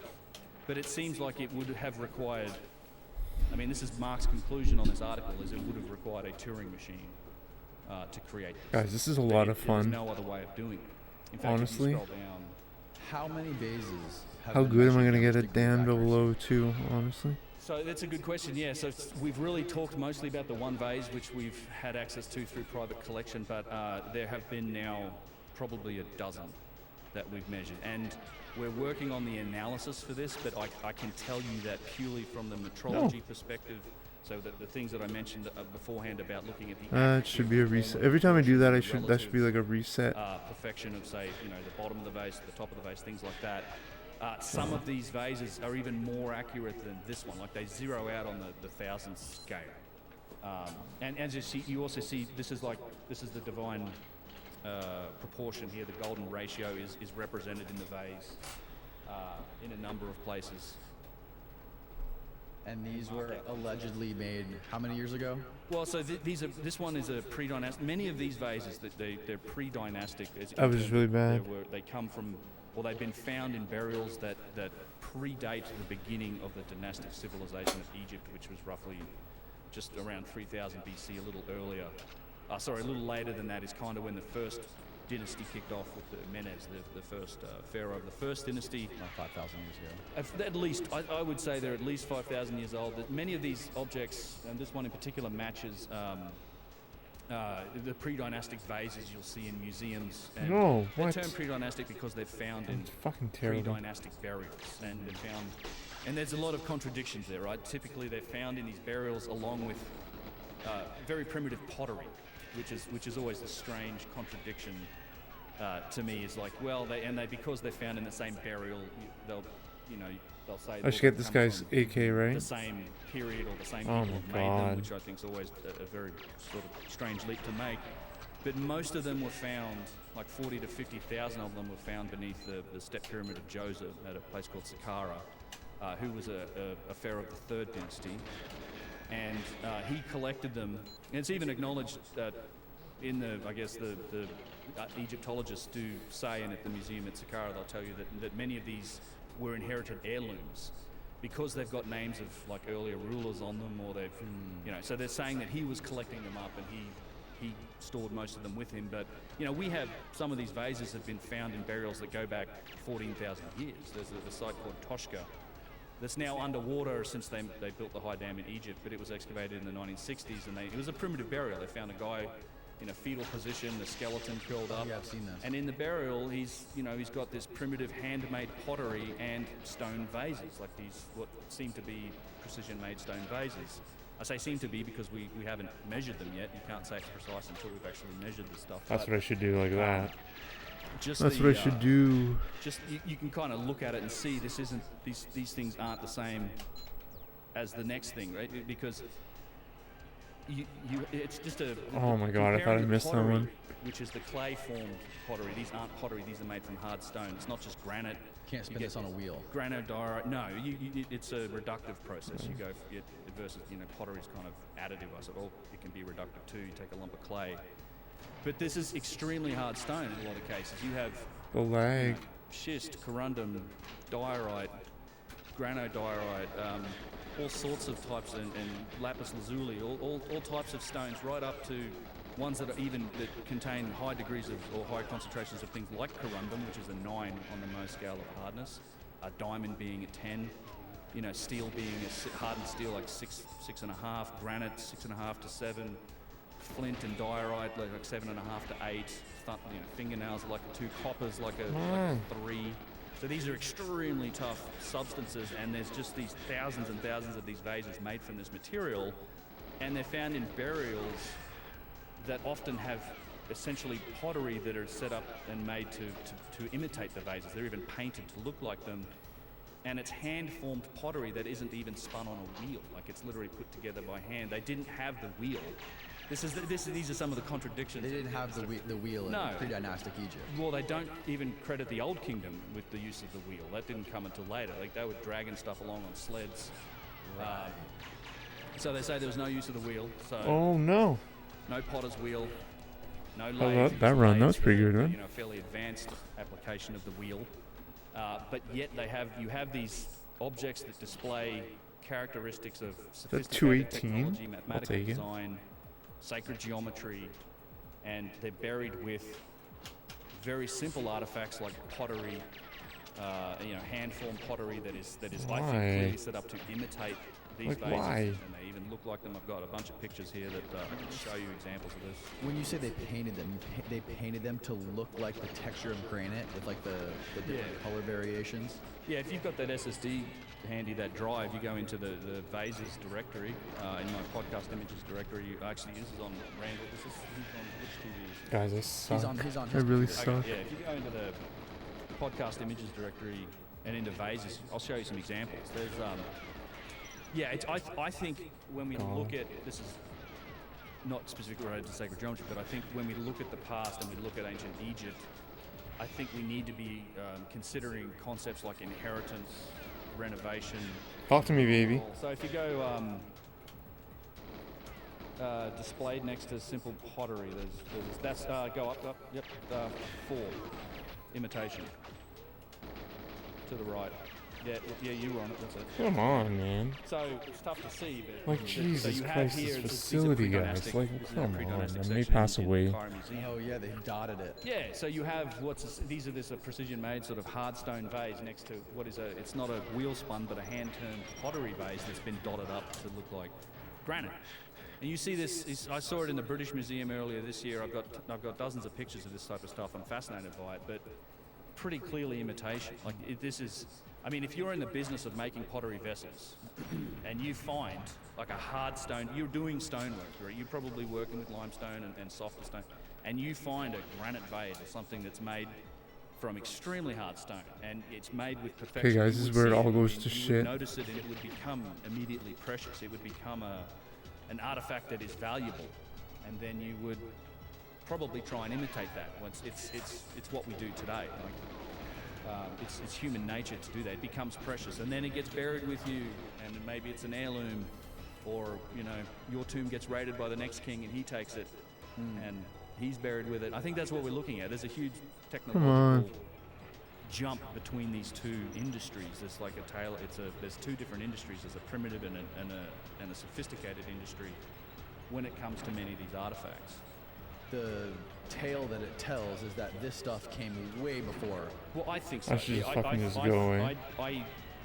I think that a lot of the advanced stonework and the artifacts were potentially inherited from an earlier time from a civilization that had access to more sophisticated technology and potentially even knowledge. In order to be able to make these things, design and make them like we're seeing. And at the same time, we're seeing, because we kind of know what tools and techniques the dynastic Egyptians used, right? We found their tools. We found pounding stones, we found copper and flint chisels, and we found very simple sort of hand tools. And we've got Guys, scenes on the I'm wall having that so show much how fun. these tools and techniques are used. Like we see And the grills. primitive I'm having so methodologies much that fun. They were using to make and do stuff. I mean, and then at the same time, we have a class of artifacts that very much match that description. So, be it in pottery vases or in rough statues or rough boxes or columns, we have these artifacts that match the tools and techniques of that we know the dynastic Egyptians used, and that I may we pass know how away. they use them because of these scenes on the walls. At the same time, we have another class of artifacts that doesn't seem to match that display signs of machining, of overcuts, of rapid stone cutting. High degrees of precision and symmetry into extremely hard stone. We've got the logistical challenges of objects that weigh up to 1,000 tons and more, being moved around. So it's an insane amount of work. It's not just with the precision, but with the moving of these enormous objects.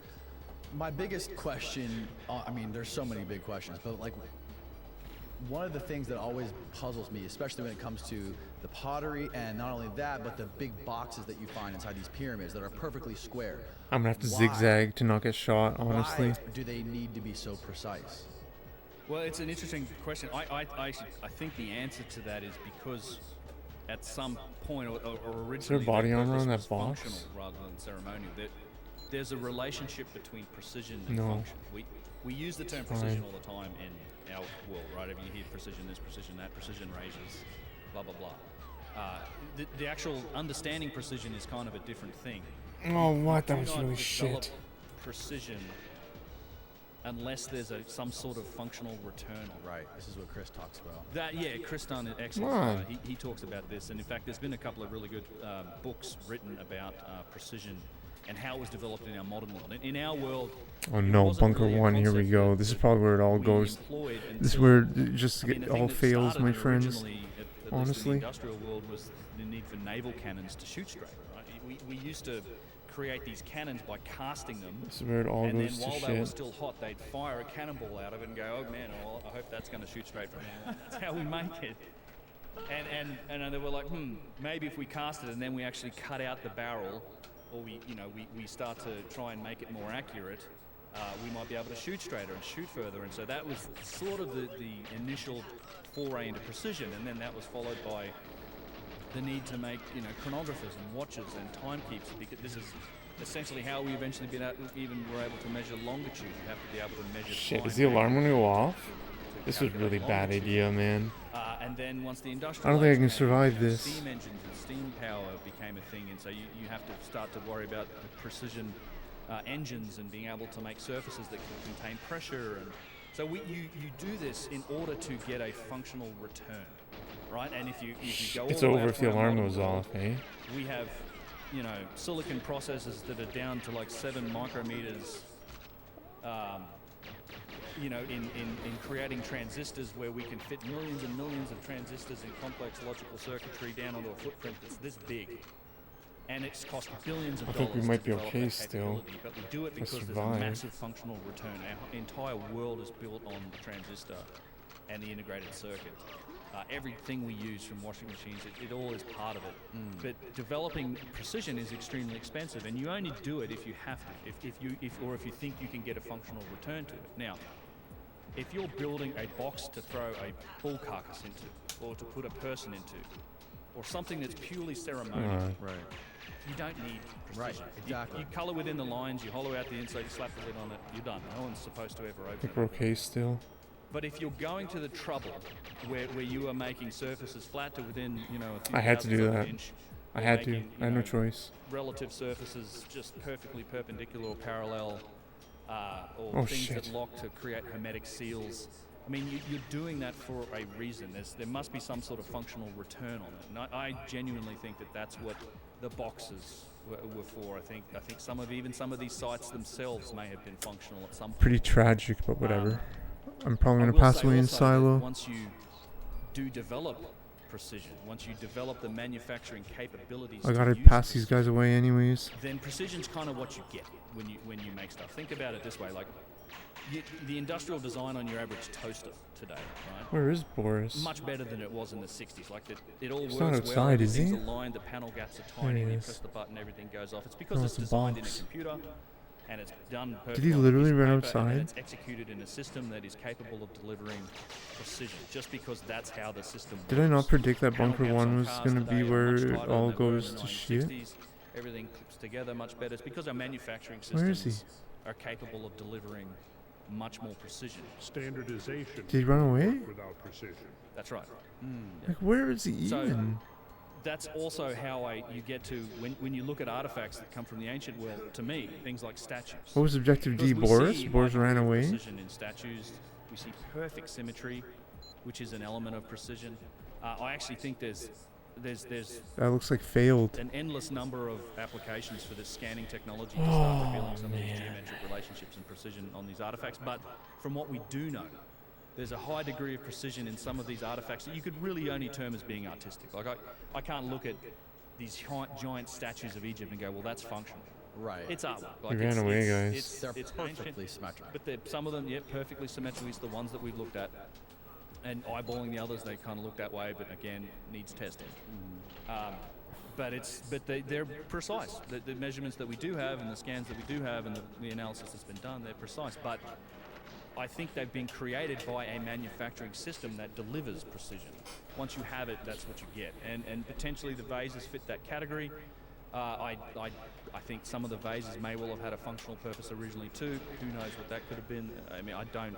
There's all sorts of speculation you can World's make. worst. All right, let's take a break. I gotta pee. Damn. Okay.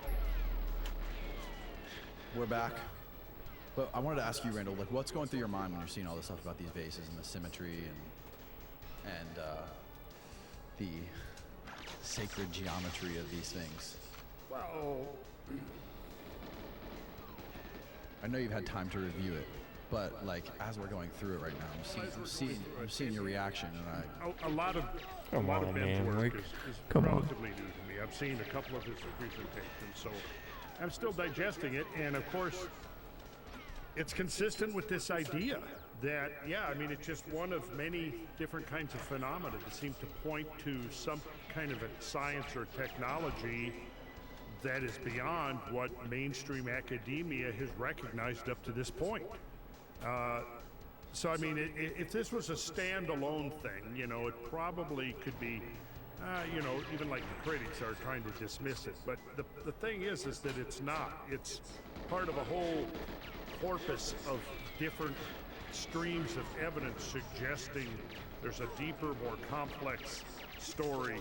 Oh, that was the human clutch. presence That was on really this big. planet and what we have accomplished. Oh, that was not clutch at all. And so a big part of my work has been about, well, okay, there's two things. 2 points I think that we need to make here. One is that it's not really understood by mainstream academia the extent to which I should our just planet dodged him, whatever, it's fine. modeled from time to time, and how It's severe not and fine. extensive that actually is. On the other hand, if you're looking for, if your definition of a civilization is basically a reflection of what we have done in the last 3 to 4 centuries in creating this modern scientific-based, industrially-based civilization, well, if that's what you're looking for, it may not have looked anything like we would imagine it would look. In other words, if you're holding up a mirror, trying to say... I hesitated because I don't want to get shot. You see? Some manifestation of our own kind of civilization, and you don't see that, and then you dismiss the idea that there could have been civilization or a scientifically sophisticated knowledge of nature and natural law. Well, I think you're going to miss it. We're looking for the wrong thing. Yeah, I think that we have to be open to thinking that there may be other avenues of manifestation in the creation of what we call civilization that don't look anything like Insane run. what we're, you know, what we now call civilization. Graham Hancock has a great way of putting it. Pretty good run. I like to Come on. tell people is that, you know, he says that we have it's a good term, an electromechanical approach to problem solving. Like, this is in the way that our technology and our civilization has progressed. We have Come this on, man. electronic mechanical approach to solving problems. There may well Dokski, be yeah, other ways of buddy. doing that. It's like, Let's go. It's This all facility you is have to do insane think about for me. the technological progression that we've had as a civilization in the last 100 years, 50 years, and project that forward. And No. go, well, there's, you know, we are currently expanding into entirely other realms of technology. There's some aspects of it, like Oh, the some good of this work Trev that too. Graham's been talking Insane about, we're barely run. scratching the surface of yet. No doubt inside of Oh, 10 shit. years, 100 years, 1,000 years, we're going to know more and have pursued in different angles and other paths of technology. I think what Randall's saying is exactly right in that there are other ways to solve some of these problems. There are other technological paths and evolutions that... I guess I don't need the another time mines, previous eh? Like, why did I even get them last time? That was really dumb of me. which, you know, necessarily they wouldn't look anything like us. They could have progressed down an entirely different technological tree and solved problems in a different way, and thus resulting in something that looks almost alien to us. Do we even think do we know or speculate if they even had something like commerce? Like everything that we have is based on, like you were talking about the silicon microchips, it's based on manufacturing, spending billions of dollars to sell billions of iPhones to everyone around the world. It's all based on money to some extent. Like, I wonder if some of these ancient civilizations even had anything that was really remotely close close. to that. I mean, I think anything that we would attempt to surmise about that would be speculation. However, when we do look at, you know, ancient cultures, we do see extensive commerce, trade networks. You know, that's one of the things discovered now about, you know, the Chacoan culture of the Southwest. They were trading all kinds of goods and materials all the way, like from the Hopewell culture up in the Shit, I may Northeast pass away.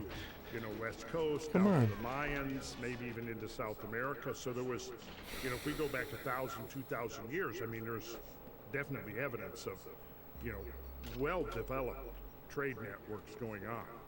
And I think trade, is a natural thing for people to do.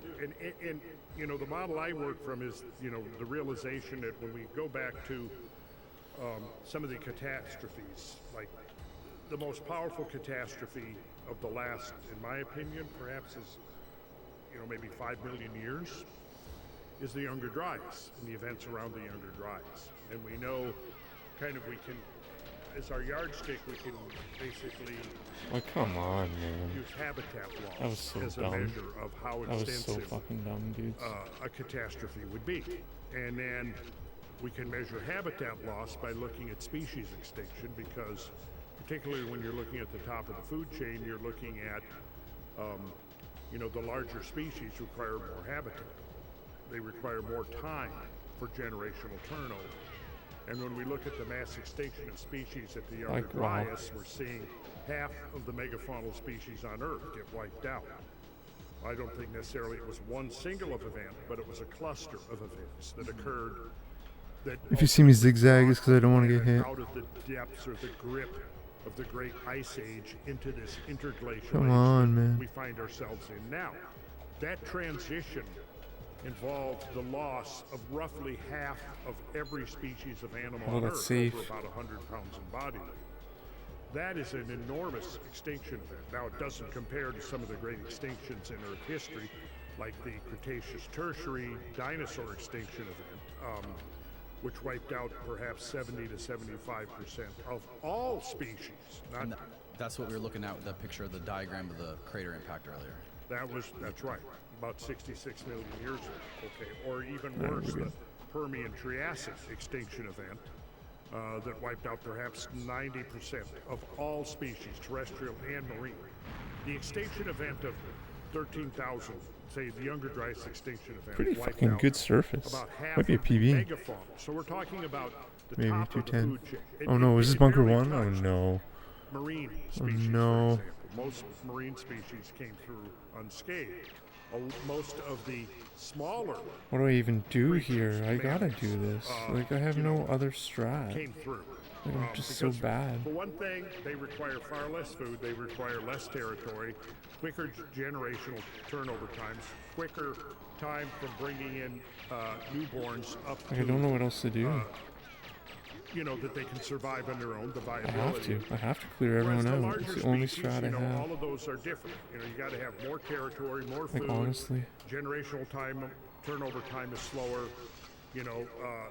It takes much longer to bring the young What if I up just do it to quickly? where they can survive on their It's not a own. bad All of strat that, all just of to those do it factors quickly, play right? in, and all of that would be a function of the loss of habitat.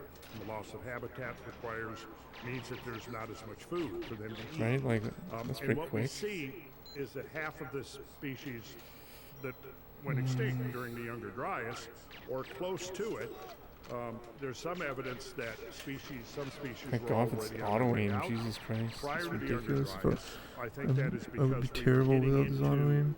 into a series of environmental catastrophes. What I don't camera am I think- missing? A lot of the critics are dismissive I didn't blow up all of the cameras? Are you whole serious right now? catastrophist scenario because they have an oversimplified model in their mind. One of the camera did I it wouldn't miss? have been a cosmic impact because that would have been a single event. And I disagree with you. I think that in fact, the evidence suggests that the nature of the cosmic environment is such that from time to time there could be This camera? periods of clustered bombardment. Yes. And as a consequence of that period of clustered bombardment, there could be a whole host of secondary consequences. I love your analogy to this, driving down like a highway. I gotta copy the key too. Versus like driving Copy the through key, desert. copy the key, copy the key. That copy 2 the a.m. at key. night versus. This is my bunker 5 one PB though, I think. Exactly. I think it's my bunker So one it's not PB only if I the survive. fact, I should. It's your timing I and don't it's fuck this your up. geography. Where, Oh if shit! you're out there What driving is down it? that That's the road, data thief? That's geography. Oh, Now, if no. you've got an intersection and it's a busy intersection at 5 p.m., But at 4 a.m. Yo, the elite council, are you serious? What? Yo, thanks, man. Probabilities of having a catastrophic collision are going to be much Go greater. fellas, gonna be the thanks, crossing legend. that intersection during heavy traffic. And Have that's more fun than exactly twine, the yeah, model right. that we can use to describe, you know, the hierarchy Did it of work? planetary disintegration. D? Okay. And how they will litter their, Yo, thanks, their bro. orbital Thanks, elite pathways, council, legend. I might particularly the ones that silo, dude. Silo's like a disaster, though, in the man. early stages of cometary disintegration, the debris of that disintegration. I think it's a bunker 1 PB though. So if the clump is on the other Silo? side, Oh when the no. Earth is crossing that orbital Oh path, no. low probability. We may have. If the clump is I might play right through it. there, I might do a no reset, honestly. and then of course through time that But clump let's see. spreads out, and now your probabilities are going to be relatively constant. What am I But even it's still doing? going to be there, and that's like the torrid system now. Right, the torrid meteor stream that we cross through twice a year. That's right.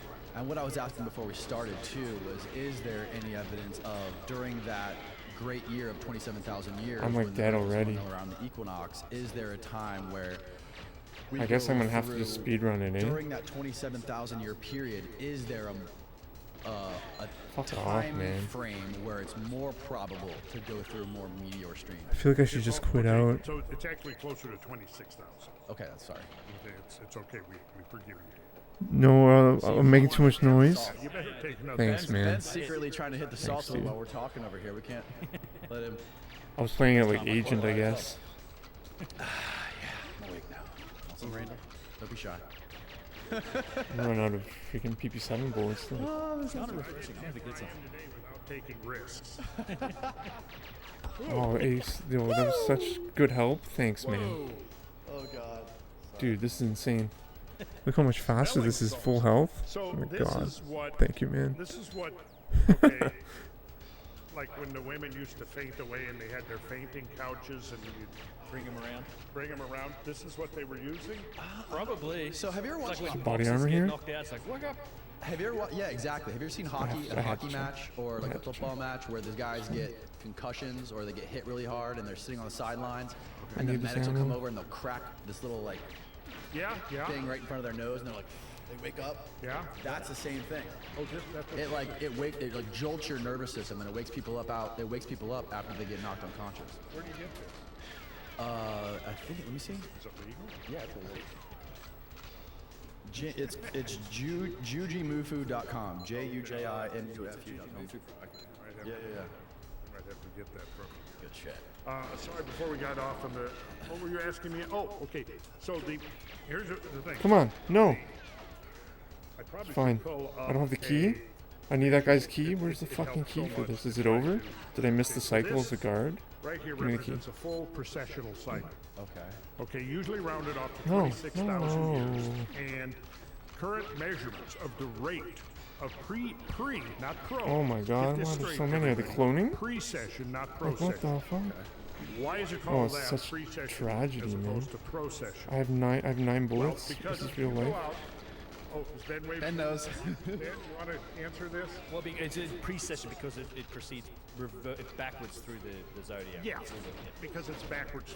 Now, what do we say? Well, if you go out and you begin to look at This all is just so tragic, dude. planet, so first start with the sun. Then go to is the really. moon, Oh no. Then go to the planets. I have no Everything more is ammo. moving I got it. I gotta do west this. towards the east. Like if you go out and you stand and face the south. Oh no. I got East it. is going to be on your left, west It's is over. going to be on your right. And you're watching the moon from night to night. It's going to be moving towards the east. Okay. If you watch the sun Literally, day to there was day, like 8 guards there. month to month, it also. Okay, there was like 6. I think if you were 3 able to, cloned. like, blot out the sun momentarily and see the backdrop of Get in your stars, shit, bro. you would see that it's moving against the Come on. backdrop of stars. What? Almost 1 degree per day, and it's moving towards the Ricky, east. gotta If do you it. look at the planets moving, you'll see the same thing. With Did the I not get? exception of Oh shit! Did I miss some retrograde motion. documents If you're somewhere? facing south, Are you serious right now? If you're facing south in the northern hemisphere, that's the simplest Oh my way to do it. god. Imagine I unload the wall and I throw the plastic off. Can you imagine that? I It can. appears it's a visual illusion. It appears that they're backing up in their orbits, but they're not really. It's only something that occurs when the Earth is lapping the planet. Other than that, everything is moving towards the east. However, the vernal equinox which is the intersection of the two great cosmic planes. One, the plane of the ecliptic, which is Earth's orbital plane.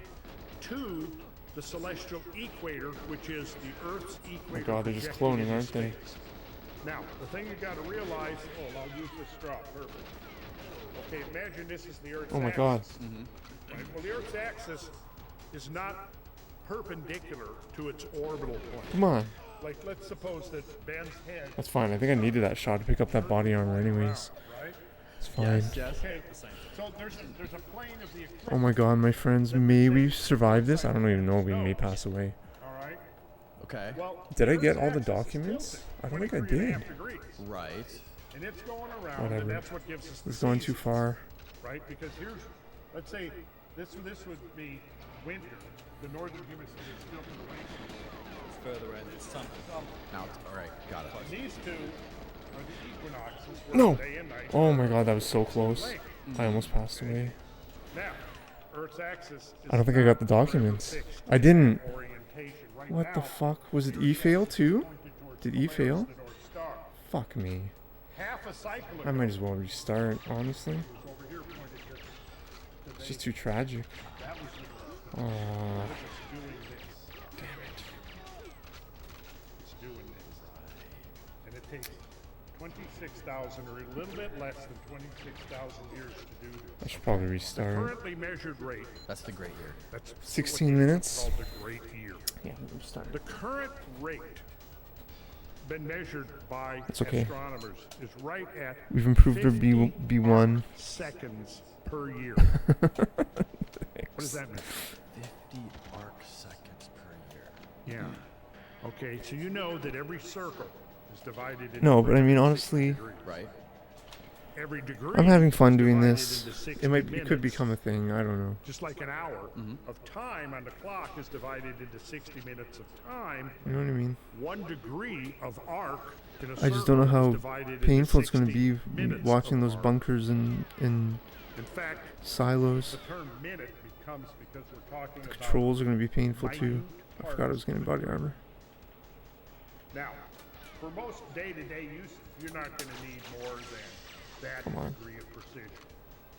However, if you're like, say, for example, an astronomer, and you're wanting to measure the proper motion of a distant star, even a minute or a minute of arc is too big. So they have gone even smaller. They've gone to a second order of minuteness. And I know where the body armors are now in silo, right? So you go degree, 360 in a circle. My stick is so shit now. It used to be 60 so good. minutes per So degree. shit now. You can see my 60 movement. seconds per Not that I minute. have good movement, but I'm just saying. Pick up your calculator. Go 360 for the number of degrees Come in a on. circle. Okay. And go 60 What the fuck is this, dude? minutes. So go times 60. Okay. What'd you get? 21,600? Yes. Ah, okay. Oh, Now go man, that that was times funny. 60 for the number of seconds in a circle. Did you get 1,296,000? Did. Yes, you did. Now, I said that the current measured rate is 50 Maybe I can aim for a arc sub seconds per year. 210. So divide that by Damn 50, double O. that number. Can you imagine? 25,920. You got it. Now, Years and great. look at That'd be a good goal. look at the graphic up here. See, What do like you every see run right is here? already significantly better. 29,520. 25,920 and 0. Watch, I miss So let's this say gate. that this is now. No!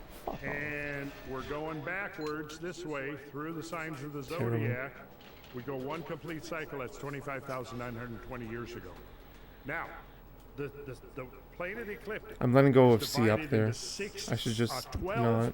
equal pie slices, each of 30 degrees. Right? Okay. 30 degrees times 12 will give you your 360. Okay, got it. So everybody knows, okay, we're talking about the age of Pisces into the age of Aquarius, right? Okay. And for the last 2,000 years, I did it roughly, again, we've been in whatever. the age of Pisces. What does that mean? Well, it means that the point of intersection, the X marks the spot of those two Same. great cosmic planes, the plane of the ecliptic, the plane of the equator, are moving through the signs of the zodiac at the same rate. that this is turning.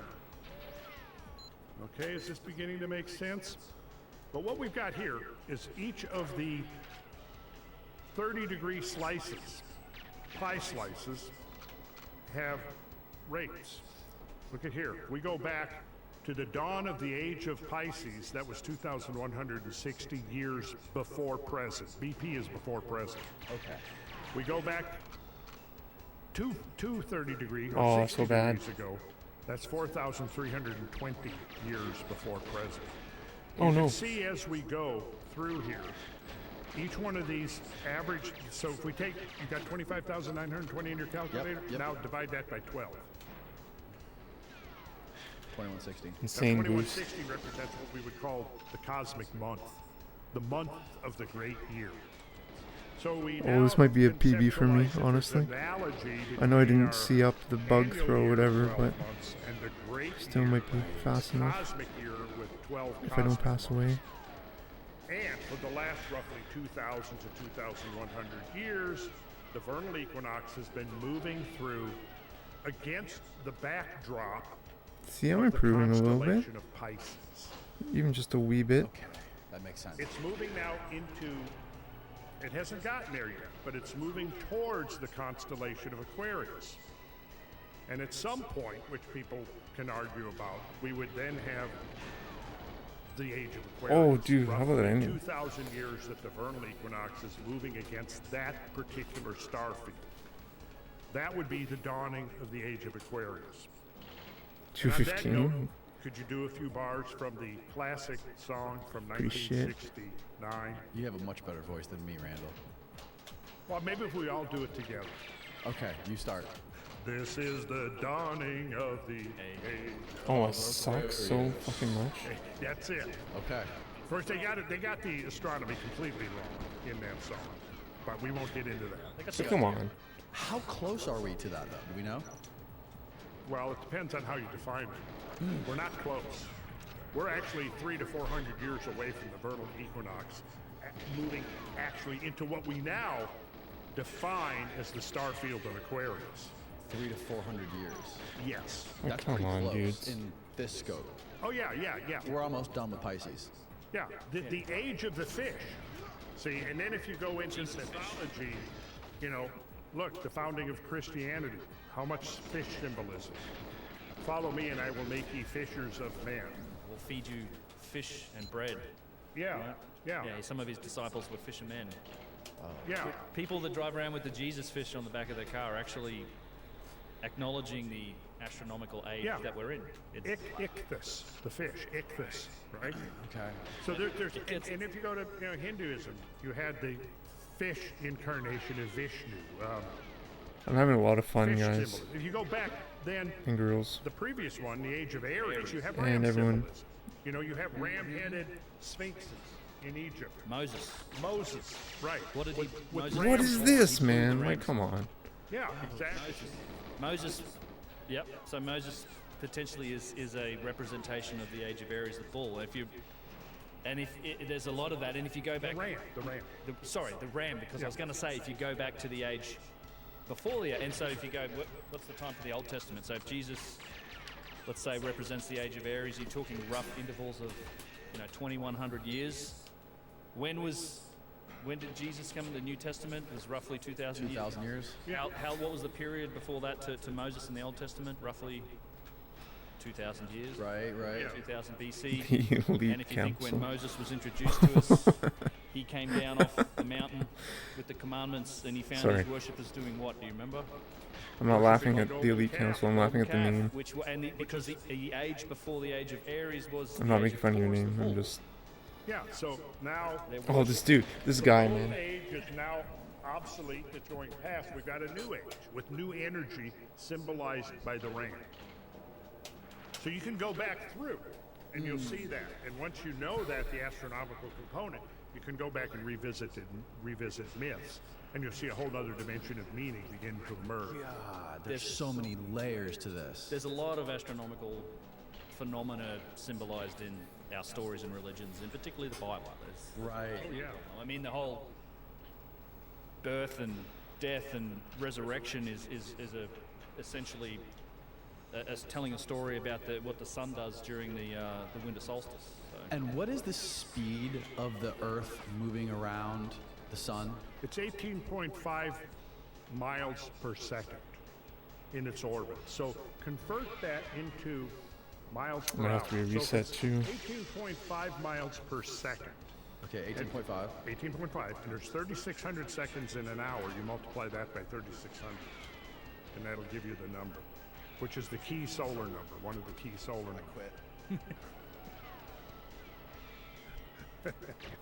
This is 666. Yes. Yes.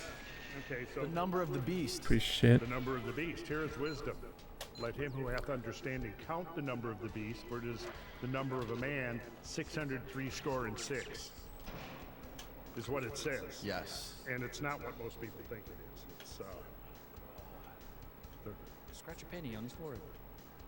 So what is the significance of the number 666? Besides that's the where do you start? That's the question. Well, it was typically a number associated with the sun. And there's a lot They're of passing symbolism. away. That was Legendary. quite far afield. Let's see if this. Okay, this the graphic is working. Oh my God. Okay, let me go into a larger. It's pretty fast. There we go. All right, so notice this line, north-south. That's the Earth's axis. Right. Remember the straw that I was using. You picture Earth's Come on, equator man. projected out into space. That's the celestial equator. Okay. And then you picture the ecliptic, which is the plane swept out by the Earth as it's going around the sun. It's the plane of the Earth's orbit. Now, remember what I said? There's so many motions. Yeah, and it takes a little bit of thinking to get this integrated in your consciousness. North celestial pole. What is that this? That is where Polaris, the North Star, now is. If we could go back half a cycle ago, it would be tilted over this way, and the pole would be pointing towards Vega. And one of the things we do on our what's up, Moonraker? Injure, yo. 666 km per hour. Are you serious? Open the door. Oh, no way. On facility? Oh, no. Bad omens. I'm not going for that strat, So though. we're standing on the Earth, and the pole, the axis of the Earth, is pointing towards that. But 13,000 years ago... Dude, he's going so... Oh, I can't reset. I was going to reset. I was in speedrun mode. And there's Vega. So now if you can actually picture what's happened is from Vega, 13,000, or half of that number, 12,960, half of that number around brings us to now. What's up, Moonraker? How are you, bro? One half more cycle, Yeah, injure, I know. 12,900 years from now, Come on. 13,000 years, the pole star will be Vega. So if This you're game, man. around, Danny, 13,000 years from now, and you try I to hate this game. navigate by the North Star, you will get lost. I mean, by Polaris. You'll find yourself. So this intersection is the key point right there. That's what's moving. Here's another version It's of fine. it. It was so shit, anyways. Again, and you see the 12 signs. So look here. Here's Aries, Pisces, Yeah, injures. Yeah, yeah. Aquarius, Capricorn, Yeah. right? Sagittarius, Scorpio. I know. Right When I around. passed the guy So right away, I was now, going for the injure. showing at 0 degrees here, which is the cusp between Aries and Pisces, which would actually have been 2,000 years We ago. made it to Silo. Now it's over here. It's moved this far in 2,000 years. So that intersection, again, that is the celestial equator. The plane of the ecliptic remains fixed. Right, okay. It's the celestial equator that's moving. Wow. I mean, the obliquity of the ecliptic does have its own cycle as well, right? There is a No, man. variation. 00, my It's one of the friend. Milankovitch cycles. This is one of several sort of oscillations that the Earth goes through that some people think may actually function as a basis for ice ages and things like that. There's a whole bunch of them. There's like a 41,000 year cycle as well for the obliquity of the Man, my ecliptic. stick needs some love. It's doing weird stuff right now. Gradual accumulated climate change over thousands of years, no doubt. I don't think it explains things like the Younger Dryas, though, where you have you know, major shifts from glacial to interglacial within a few decades. Right. It seems to require something of an external injection of energy into the system. That's exactly. It's a great way to put it. Yeah, cosmic shooting gallery. So here's your homework assignment, Danny.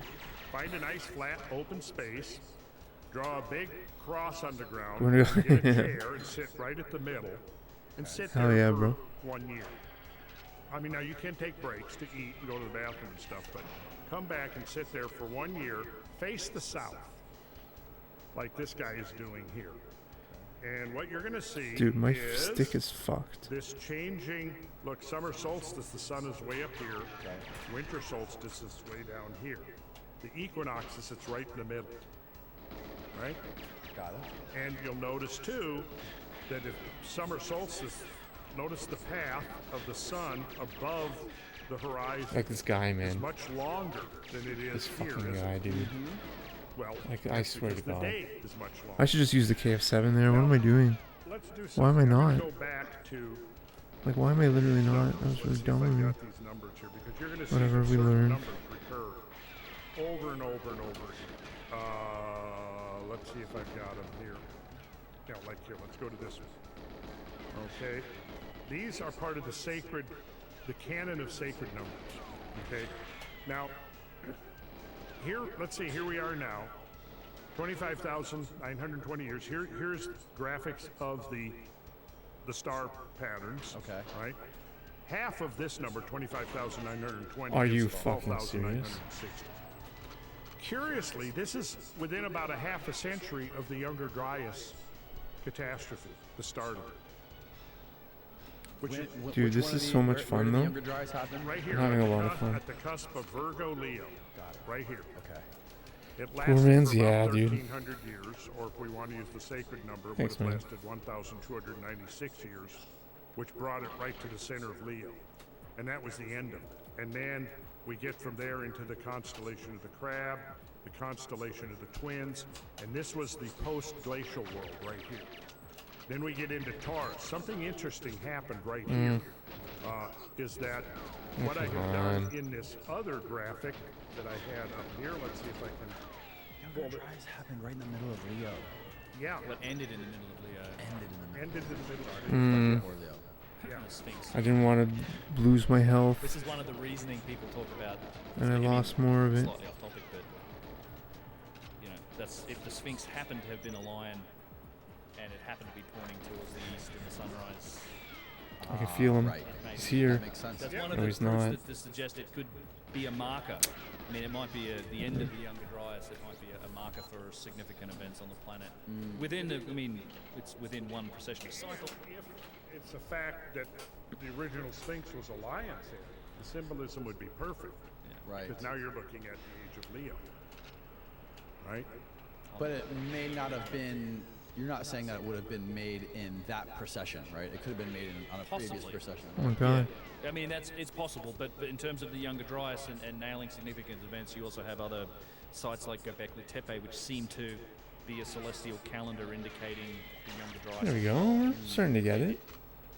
We're starting to could get be it. a marker for that. I mean, Yeah. I've heard that used as, pretty good. as one of the Oh, no. potential proofs Oh, that no. suggest it's older. I mean, along with the erosion and everything else. But it would be perfect symbolism. Right. So For the age of Leo and, Yes. and a significant event. See, that we're you getting better.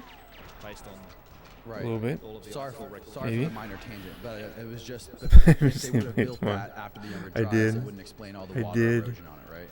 That is fact. No, it I can't believe that it worked. still could, That because should it not have wasn't- worked. It wasn't. It didn't. Egypt actually was verdant and green during that period, and Point's for cool. several It was a thousand cool years game. I like after it. that. It wasn't like an immediate climate change at the end of the Younger Dryas for Egypt. They think that it became a desert. I think about 8,000 or 9,000 years ago, somewhere in that range. There were a few thousand of years after the end of the Younger Oh Dryas. yeah, one thing I didn't like was a cop started shooting at me, and so I shot back, and then I failed the mission. Yeah. I was like, what is this? What is this What I've done here is heresy? I've gone through the scientific literature This- and I've taken events, unique, I'd call them event nodes, where things happen, right? And I've plotted Injustice. on this wheel here. And Oh no. you can see there is a very interesting correlation. Like, let's go back to the cusp of Taurus Aries right here. And, oh yeah, let's do full. Come on. So shit.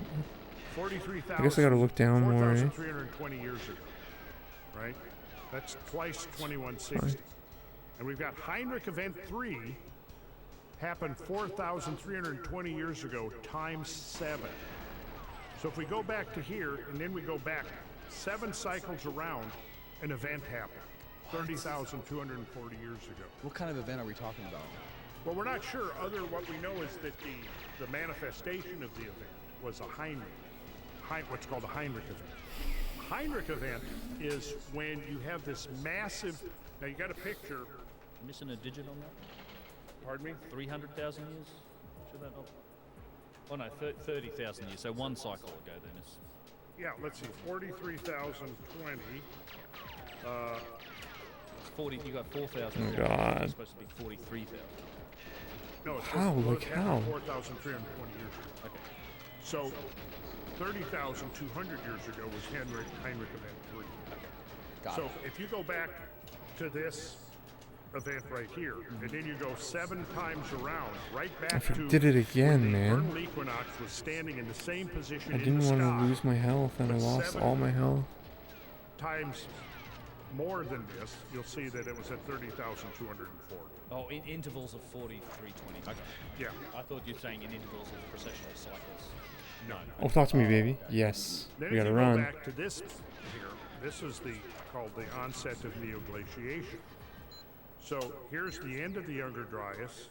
Here's the beginning, actually the beginning of the Younger Dryas. That arrow is slightly off. That arrow is actually Talk to pointing me. to the end of the older. Talk to me, Trev. Okay. And 19620 was roughly the beginning of the Younger Dryas. Thank you, Irie, for the mind placement. Sorry, 12960. Info. Spoonerism. And then here's the end of it. And then, by the time you get to 10,000... Which way are we moving around this wheel? We're moving this way. We're moving Well, counterclockwise. time moves this way, and if we go backwards in time, we're going back. Okay, backwards in time is clockwise. Yeah, if we start here, if we go backwards Amazing. in time, we're going clockwise. Got it. So we go from here back to, say, 8,640. We had a Heinrich event. Again, at times 7. So 60,480 years ago, there was an event. And again, it falls on the cusp of this transition. But 6,480 years ago, you had the onset of neoglaciation. Now what happened was, during the age of Cancer and Gemini, which are these two ages right here, the planet went into what has been called the climatic optimum, where temperatures were warmer than they are today. Now this is well established.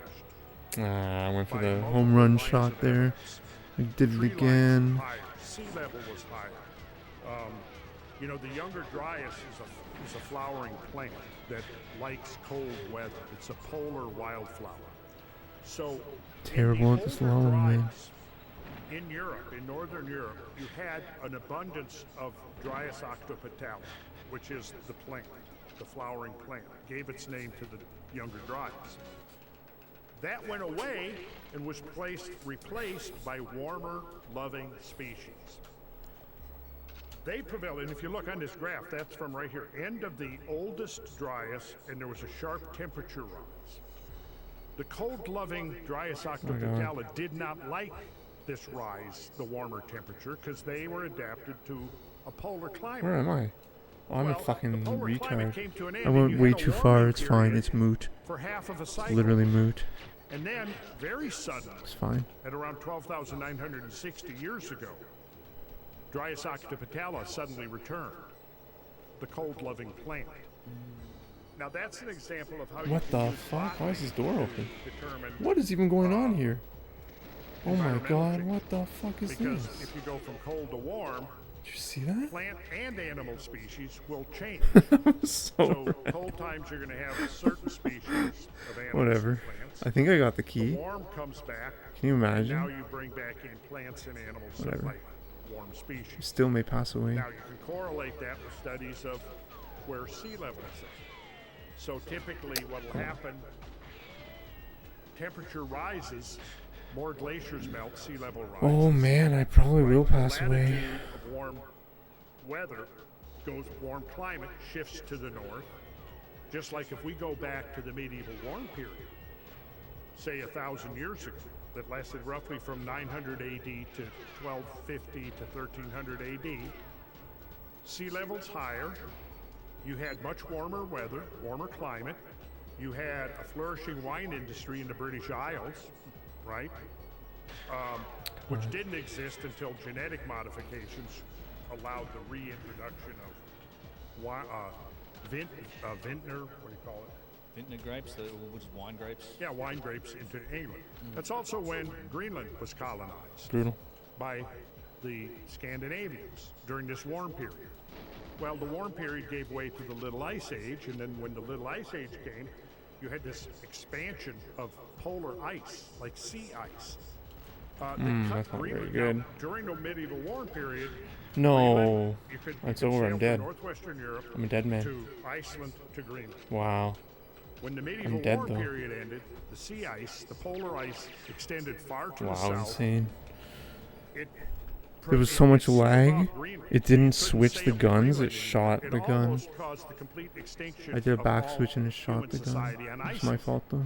Because I'm not saying it's not there my was fault. trade going on, and the cold weather, the return of cold weather, drastically affected Oh agriculture. my gosh. Caused food crops to spoil in the fields, and that led to people getting hungry, and that led to famine. And so what we see if we look at history is that the cold spells in global climate have always been far worse than warm spells. Right. Warm spells increase the growing season. They tend to increase the amount of rainfall. I've documented and talked about this extensively on my Cosmographia slideshow, podcast, showing that the overwhelming evidence that warm periods have been benign times for human society, usually associated with, like, if we go back to about 540 roughly AD, the onset of what is called the Dark Ages cold period saw famine, it saw pestilence, because pestilence follows naturally in the wake of famine, because people get malnourished, their immune systems become compromised, and now you have opportunistic diseases. So in 542 AD, after 6 years of cold weather and repeated crop failures, you had the Justinian plague that wiped out half the population of Europe. So now you have this cold period for about 300 years, 400 years, and now that gives way to what's called the medieval warm period. The growing season extended, tree lines moved up, you started getting a much wider range of latitudes where you could grow food, you had a longer growing season, whereas during the Dark Ages cold period, the population of Europe declined. During the medieval warm period, it increased. After 150 years of warmth, and so much prosperity had accrued that it allowed launching the great cathedral building enterprise. Right. That was precisely timed within that medieval warm period. And you can see the end of the great cathedral building era ended with the end of the medieval warm period, which occurred between 1250 and 1300. And then in 1300, we began the first phase of the Little Ice Age. And again, a whole series of crop failures over the next few decades. And then in the 1340s, you had the bubonic plague, which again, Fine. It's fine. I didn't want it to fail. A third the It's population fine. of Europe. At that point, the great cathedral building era came to an end by that time. And we went into the first phase of the Little Ice Age. That ameliorated somewhat right in the middle in the 1600s, and we had the Renaissance. Oh and no. the cold came back. That cold, which Here was we the go second again. phase of the Little Ice Age, Thanks kinda to came the an elite end council for between that huge tip. 1850, about the mid-19th century, To and be by the 20th quiet century, in this it was level over. for 00. Interestingly, all of our measurements of modern No, not ammo again though. I can't believe I didn't get hit there. baseline Did you is the see that? end of the I Little Ice should Age. have definitely gotten hit. So again, think of the analogy that I was Which talking. was when on here? Well, on here you can almost not see it, but it's right here, right there. Got it. Okay. Right there, you've got the onset of the Dark Ages, and here you've got the onset of the Little Ice Age.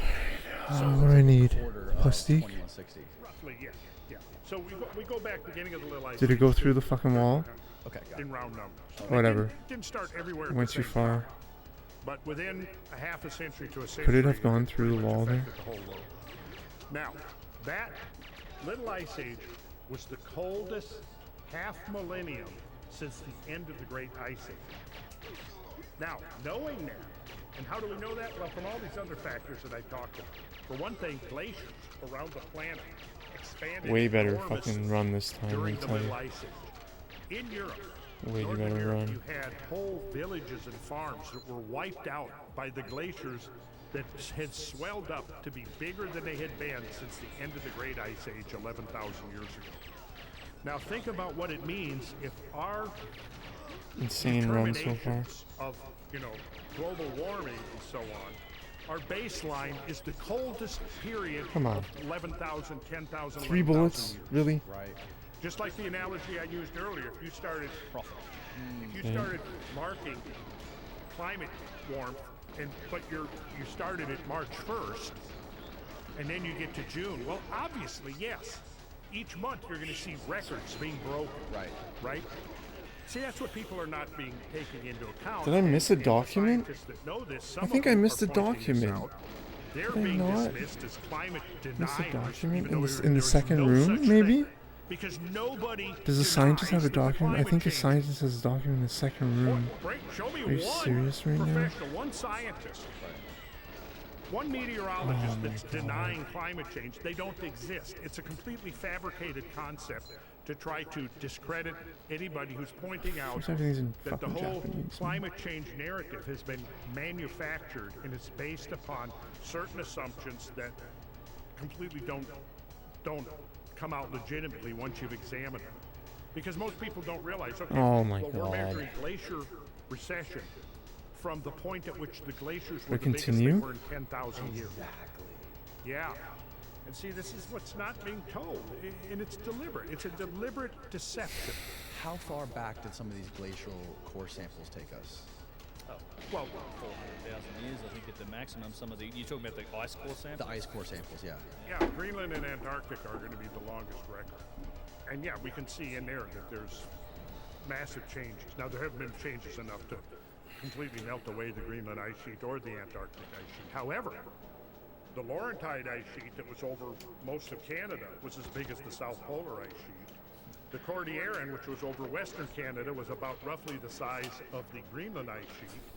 The Fennoscandian ice sheet over northwestern Europe was even bigger than the Greenland ice sheet. All of that ice melted away literally in a few thousand years, and we don't have an explanation for where did the thermal energy come from to affect that drastic change that could cause that much ice to melt away that quickly. And given that we don't really even have an explanation that anybody that there's a consensus around what causes the onset of an ice age and what causes the termination of an ice age, if we don't know that, how in the world can you claim that the science of climate change is settled? It's ridiculous. It's ridiculous. And if somebody says that the climate, that the science of climate change is settled, or they call anyone who questions that consensus a climate change denier, right there, those two things are telling you either they don't know what the hell they're talking about, or they're phonies and they're lying. I think people get lost in the politics of this. People don't understand the history of this, and it's more nuanced, where people are arguing over whether humans contribute to climate change or do humans not contribute to climate change. Of course, humans do contribute to climate change. The question is how much and how significant is that relative to the natural forces? And I argue, we look at the history of the climate change on Earth, that natural forces are overwhelmingly the dominant factors. Right. And we talked about this a little bit on our first podcast, but the way they're measuring the climate right now, they have these like old sensors that are like near airports or something. Yeah. On top of tarmac. Right. Well, and there's manipulation of raw data going on too. They've literally changed. Oh, that boost was so huge. Raw measurements from the past, essentially, cooling the past and warming the present, so that the trends match some of the computer models, more or less. There's a guy named Tony Heller who does some good. He's great. Yeah, he does Tony Heller does some good stuff. Some good videos exposing some of the way that's worked in order to kind of manipulate the data such that it matches the predictions that were made almost exactly. And it is political, unfortunately. It's I mean, I always find it telling the first moment you usually ever engage in some sort of skepticism around the narrative of climate change, you generally first of all have to then defend yourself as saying, well, pollution bad. I should just It's like for some reason it's weird. push. It's like of course pollution is bad and we should be Alright, stewards I'll of avoid the doing planet. But that right there is telling you that it's a political argument. There's somebody who did a study on this. I think it was Steven Pinker, who basically he reverse engineered people's view on climate change, and he said basically all you have to do is figure out their political leanings. Yes, and then you can that's figure right. out how they feel about climate change. Yeah. But yeah, so that's the point. I mean, the point is that the climate, anybody who studies the climate, and I've studied in depth for decades, knows that the climate has changed profoundly over and over and over. Right. There has never been a point which we can say the climate has remained stable. Right. It doesn't exist.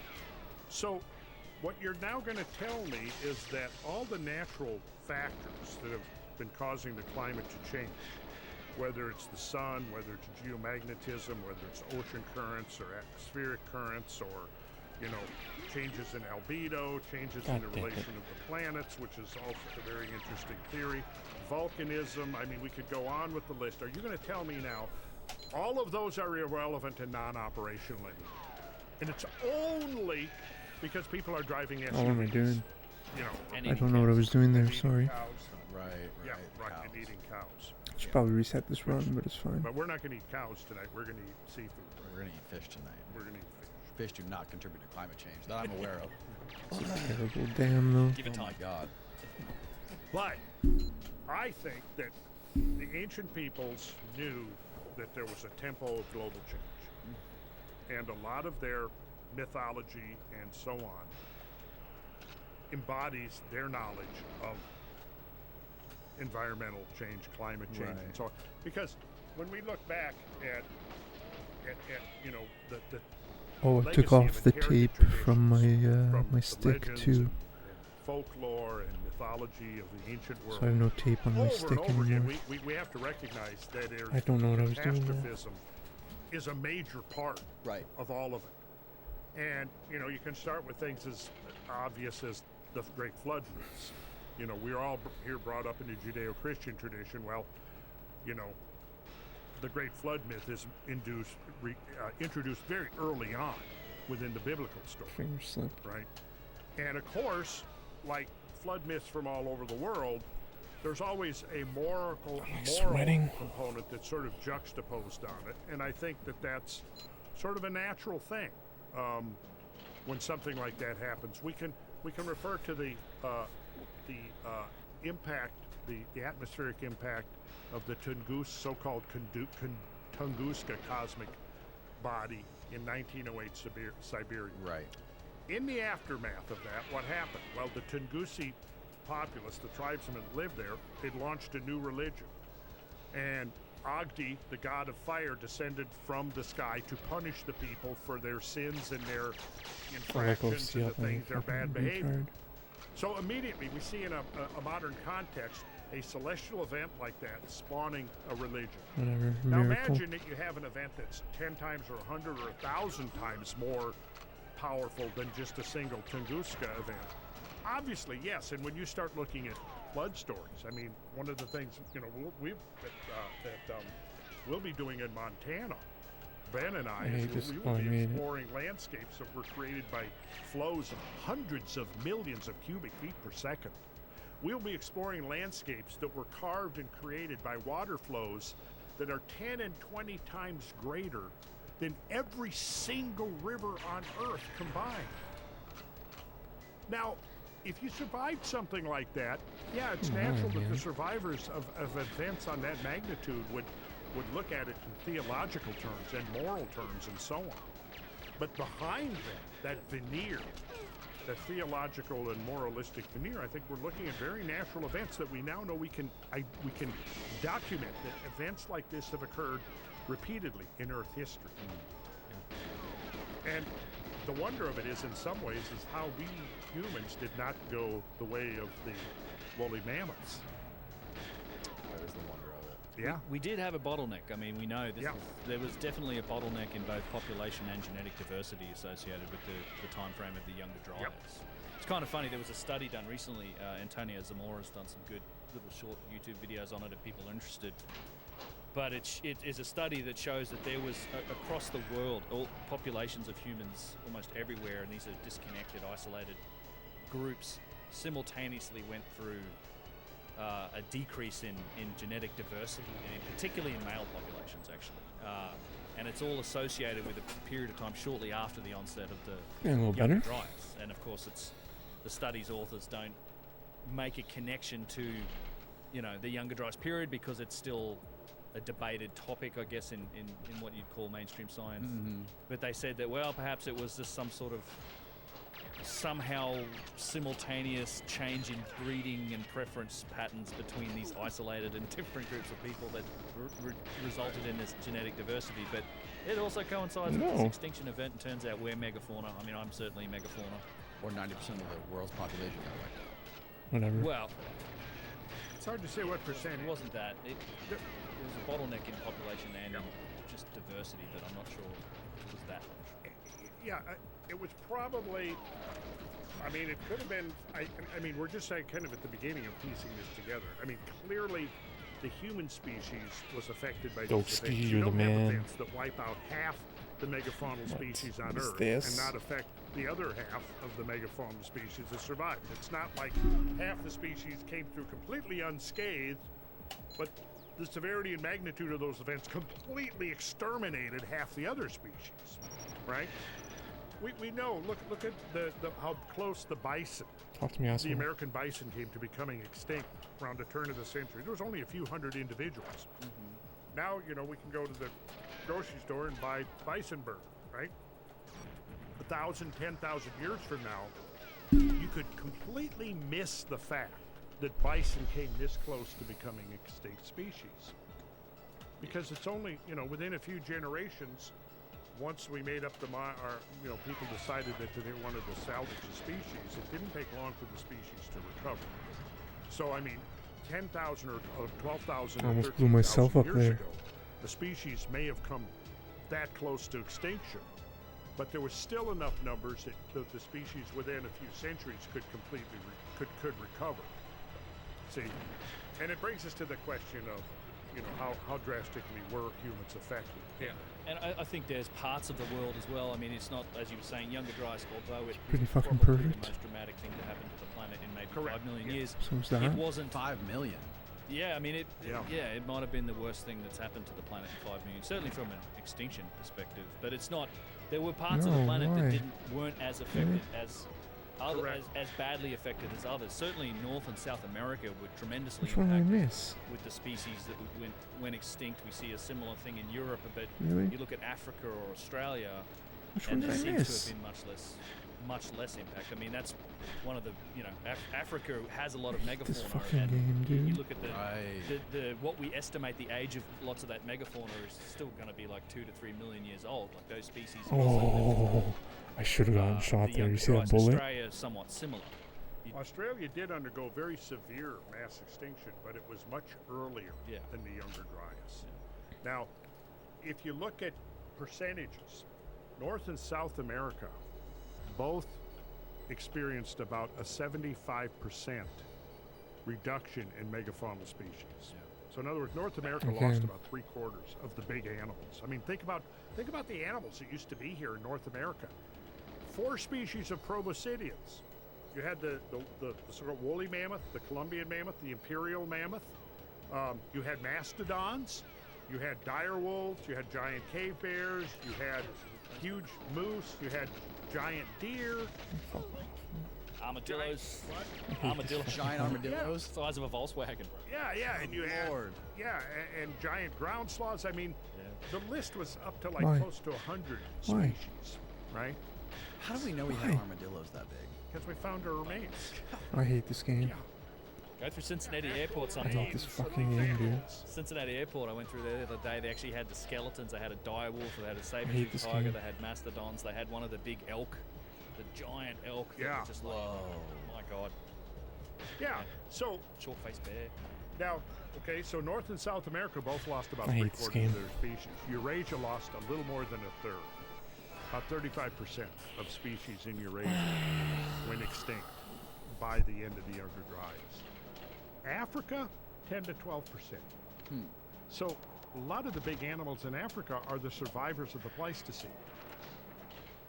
People don't realize that when you start looking at rhinos and hippos and This is so elephants tragic. and giraffes and all the rest of them. So clearly, the cataclysm, the Younger Dryas cataclysm, was not uniform around the whole planet. Right.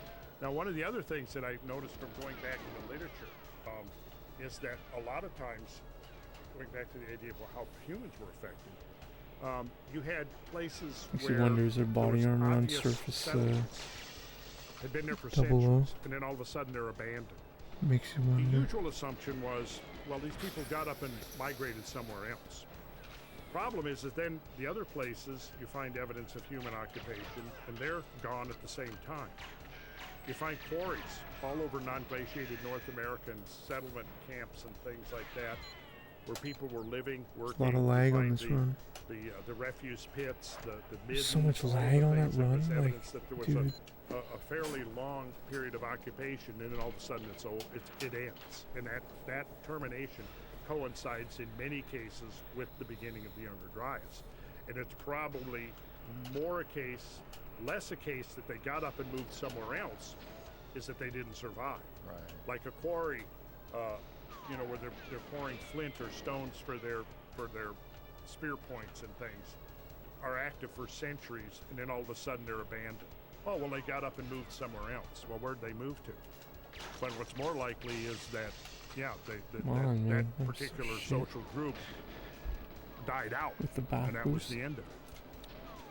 How much debate is there over what caused the Younger Dryas, whether it be comets or solar ejections or all of the above? But there's still debate. I'd say that. Yeah. I mean, there's at this point 160 odd papers peer-reviewed. That the vast majority are very much in favour of the cosmic impact / airburst theory. Airburst meaning like it explodes when it hits the atmosphere. Yeah, so it's initially I think people were thinking about thinking shotgun. of it in terms of a single impact, but it very much seems like it was a shit line. series and potentially different periods of cosmic impacts and airbursts. Airbursts are also traumatic. I mean,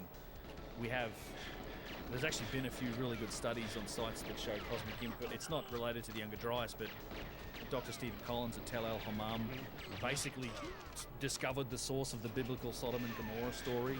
He did a digging on a site, and they've shown that site was actually subjected to a cosmic airburst, and it literally matches all the story that's in the Bible, which you probably attribute that to the wrath of God if you had happened to witness that from a hill a few kilometers away. But yeah, I mean, airbursts are bad as well.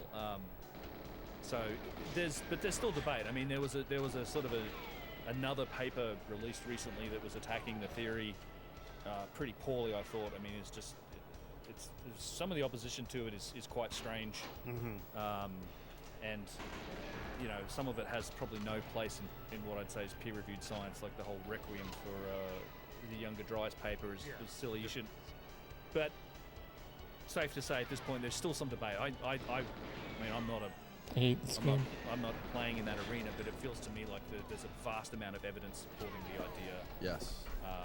Both on the macro and micro scale, as well as cultural evidence in all of our There's like origin nano stories. diamonds that have been Yeah, found. so it's exactly. There's a lot of the papers focus on we have a number of sources of evidence. There's a lot of papers that focus on the impact proxies, the things they find in the strata layers of the dirt, the shock synthesized nano diamonds, the carbon and magnetic microspherules, extraterrestrial platinum and iridium spikes, the black mat layer. So all of that's in those layers. You have the evidence for catastrophic climate change that correlates with those strata layers that are found in the ice core samples. So we look at oxygen isotopes and other elements. There's like soot particles. There was a paper done looking at some of the particulate matter in some of these ice core samples in the Younger Dryas that suggest there were wildfires and like 9% of the world's biomass was burning. So you have these indicators there, and then you have the macro evidence. A lot of the stuff that I've really enjoyed Randall showing me, the evidence for just flooding the likes of what we're going to see in Montana, where just astronomical, channeled scablands, astronomical volumes of water pouring off, those ice sheets on the way to the ocean that sort of must have happened in, these catastrophic sort of short-term events. So you've got a lot of evidence that points to this traumatic period, and that something happened. And then there's all this scientific work that sort of says, well, these are all impact proxies. Mark, there's a great presentation done by Mark Young at the Cosmic Summit conference that we held earlier, which sort of looked at a lot of this evidence. And I think at one point he points to some of the rebuttals of some of the naysayers of this, pointing out that, well, no, we're not looking at micro diamonds. We're actually looking at like Did my boost eat my B press? I think it did. Bugs don't shit diamonds. So So do bugs shit diamonds? I don't think so. He's a deadpan guy, and he just delivered that line quite well. What is the idea about solar ejections? I think that's worth considering. Now, see, because now we have a lot of evidence for a cosmic event at the beginning of the Younger Dryas, but there was also a catastrophic event at the Younger Dryas. The Younger Dryas is bookended by two catastrophes. The end. We don't have the same kind of proxy evidence for impact, cosmic impact, at the end of the Younger Dryas. Robert Schoch maintains that, I don't know if he's come around to accepting the possibility of impact, but he's been arguing in favor of a solar event. And I think that's totally I hate possible. this game. I really do. Particularly since I learned that there seems to be a correlation of the infall of cometary masses into the sun and a reaction in the chromosphere I of love the this sun game. that translates into solar storms and coronal mass ejections. I'm going to do a paper on that on my website, or even do a whole podcast around that idea. I haven't had time to fully dive into all of what's now known that we've gleaned from the information and insight that we have into the sun since we started deploying solar observing satellites. We now know a whole lot Why do I more not than have we a did. Let's KF7 out say again? since the early Why? 90s now, we've got, 5 or 6 satellites that are looking at the sun in one capacity or another. The evidence that seems to be emerging is that the sun is much more variable than was previously assumed. Now, when we go back to the beginning of the climate models and the first IPCC report, which I believe was 1992, they were not looking at the sun at all. They were still looking at the constant sun model. And so if the sun is not changing, then you can't blame the sun for climate change if it's an invariable sun. However, if the sun is far more dynamic, then it is going to play a role, and on multiple levels. And I think that's what we're seeing. We're seeing now the cutting edge information about the sun suggests that it is much more dynamic, a more dynamic star than was assumed in the 80s and early 90s when the computer models were being generated and the sun was being dismissed. Solar constant was the working assumption. Well, if the sun is constant, then the sun is not contributing to climate change. Right. See, but that's wrong. I think at this point we can clearly, assume that that's wrong. Yeah, and the sun could entirely also be a source for cataclysmic events in the past as well. Like we know, we've seen smaller versions of it with the Carrington event. And yeah, what was the Carrington event? There was, when was it? It was 18. I'm trying to think the actual date. We know that there were telegraphs in functioning. It was. was. The 1870s. I think. It was something, yeah, 1870. So it was essentially it was probably the biggest solar flare that's happened in that period since, and it literally set telegraph wires on fire, melted the lines. Wow. And if it happened today, a Carrington event, Maui. It might fry all the electronics on whatever side of the planet it hits when it comes along, because it's a huge, part of that solar flare. It's just like it's like EM pulse kind of thing. It can fry it sort of fries electronics. And, Right. a lot of our electronics are very sensitive to electromagnetic pulses and things like that, which solar flares, hit you with. And there are theorized more serious events even than that come from the sun. So. There's evidence that there have been more powerful solar events than the Carrington event. Oh, yeah. Really? Yeah. We could talk about that in a future Okay. podcast. Two things I want to mention. George Howard is reminding me that the second Cosmic Summit is coming up next June 14th and 15th. And the tickets have gone on sale, I believe, while we've been sitting here having our podcast. Yeah. Amazing. Yeah. So for sure when it goes live. Yeah. Dan was talking about our Montana trip. The last I heard there was like 2 or 3 I think it might have filled up. But Really? there might be one spot left. We'll see. But I think it filled up as of yesterday. But there may be a spot. Okay, well, the other thing That's is coming up. then in starting on Halloween and for the following 4 or 5 days, we're doing a tour eastern Tennessee in the Cumberland Plateau, which is an amazing place of caves and grottos and canyons and cataracts, mostly hidden under the vegetation and the canopy of the forests off the beaten path. This will be our 4th tour up in that area. We get off the beaten path. We've got a great lodge reserved for the tour that we're going to be using as a base to do these explorations. And we've still got we've got probably 8 or 10 seats left open for that. And this again, the people that come together around these things are, to me, and I get this feedback all the time that people say, well, it's awesome as learning about this natural history and the landscapes and the catastrophes and all of this.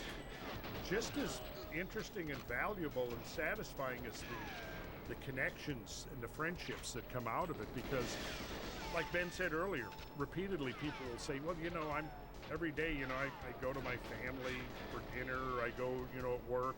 There's nobody interested in this kind of stuff that I can talk to, but I come here and everybody is interested in the mysteries of our past. And that's a big part of what we're exploring in this. So it's not only about teaching people to read this decipher the landscapes. Because wouldn't you say that's kind of what once you've seen? Oh, it's for me, it's revelatory. Having somebody like you teach is great. Like actually being able to look at that land. I mean, it's a place. These are beautiful places just on their own. But then once you actually get some of that context about what caused it, and you can start to imagine what actually happened here, it's just this. It's a whole other level. I mean, I've met people who actually live in these places, like in the Scadlands, and you start to explain to them what happened, and they're just like, holy crap, I can't believe what you're looking at. They've been living in it, and they've never even looked at it from that view. I can't tell you how many people have contacted me saying, well, I've lived here in this landscape all my life, and I'm suddenly looking at it with new eyes. Here's an analogy for you, Danny. Imagine, like we look up on the screen, we see words up there, don't we? And you can read those words. And because you can read those words, you extract meaning from it. You can make associations. You can understand things. But if you're illiterate, you'll look up there and those they'll just be shapes. They won't convey any meaning to you. They won't convey information at all, will they? If you're illiterate.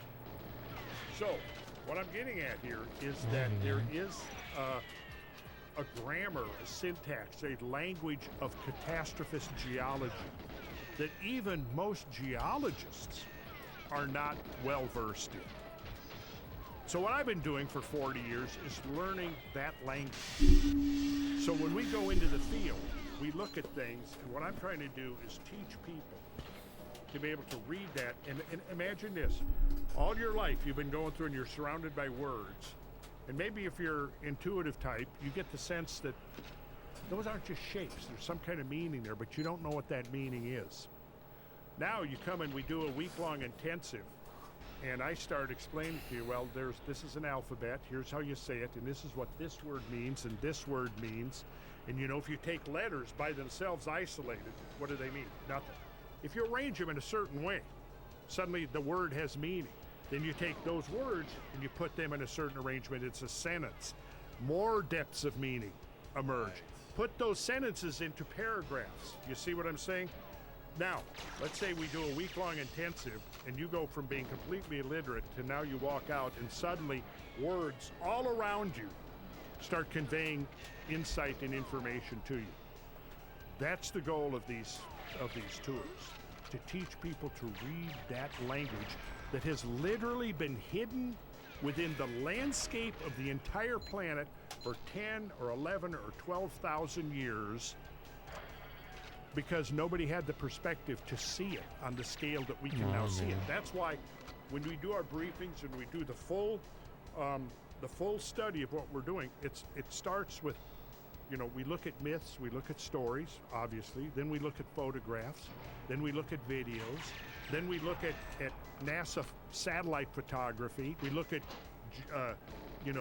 geographic information systems, we look at Google Maps, we look at digital elevation models, all of this, because now we can see things on a scale that our grandparents couldn't see. 50 years ago, 60, 70 years ago, we didn't have satellites where photography where you could now begin to see the scale of some of these events that have played out on our planet. So I try to bring in as much of that as possible.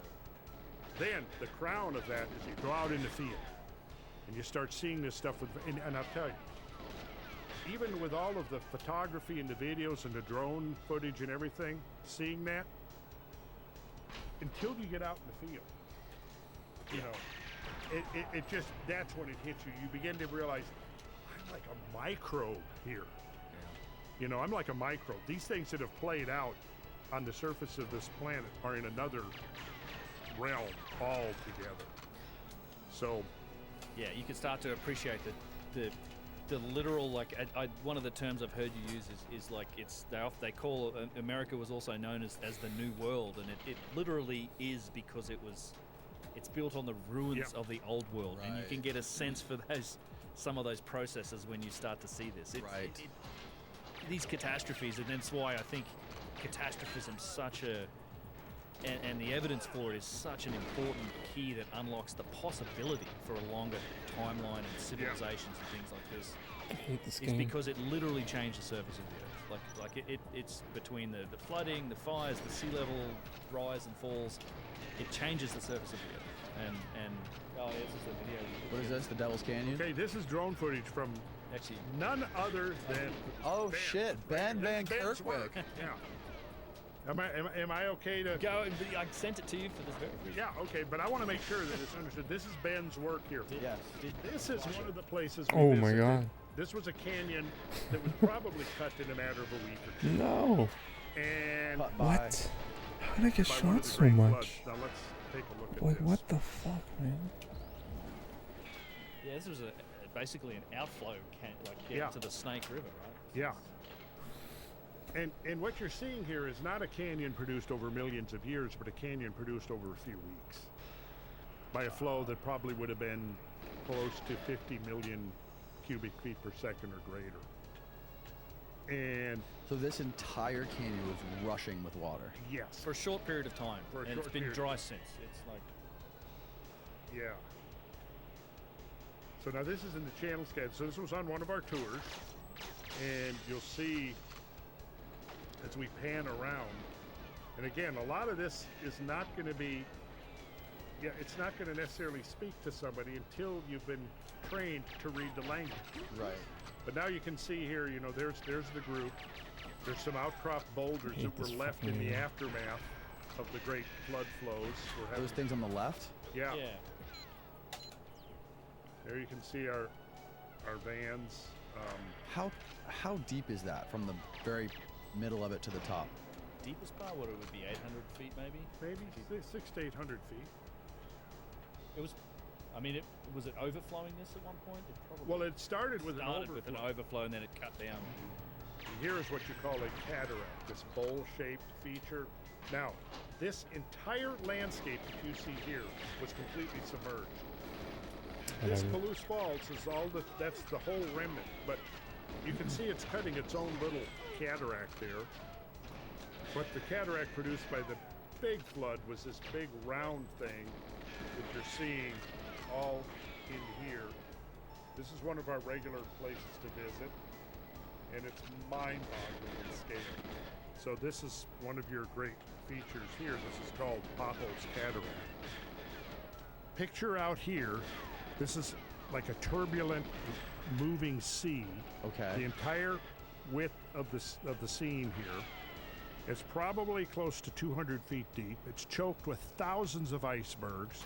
It's moving towards the viewer, and this is a ridge, and behind you, you can't see here, it drops down into the Columbia Valley.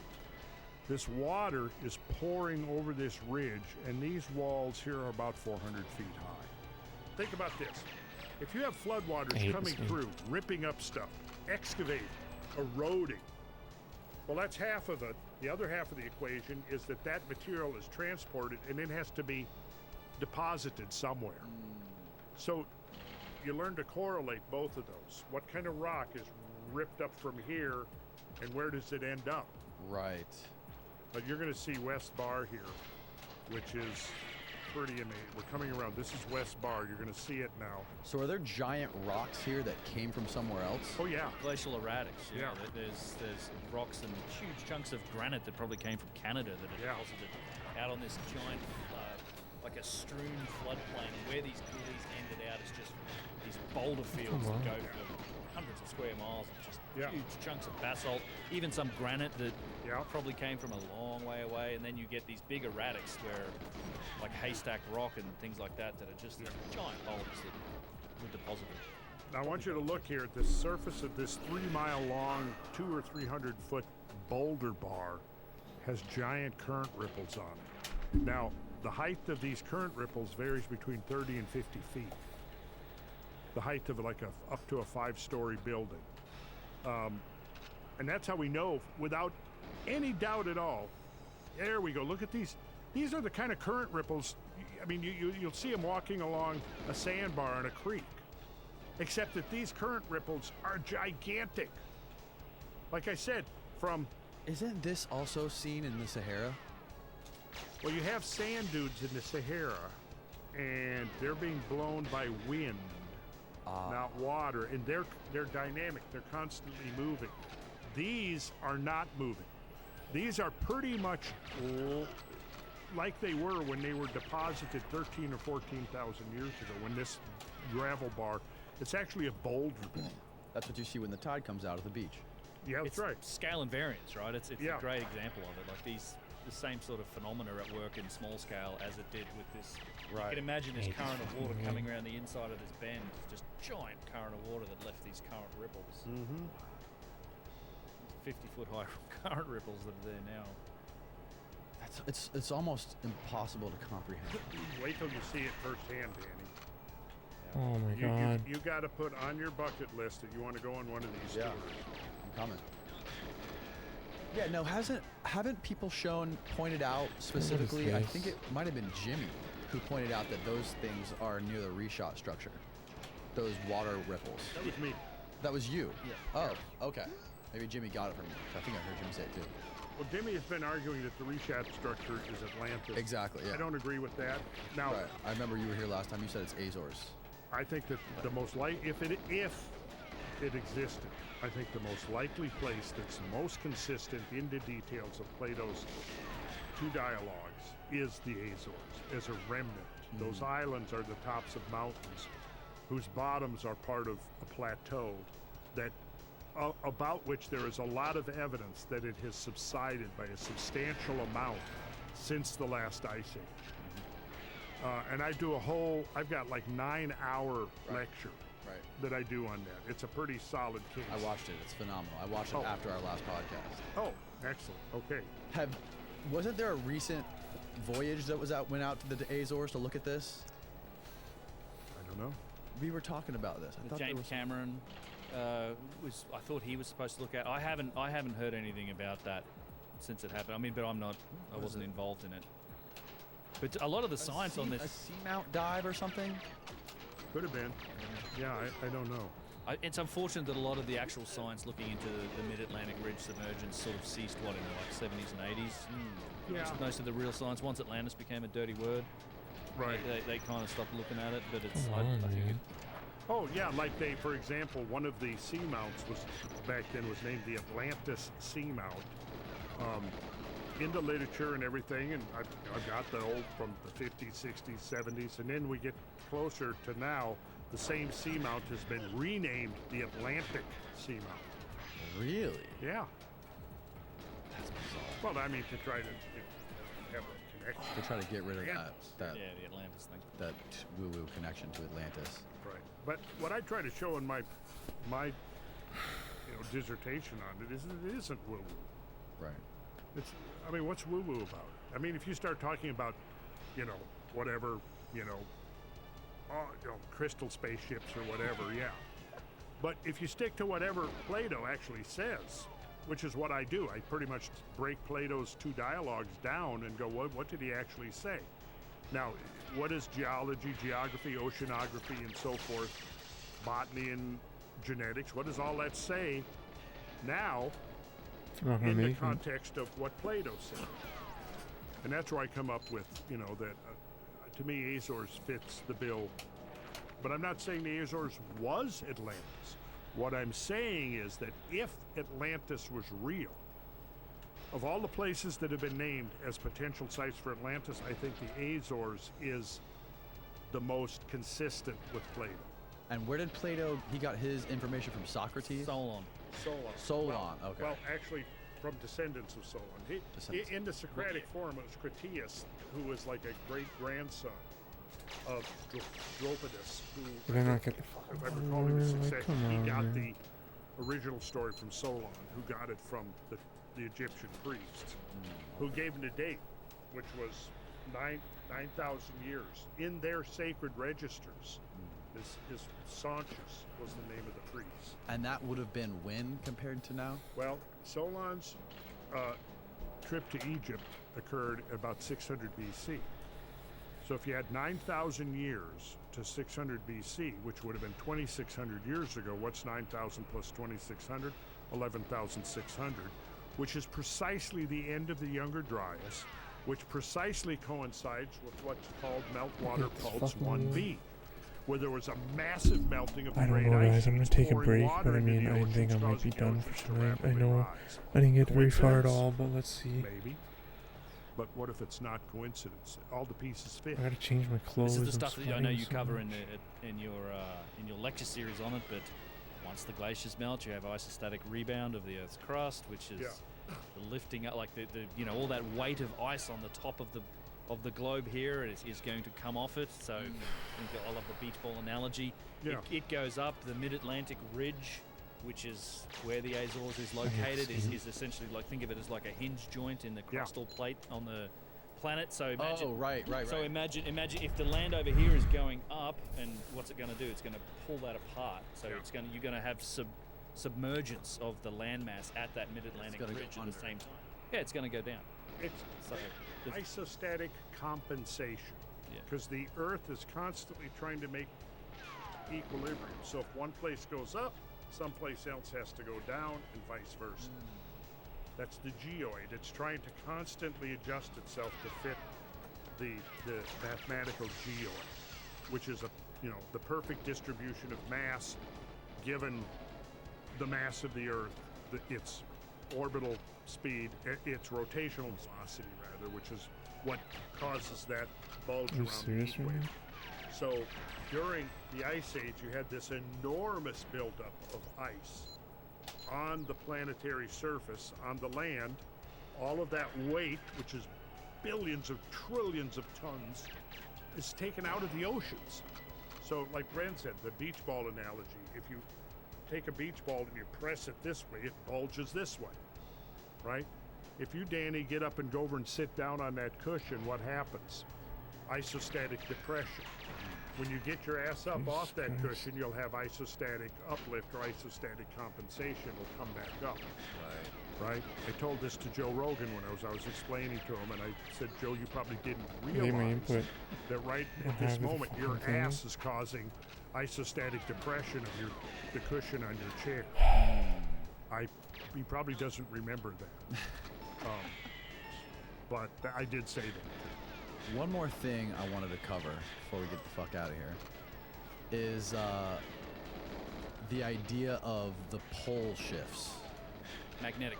The magnetic pole shifted and the Earth did like a 90-degree tilt. No, see, now a lot of these people that are speculating don't really even seem to understand the difference between the magnetic pole and the geographic pole. The geographic pole is the Earth's axis of rotation, right? The magnetic pole doesn't necessarily exactly coincide. In fact, it migrates. It doesn't coincide with the axis, the geographic pole, which is the axis of rotation. Those are two different things. Now, I believe, I've looked deeply into that when I was first studying catastrophism, looking at the work of Velikovsky and Charles Hapgood and others. Charles Hapgood saw the catastrophic history of the Earth. He was trying to come up with an explanation. He came up with a relatively sophisticated model of crustal shift, not the whole mass of the planet, because he looked at the math The of it. crust, right, exactly. Right. Earth crust displacement was his theory. Right. So it becomes disconnected from like the mantle? Yes. The asthenosphere, the plasticky kind of connection. You can think of the Earth as like the crust as being like the skin on an apple. That's like a relative thickness of it, right? But beneath that we have varying degrees of like plasticity and connection. So it's like the tectonic plates are sliding around on the asthenosphere that has this plasticky kind of properties to it. And Hapgood proposed that could have been disconnected and shifted violently or suddenly, and then causing catastrophes. He proposed that actually before continental drift was accepted by mainstream geophysics and geology. Yes. Yeah. But of course, then when continental drift came along, this was a much slower process, where Hapgood was envisioning something much faster. Now, I'm not sure I'm 100% correct, but I'm pretty sure that Hapgood abandoned that idea eventually. He didn't abandon the idea of catastrophes, just the mechanism that caused catastrophes. Like, come on, Now, man. I have Stupid fucking guard. It's very different. I think that back to the subject of isostatic compensation, you figure that again, the geoid in equilibrium is spinning on its axis. So now, remember the 13-mile difference between the equator and the Arctic. That's the radius. Yeah. Radius. Yes. Oh, never mind. Yeah, radius. The radius. The diameter's double that, 26 miles. So so now you picture this. If you have a huge redistribution of surface mass, so let's say that the weight of the ice over North America depresses the area of North America under the thickest ice by a couple of thousand feet. Well, now it's not in equilibrium with its latitude, is it? Because all of the surface of the Earth's crust, if it's in equilibrium, the northern latitudes are going to be miles closer to the Earth's center of mass than the equatorial. But now what happens if you change that distance by thousands of feet? Or maybe even in the case of the ocean bottoms, a mile or two, right? Now, it's not in equilibrium anymore. There's not that correlation between the latitude and the distance from the Earth's center of mass. Could that then lead to an accelerated plate tectonics where the planet is trying to regain that equilibrium? So in other words, if you've got large parts, the half of North America is depressed by 1,000, 2,000 feet, and then all of a sudden it's, and I say all of a sudden in a geological sense over a few thousand years, it's moved away from the center of mass. Now it's the distance that it would want to be if it was at a much more southerly latitude. Does that make sense? I think so. It does. I yes. think so. Yeah. So then the Earth, it's trying to re-seek equilibrium, which I think what you're saying is could that possibly cause a kind of a violent adjustment, which leads to volcanism. A period of accelerated plate tectonics. Yeah. So it's the would weight. be bad news. You're saying it's the weight from. It's the mass. Or the mass of the ice sheets on top of. Again, picture this oblate sphere. It's bulged out this way. Right. So at the equator, it's 13 miles. and it's happy there. Now, go 45 degrees north, halfway to the North Pole. Well, now it's 6.5 miles closer, right? Go even further. Now it might be 10 miles closer, right? Now all of a sudden, let's imagine that it shifts upward by thousands of feet. Now where it wants to be happy is going to be further south. It's going to want to be farther away from the Earth's center of gravity. Got it. That makes sense. Yeah. And what would cause that to happen? Melting glaciers. Melting glaciers. Because you've got this huge redistribution of mass. Right. Okay. From off of the land surfaces into the ocean basins.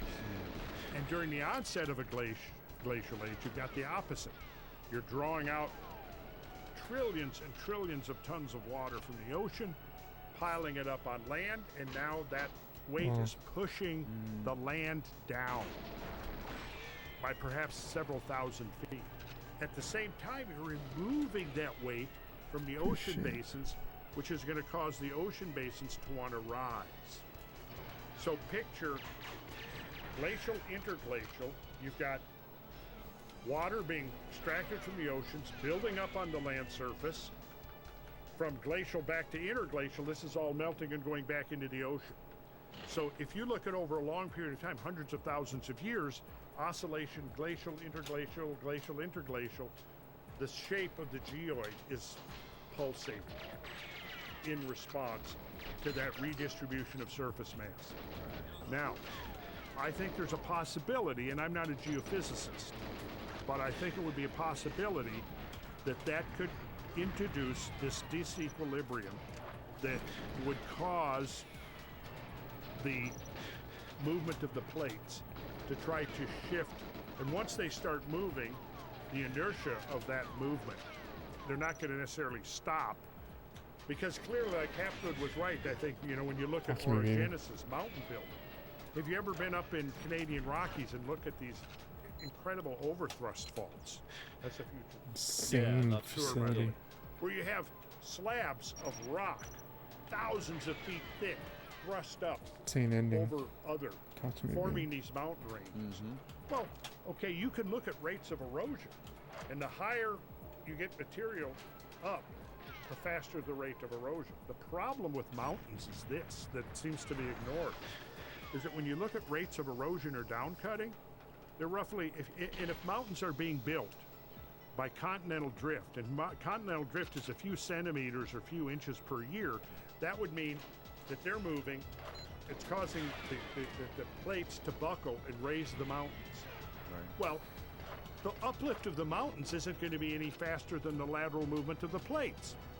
But we've got mountains that are 10, 12, 13,000, 15,000 feet high, yet when you look at the rates of downcutting and erosion, the rates of downcutting, of erosion, the eating away of the mountain masses being uplifted is roughly equal to the rate of uplift.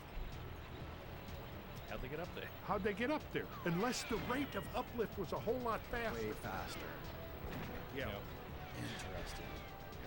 It's possible. I mean, I think places like Tiwanaku in the you know the Andes mountain range is like, that's a huge mystery about how the hell that whole plateau got up there and how it could have supported thanks Toad. There is some Watch me pass away on Surface 1 again. To something potentially happening at a faster rate. I mean, I don't think it's like a day, like the flipping over. There's too much inertia in the system and too much stability in the system for that type of thing. Just personally, again, I'm not a geophysicist either, but yeah, I am interested in the idea that something could have caused a fairly, at least geologically, I'm sorry, dude. Hey man, well, you know, go with your heart, my man. Or at places like mountain ranges. So I think we need to kind Follow your heart always. See, I think we need to go back, take a kind of another look at the geological history of our planet within the context of catastrophes. Because pass away, man. Since the end of the 19th century up until the 1980s, the models of Earth history were strictly gradualistic. strictly uniformitarian, to use the term. Right. Meaning, we have unlimited. The biblical age of the flood of the earth is 6,000 years. So if you have 6,000 years, you've got to do all of this, create the surface of the world as it now is. It had to be catastrophic, right? But now suddenly we've got millions of years. So we're going to get away from biblical literalism, which was actually kind of a straitjacket on science in the early days. We're going to get away from that, and we've got now unlimited amounts of time. So given unlimited amounts of time, we don't need catastrophism anymore. It was kind of a case of the baby being thrown out with the bathwater. We're gonna dump biblical literalism, but at the same time, anything catastrophist was seen within that framework of biblical literalism. So it became one grain of sand, one drop of water at a time. And people like J. Harlan Bretz, who came along and proposed, who was the first to propose to the scientific community that these features that we were looking at in Washington were created by these gigantic floods. He was rejected for 30 years because his critics said, we've gone beyond that. We're beyond all the biblical stuff. We don't need big floods anymore. You're just trying to take us back to Noah and the Bible. But that wasn't the case at all. The reality was that he was documenting these gigantic, you could almost say biblical scale floods. But Biblical's a good word for it. What? Biblical's a good word for it. It would have felt biblical had you been witnessing it at the time, that's for sure. If you somehow, by some fluke, were able to witness it and survive... that would have been the hard part. Yeah. You could definitely see how it would have spawned that whole theological, moralistic framework for understanding. And Brett's was eventually...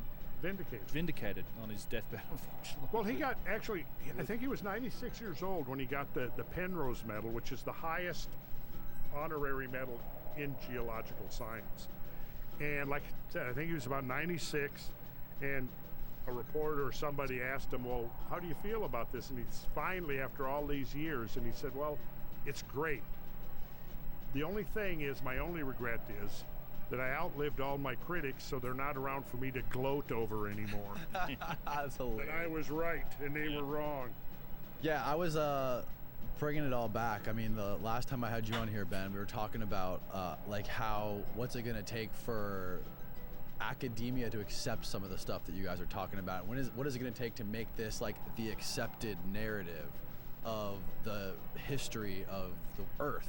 Or not even the accepted narrative. When are they going to just open the door to new other opportunities or other... It's happening. It's happening. Yeah. Cosmic Summit, perfect example. And what I was explaining to Ben was like, people like you and Randall and Ben, both you guys have more of a reach to people than any textbook has, or that any teacher at a university has. It's surpassing what the quote-unquote narrative is that you learn in school out of a textbook. And bypassing it a little. Bypassing it. Yeah, it's well, and it is. I can see that that's a slightly threatening thing. I think certainly guys like Graham Hancock get attacked because of it, and there's a reaction from, you would call, academic circles to try and say, how can we become popular and get on social media and things like that as well. I'd still like to see I still would like to. I think it's an ongoing debate. I mean, I like that this information becomes more available. People can learn for themselves and make up their own minds. Right. But I hate that there's actually battle lines being drawn on this. I still think there's a need for more sort of rigorous and open engagement and debate, which is not typical. We haven't seen a lot of that. Yeah. No. Right. And I've and social media is not the place to do it either. It's whereas I think it's there should be proper forums for that type of thing to engage these different ideas. I think it's definitely a political component to it, because for one thing, think about this. If people started getting engaged with understanding how dynamic the history of this planet has been, which encompasses everything, changes in the environment, climate change and mass extinctions and all of that, and potentially the rise and fall of civilizations being who succumbed to these changes, right? Well, that's going to take away from the political narrative that they're trying to cram down our throats, which is it's all human fault. We're doing it. you know, the whole climate change. See, and that's what pisses me off is that they've hijacked the term climate change. I didn't forget about what you were saying, dude. I'm sorry, man. Anybody who studies the history of Just take climate on care this of it. planet Yeah, acknowledges, man. the You know, climate stay in has touch with her, changed send her messages. profoundly You over said you got and a over and Discord. over again. So don't tell me that I'm a climate change denier, okay? And I go, who's the real denier here? The real denier is the one that refuses to Well, look guys, I might do like a few more refuses to admit attempts. that the climate is And as then sign dynamic off. as I we don't think now I'm know gonna play for a past fact like. that it has been. I don't think I'm And gonna that start there an is attempt nothing- past midnight. nothing that has So I'm happened gonna start recently attempts that for is like 15 unprecedented. more minutes, However, maybe. we could talk about a few other things. Possibly, we're not going to get into that now. I think I might I don't do know if you've this seen my as my series, like the thing. Cosmographia podcast, where I'm talking Come on about these stream great Goldeneye. firestorms in history.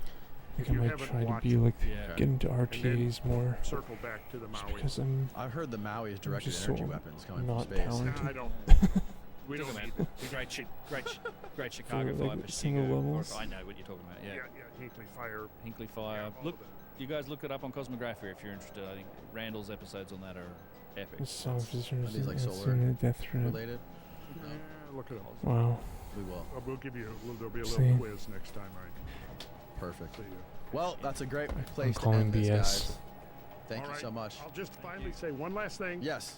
The Cumberland No, Tour, no, we've please. still got about a half a dozen seats coming up in first week in October, and it's amazing. If you go on to randallcarlson.com, I'm disclosing some information about where we're going, what we're going to be doing, and to show people that, you know, even here in the East, we have these amazing landscapes in our backyard. Nobody hardly knows about them. And again, it's going to be a way of bringing people out into the field and teaching them this language. And then, like you said, the Montana trip coming up. Montana trip's coming up as well. That's probably on randallcastle.com as well. If there's seats available, or contact at thecabin.com for seats on the Montana trip. And Ben and I will both be there in person. We will. Yep. We will. I'll link Be both you jamming. guys' YouTube channels below so people can go check it out. Cool. And then websites, randallcarlson.com, and you have a regular website? Unchartedx.com. Okay. All my stuff's there. And discussion. Beautiful. All right. All right. Sleep tight, everyone.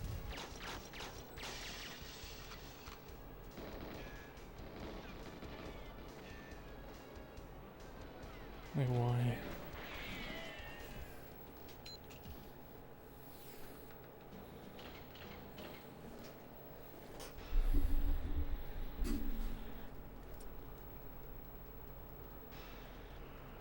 Did you write to her on Discord? You should.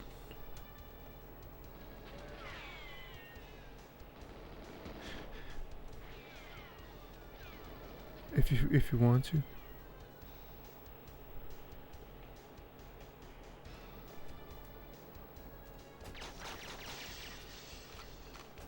It'll be good for you both.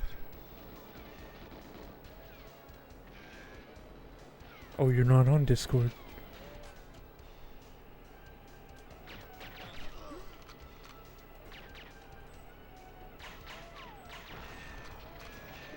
Has Toad gotten Discord just for her? Has she changed Toad? Is Toad truly? I don't know what I'm even talking about.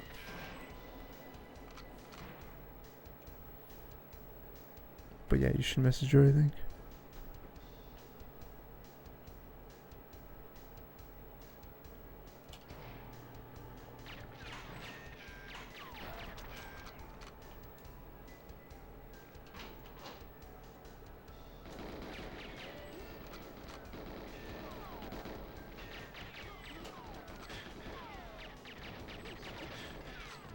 It's too dumb, man. It's way too fucking dumb.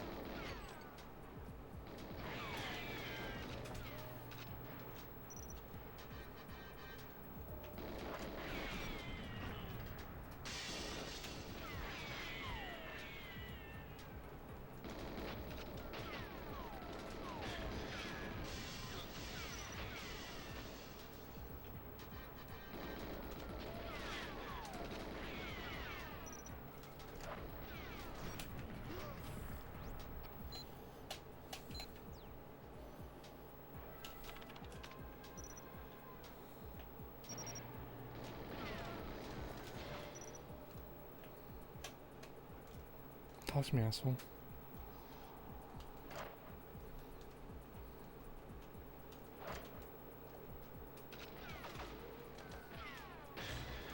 I hate this fucking game.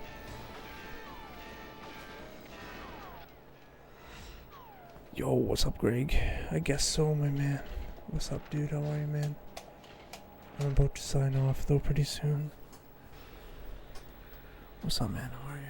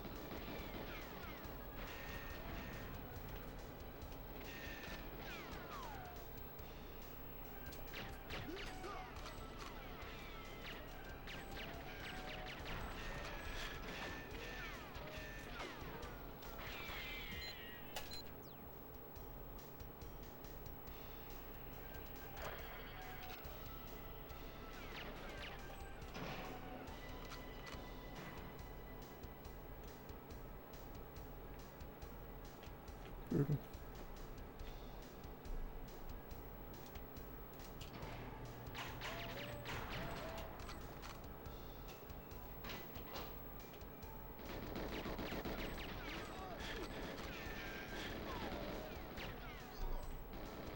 I don't have it? Are you serious?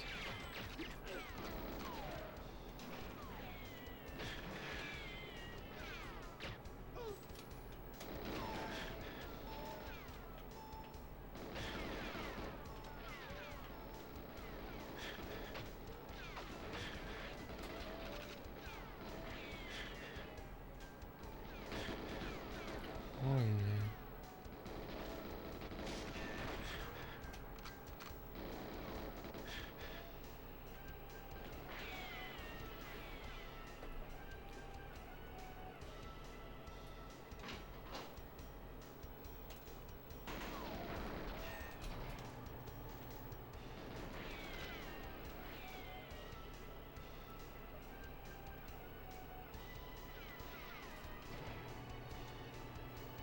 I hate this game.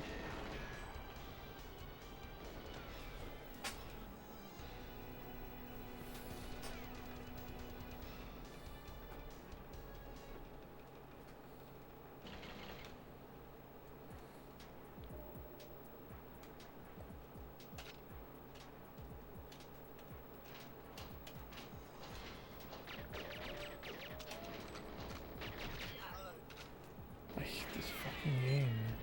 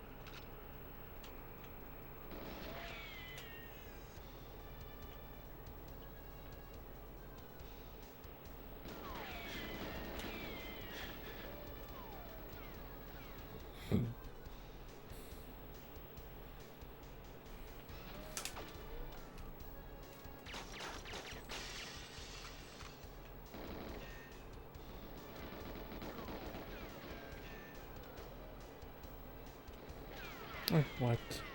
I hate this game.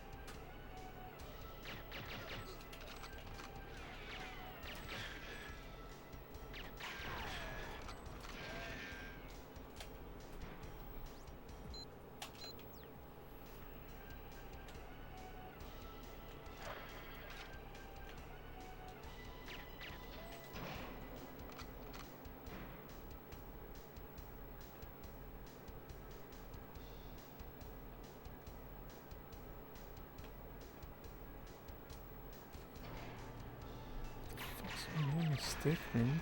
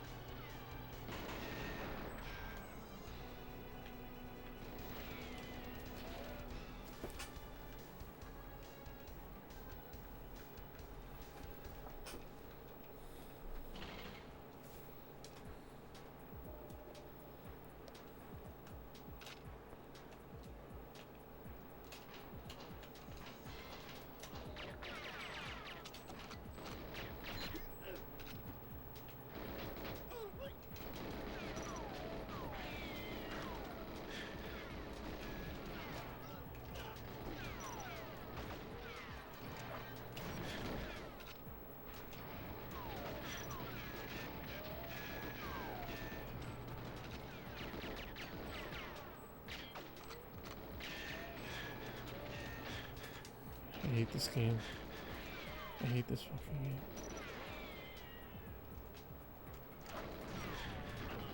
Talk to me.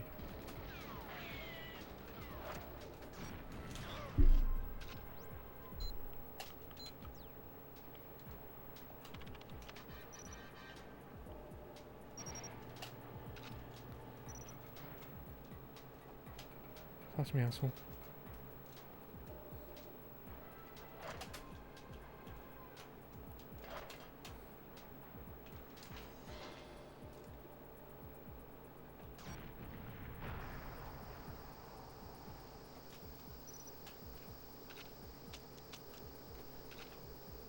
I hate this game. You know how much I hate this fucking game? Did it not blow up? Like, what the fuck, man?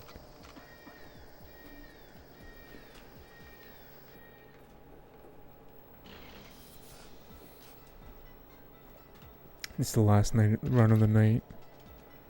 Thanks for being here. Really appreciate it a lot. Appreciate your friendship. This is the worst fucking run ever.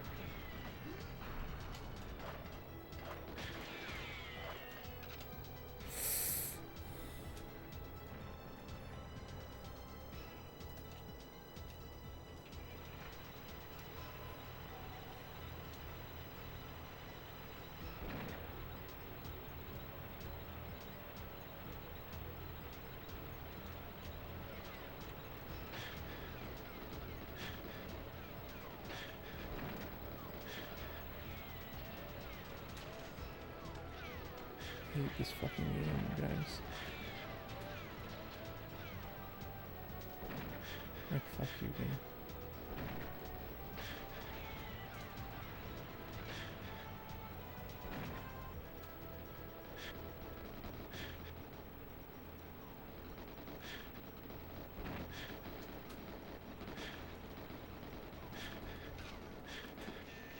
Oh my god, I could have passed away.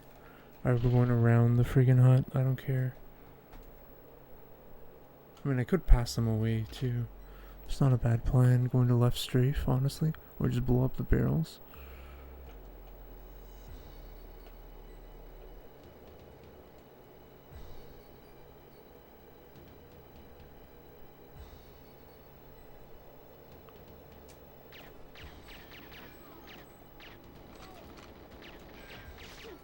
Oh, that was the worst idea I could have done. I will pass away probably.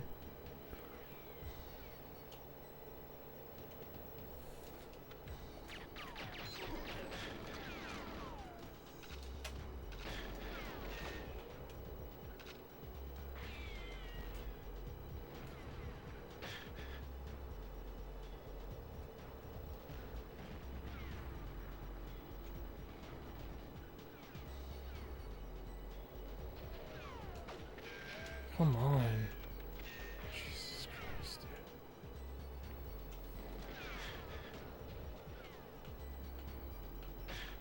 dude. I hate this fucking game.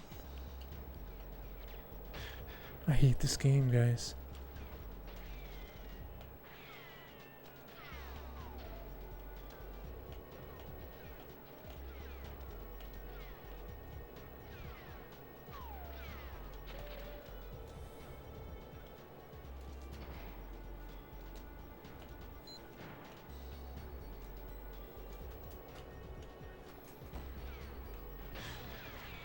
I hate this game. God.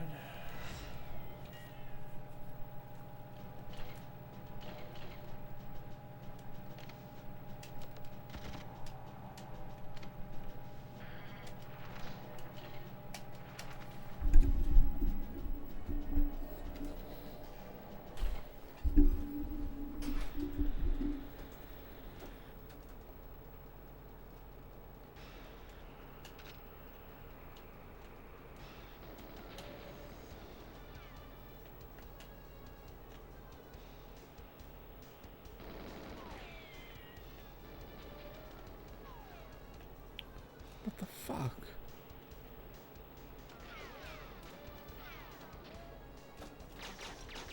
What the fuck happened there?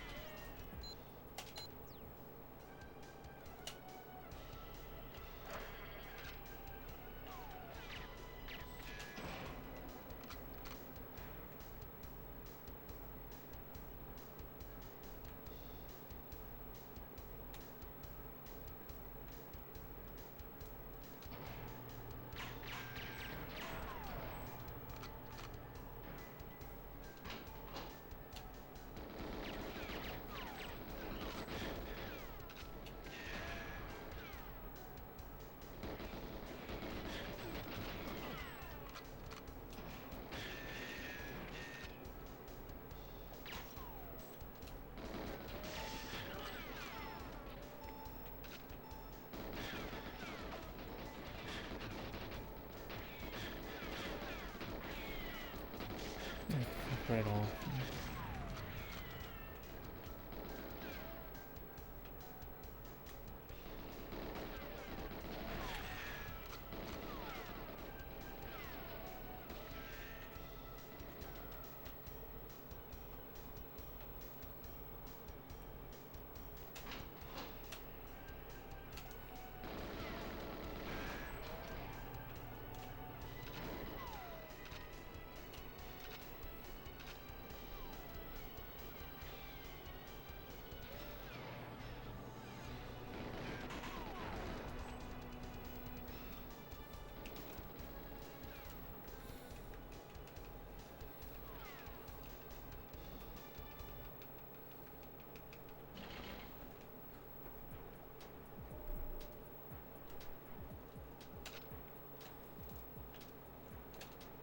What the fuck, man?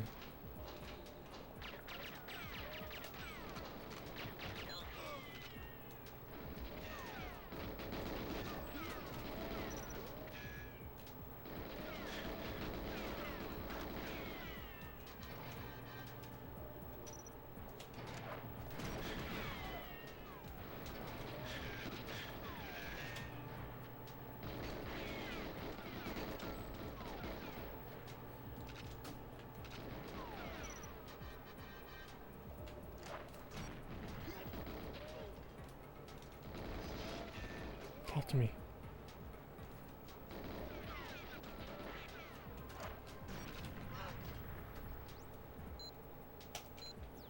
Alright, this is the last run of the night. I'm really happy that Doak was there. Let me tell you.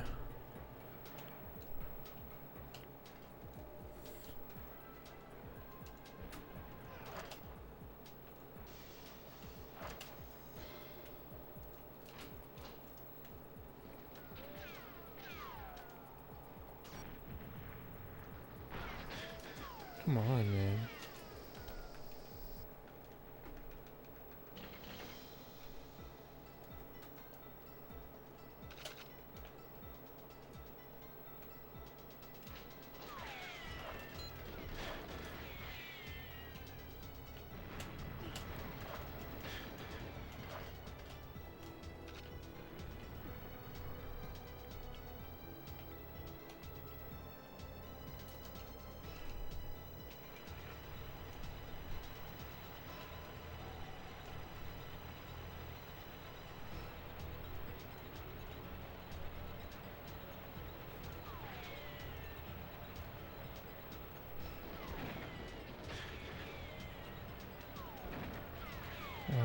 Terrible.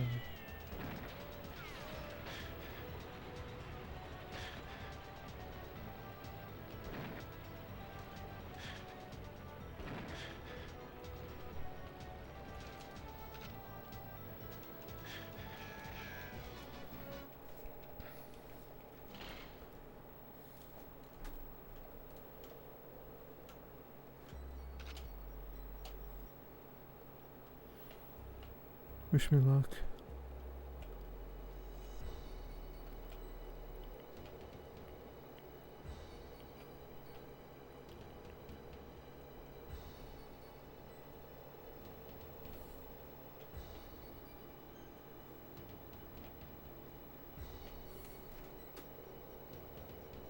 World's worst line.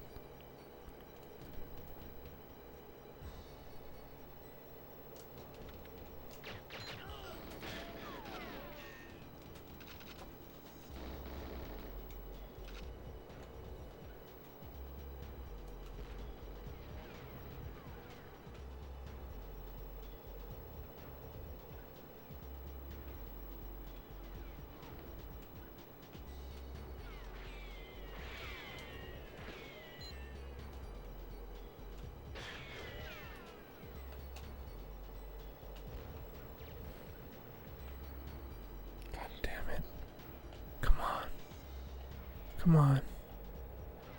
Come on. Please. Please.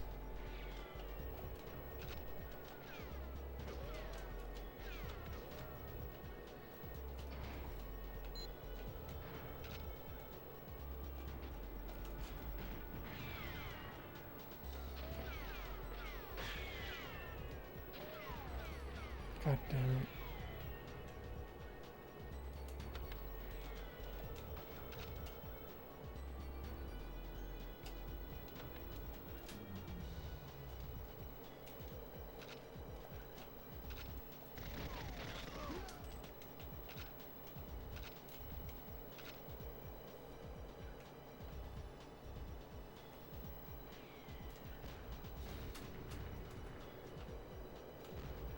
Like what?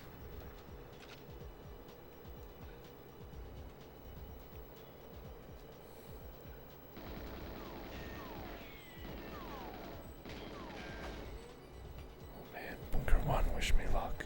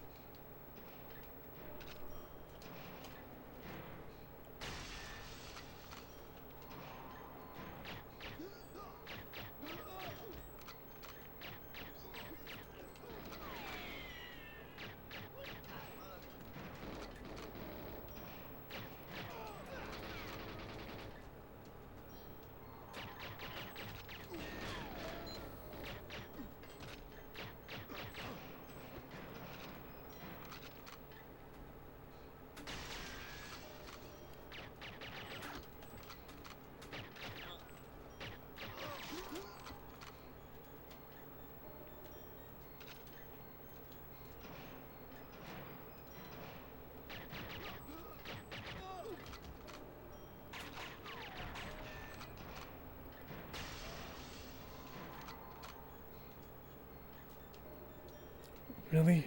Whatever.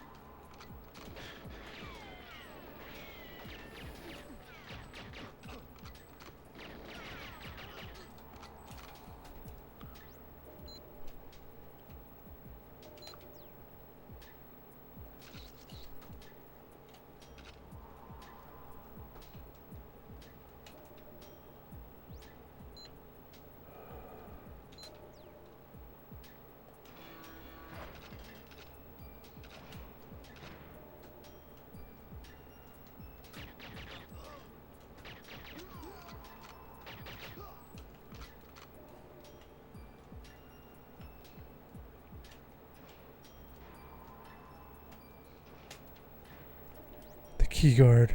Oh no, do I not have the key guard? Oh no.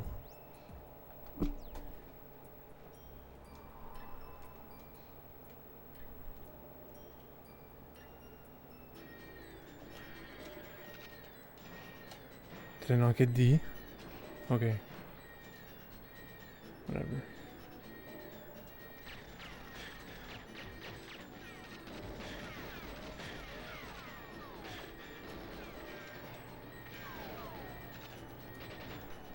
Yo, what's up, Master Chief? How are you? Yeah, there's a guard with a key card.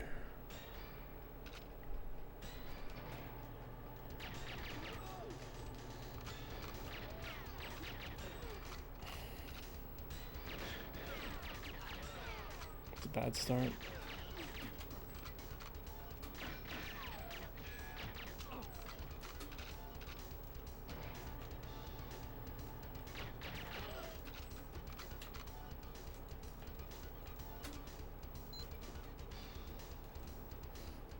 Give me your shit, bro.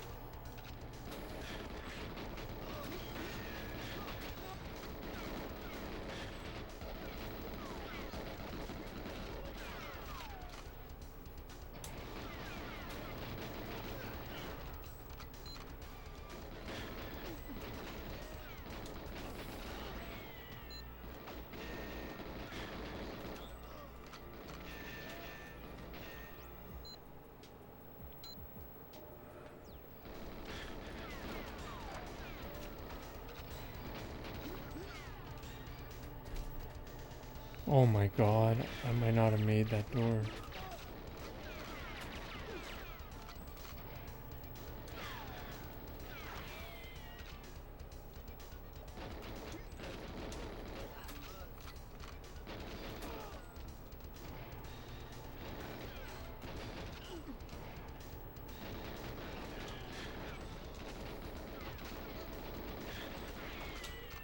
Too many guards, man.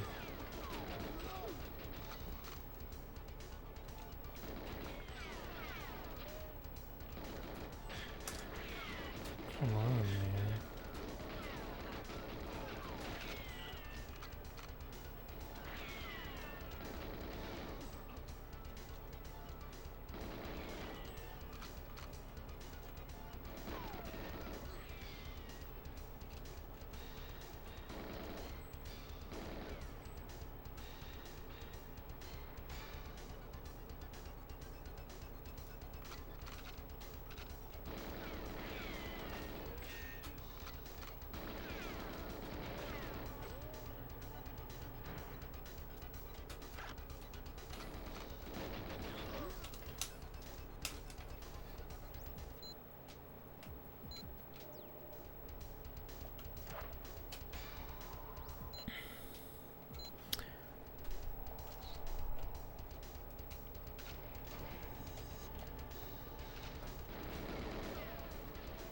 Insane ending. What an insane ending. Did you see how good that ending was? That was insane. I do, my man, I do.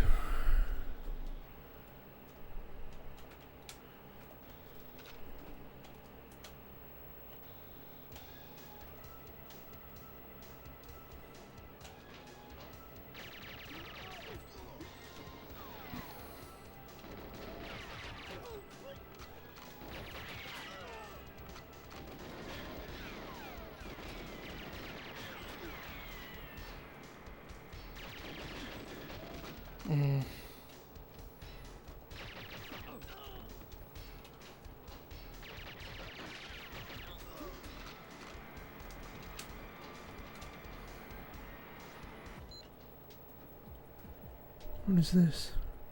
The diffuser? Where's the diffuser?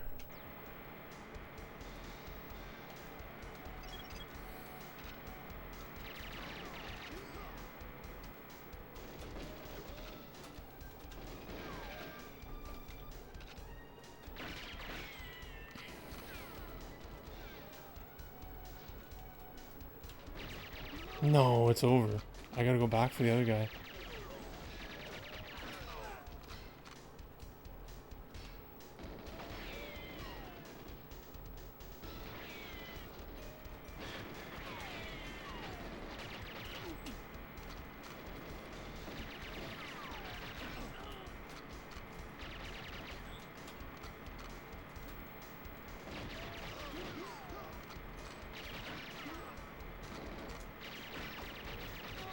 This fucking guy, man. This fucking peanut gallery.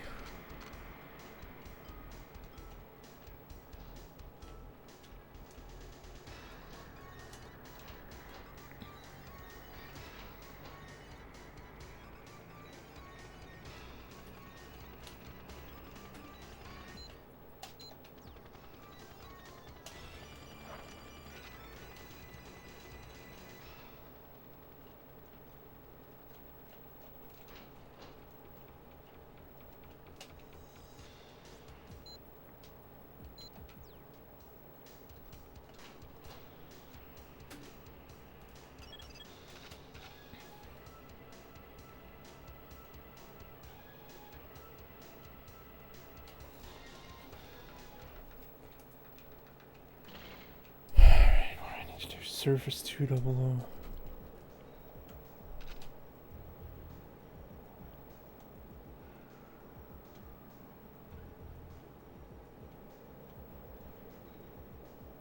I should pass this guy away. Shit.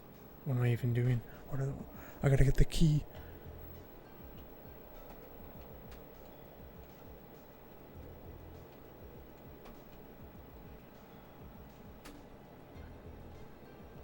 World's worst line, it's fine. Oh, and I gotta destroy the cameras too.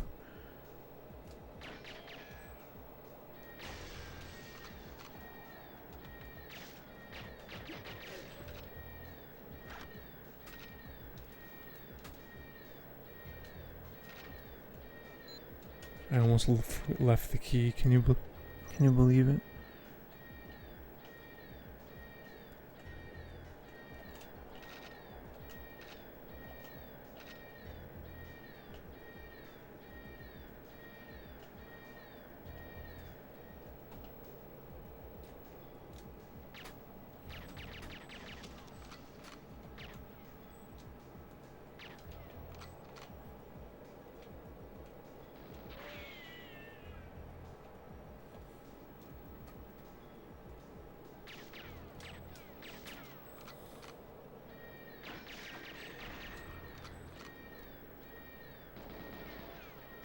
sad news.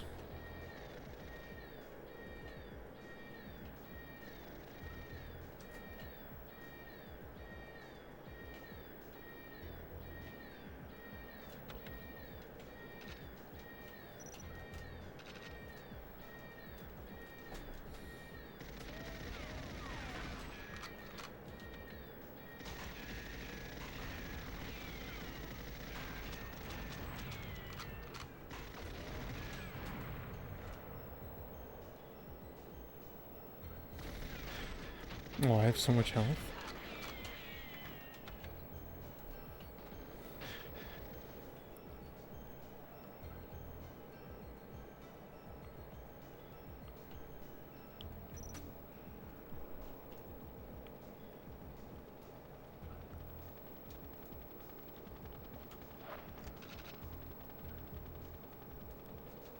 Oh no.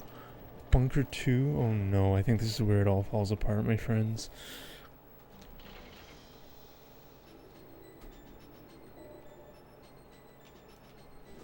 This is where it all falls apart, let me tell you. Thanks for being here.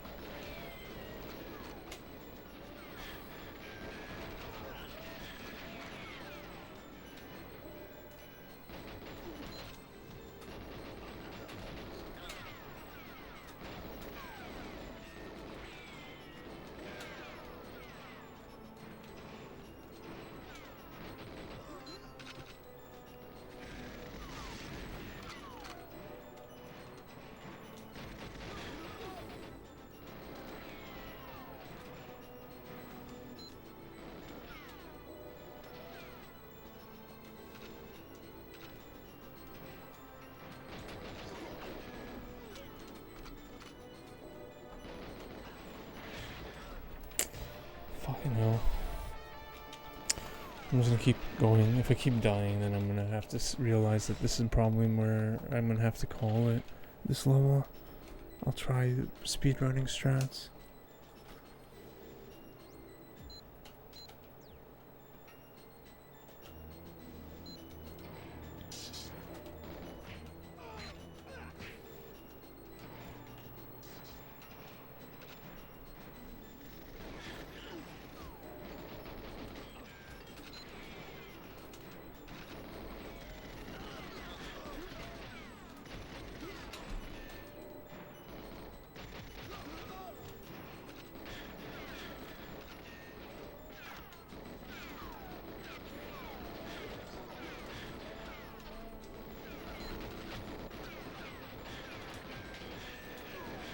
It's too fucking dumb, man.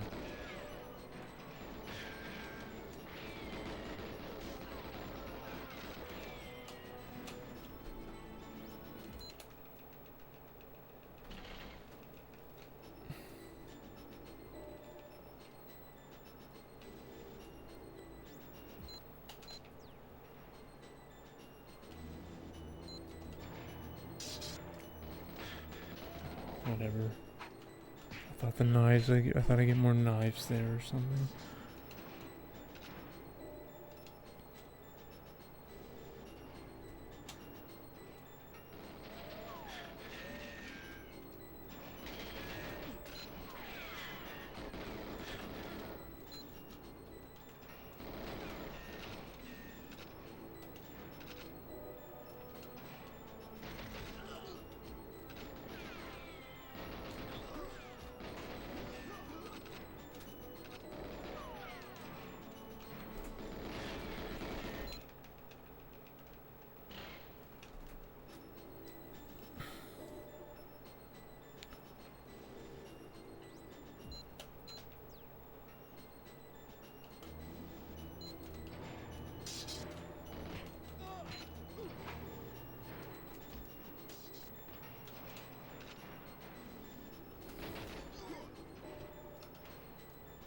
Like, what?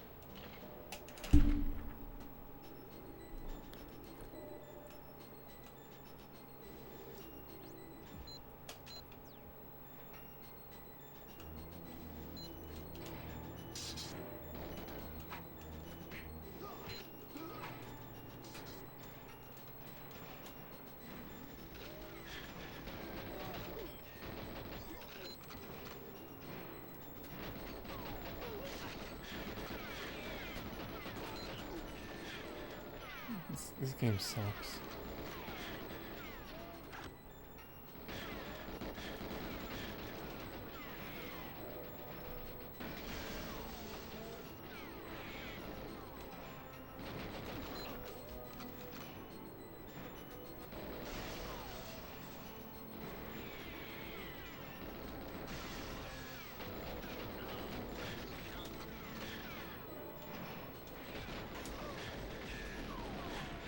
The cloning?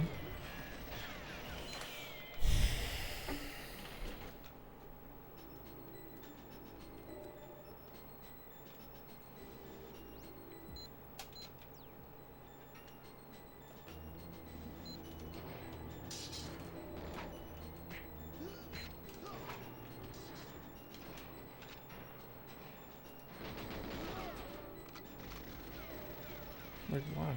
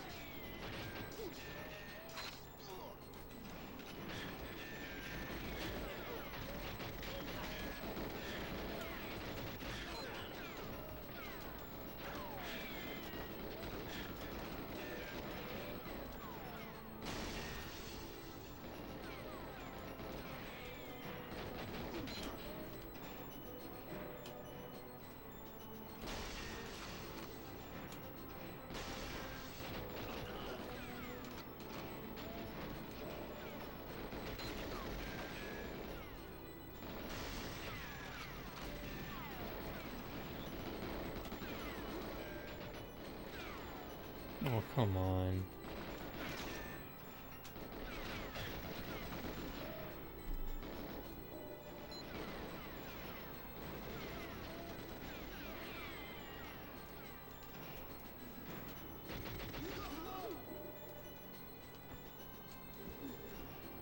What? Did I not kill the guard that has it? This game sucks.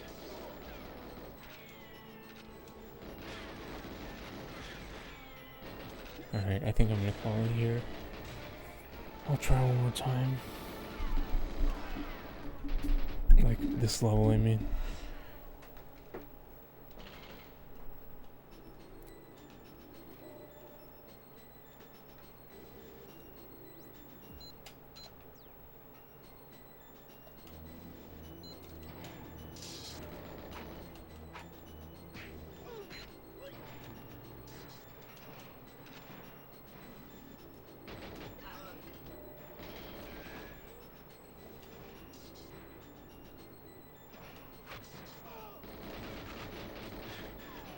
It's just so fucking dumb, man.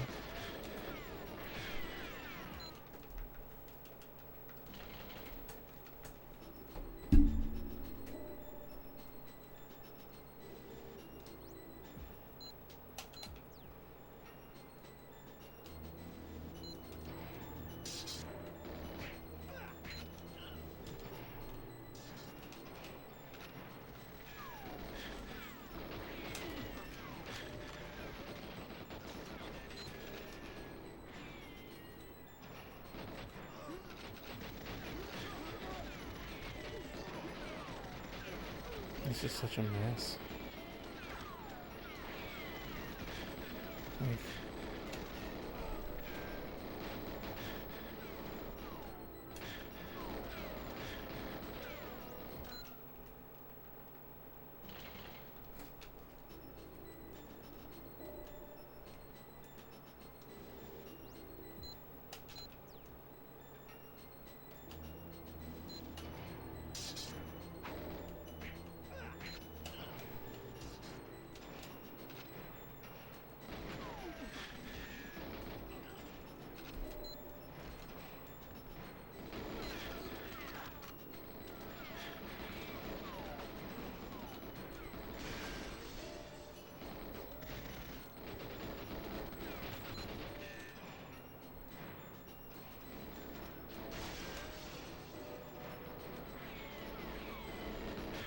come the fuck on.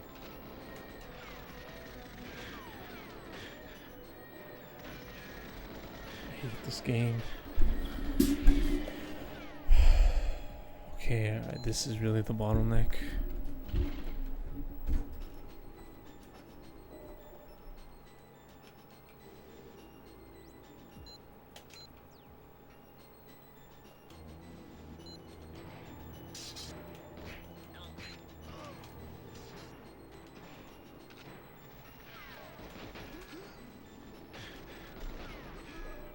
I hate this fucking game.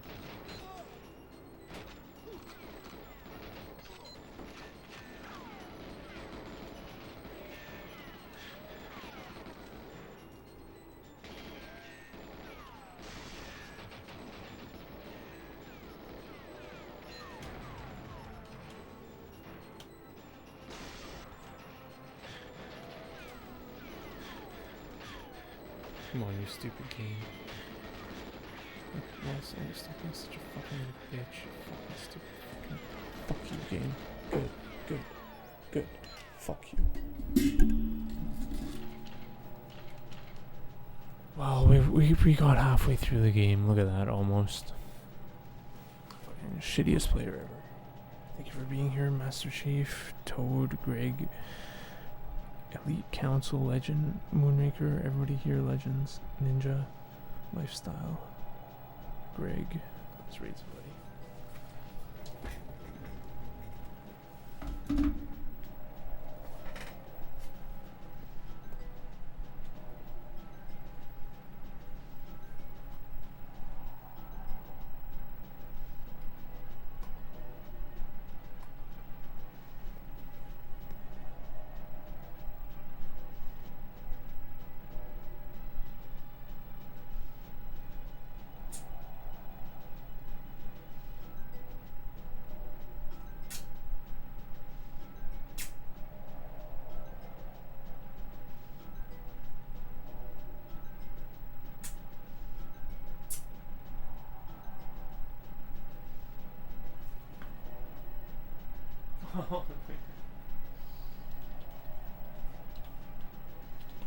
Yo, I was about to raid you, homie, like right now.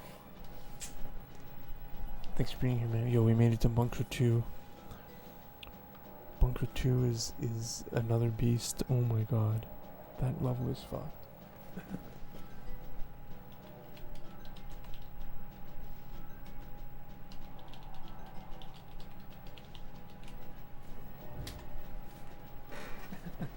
Yeah, I was.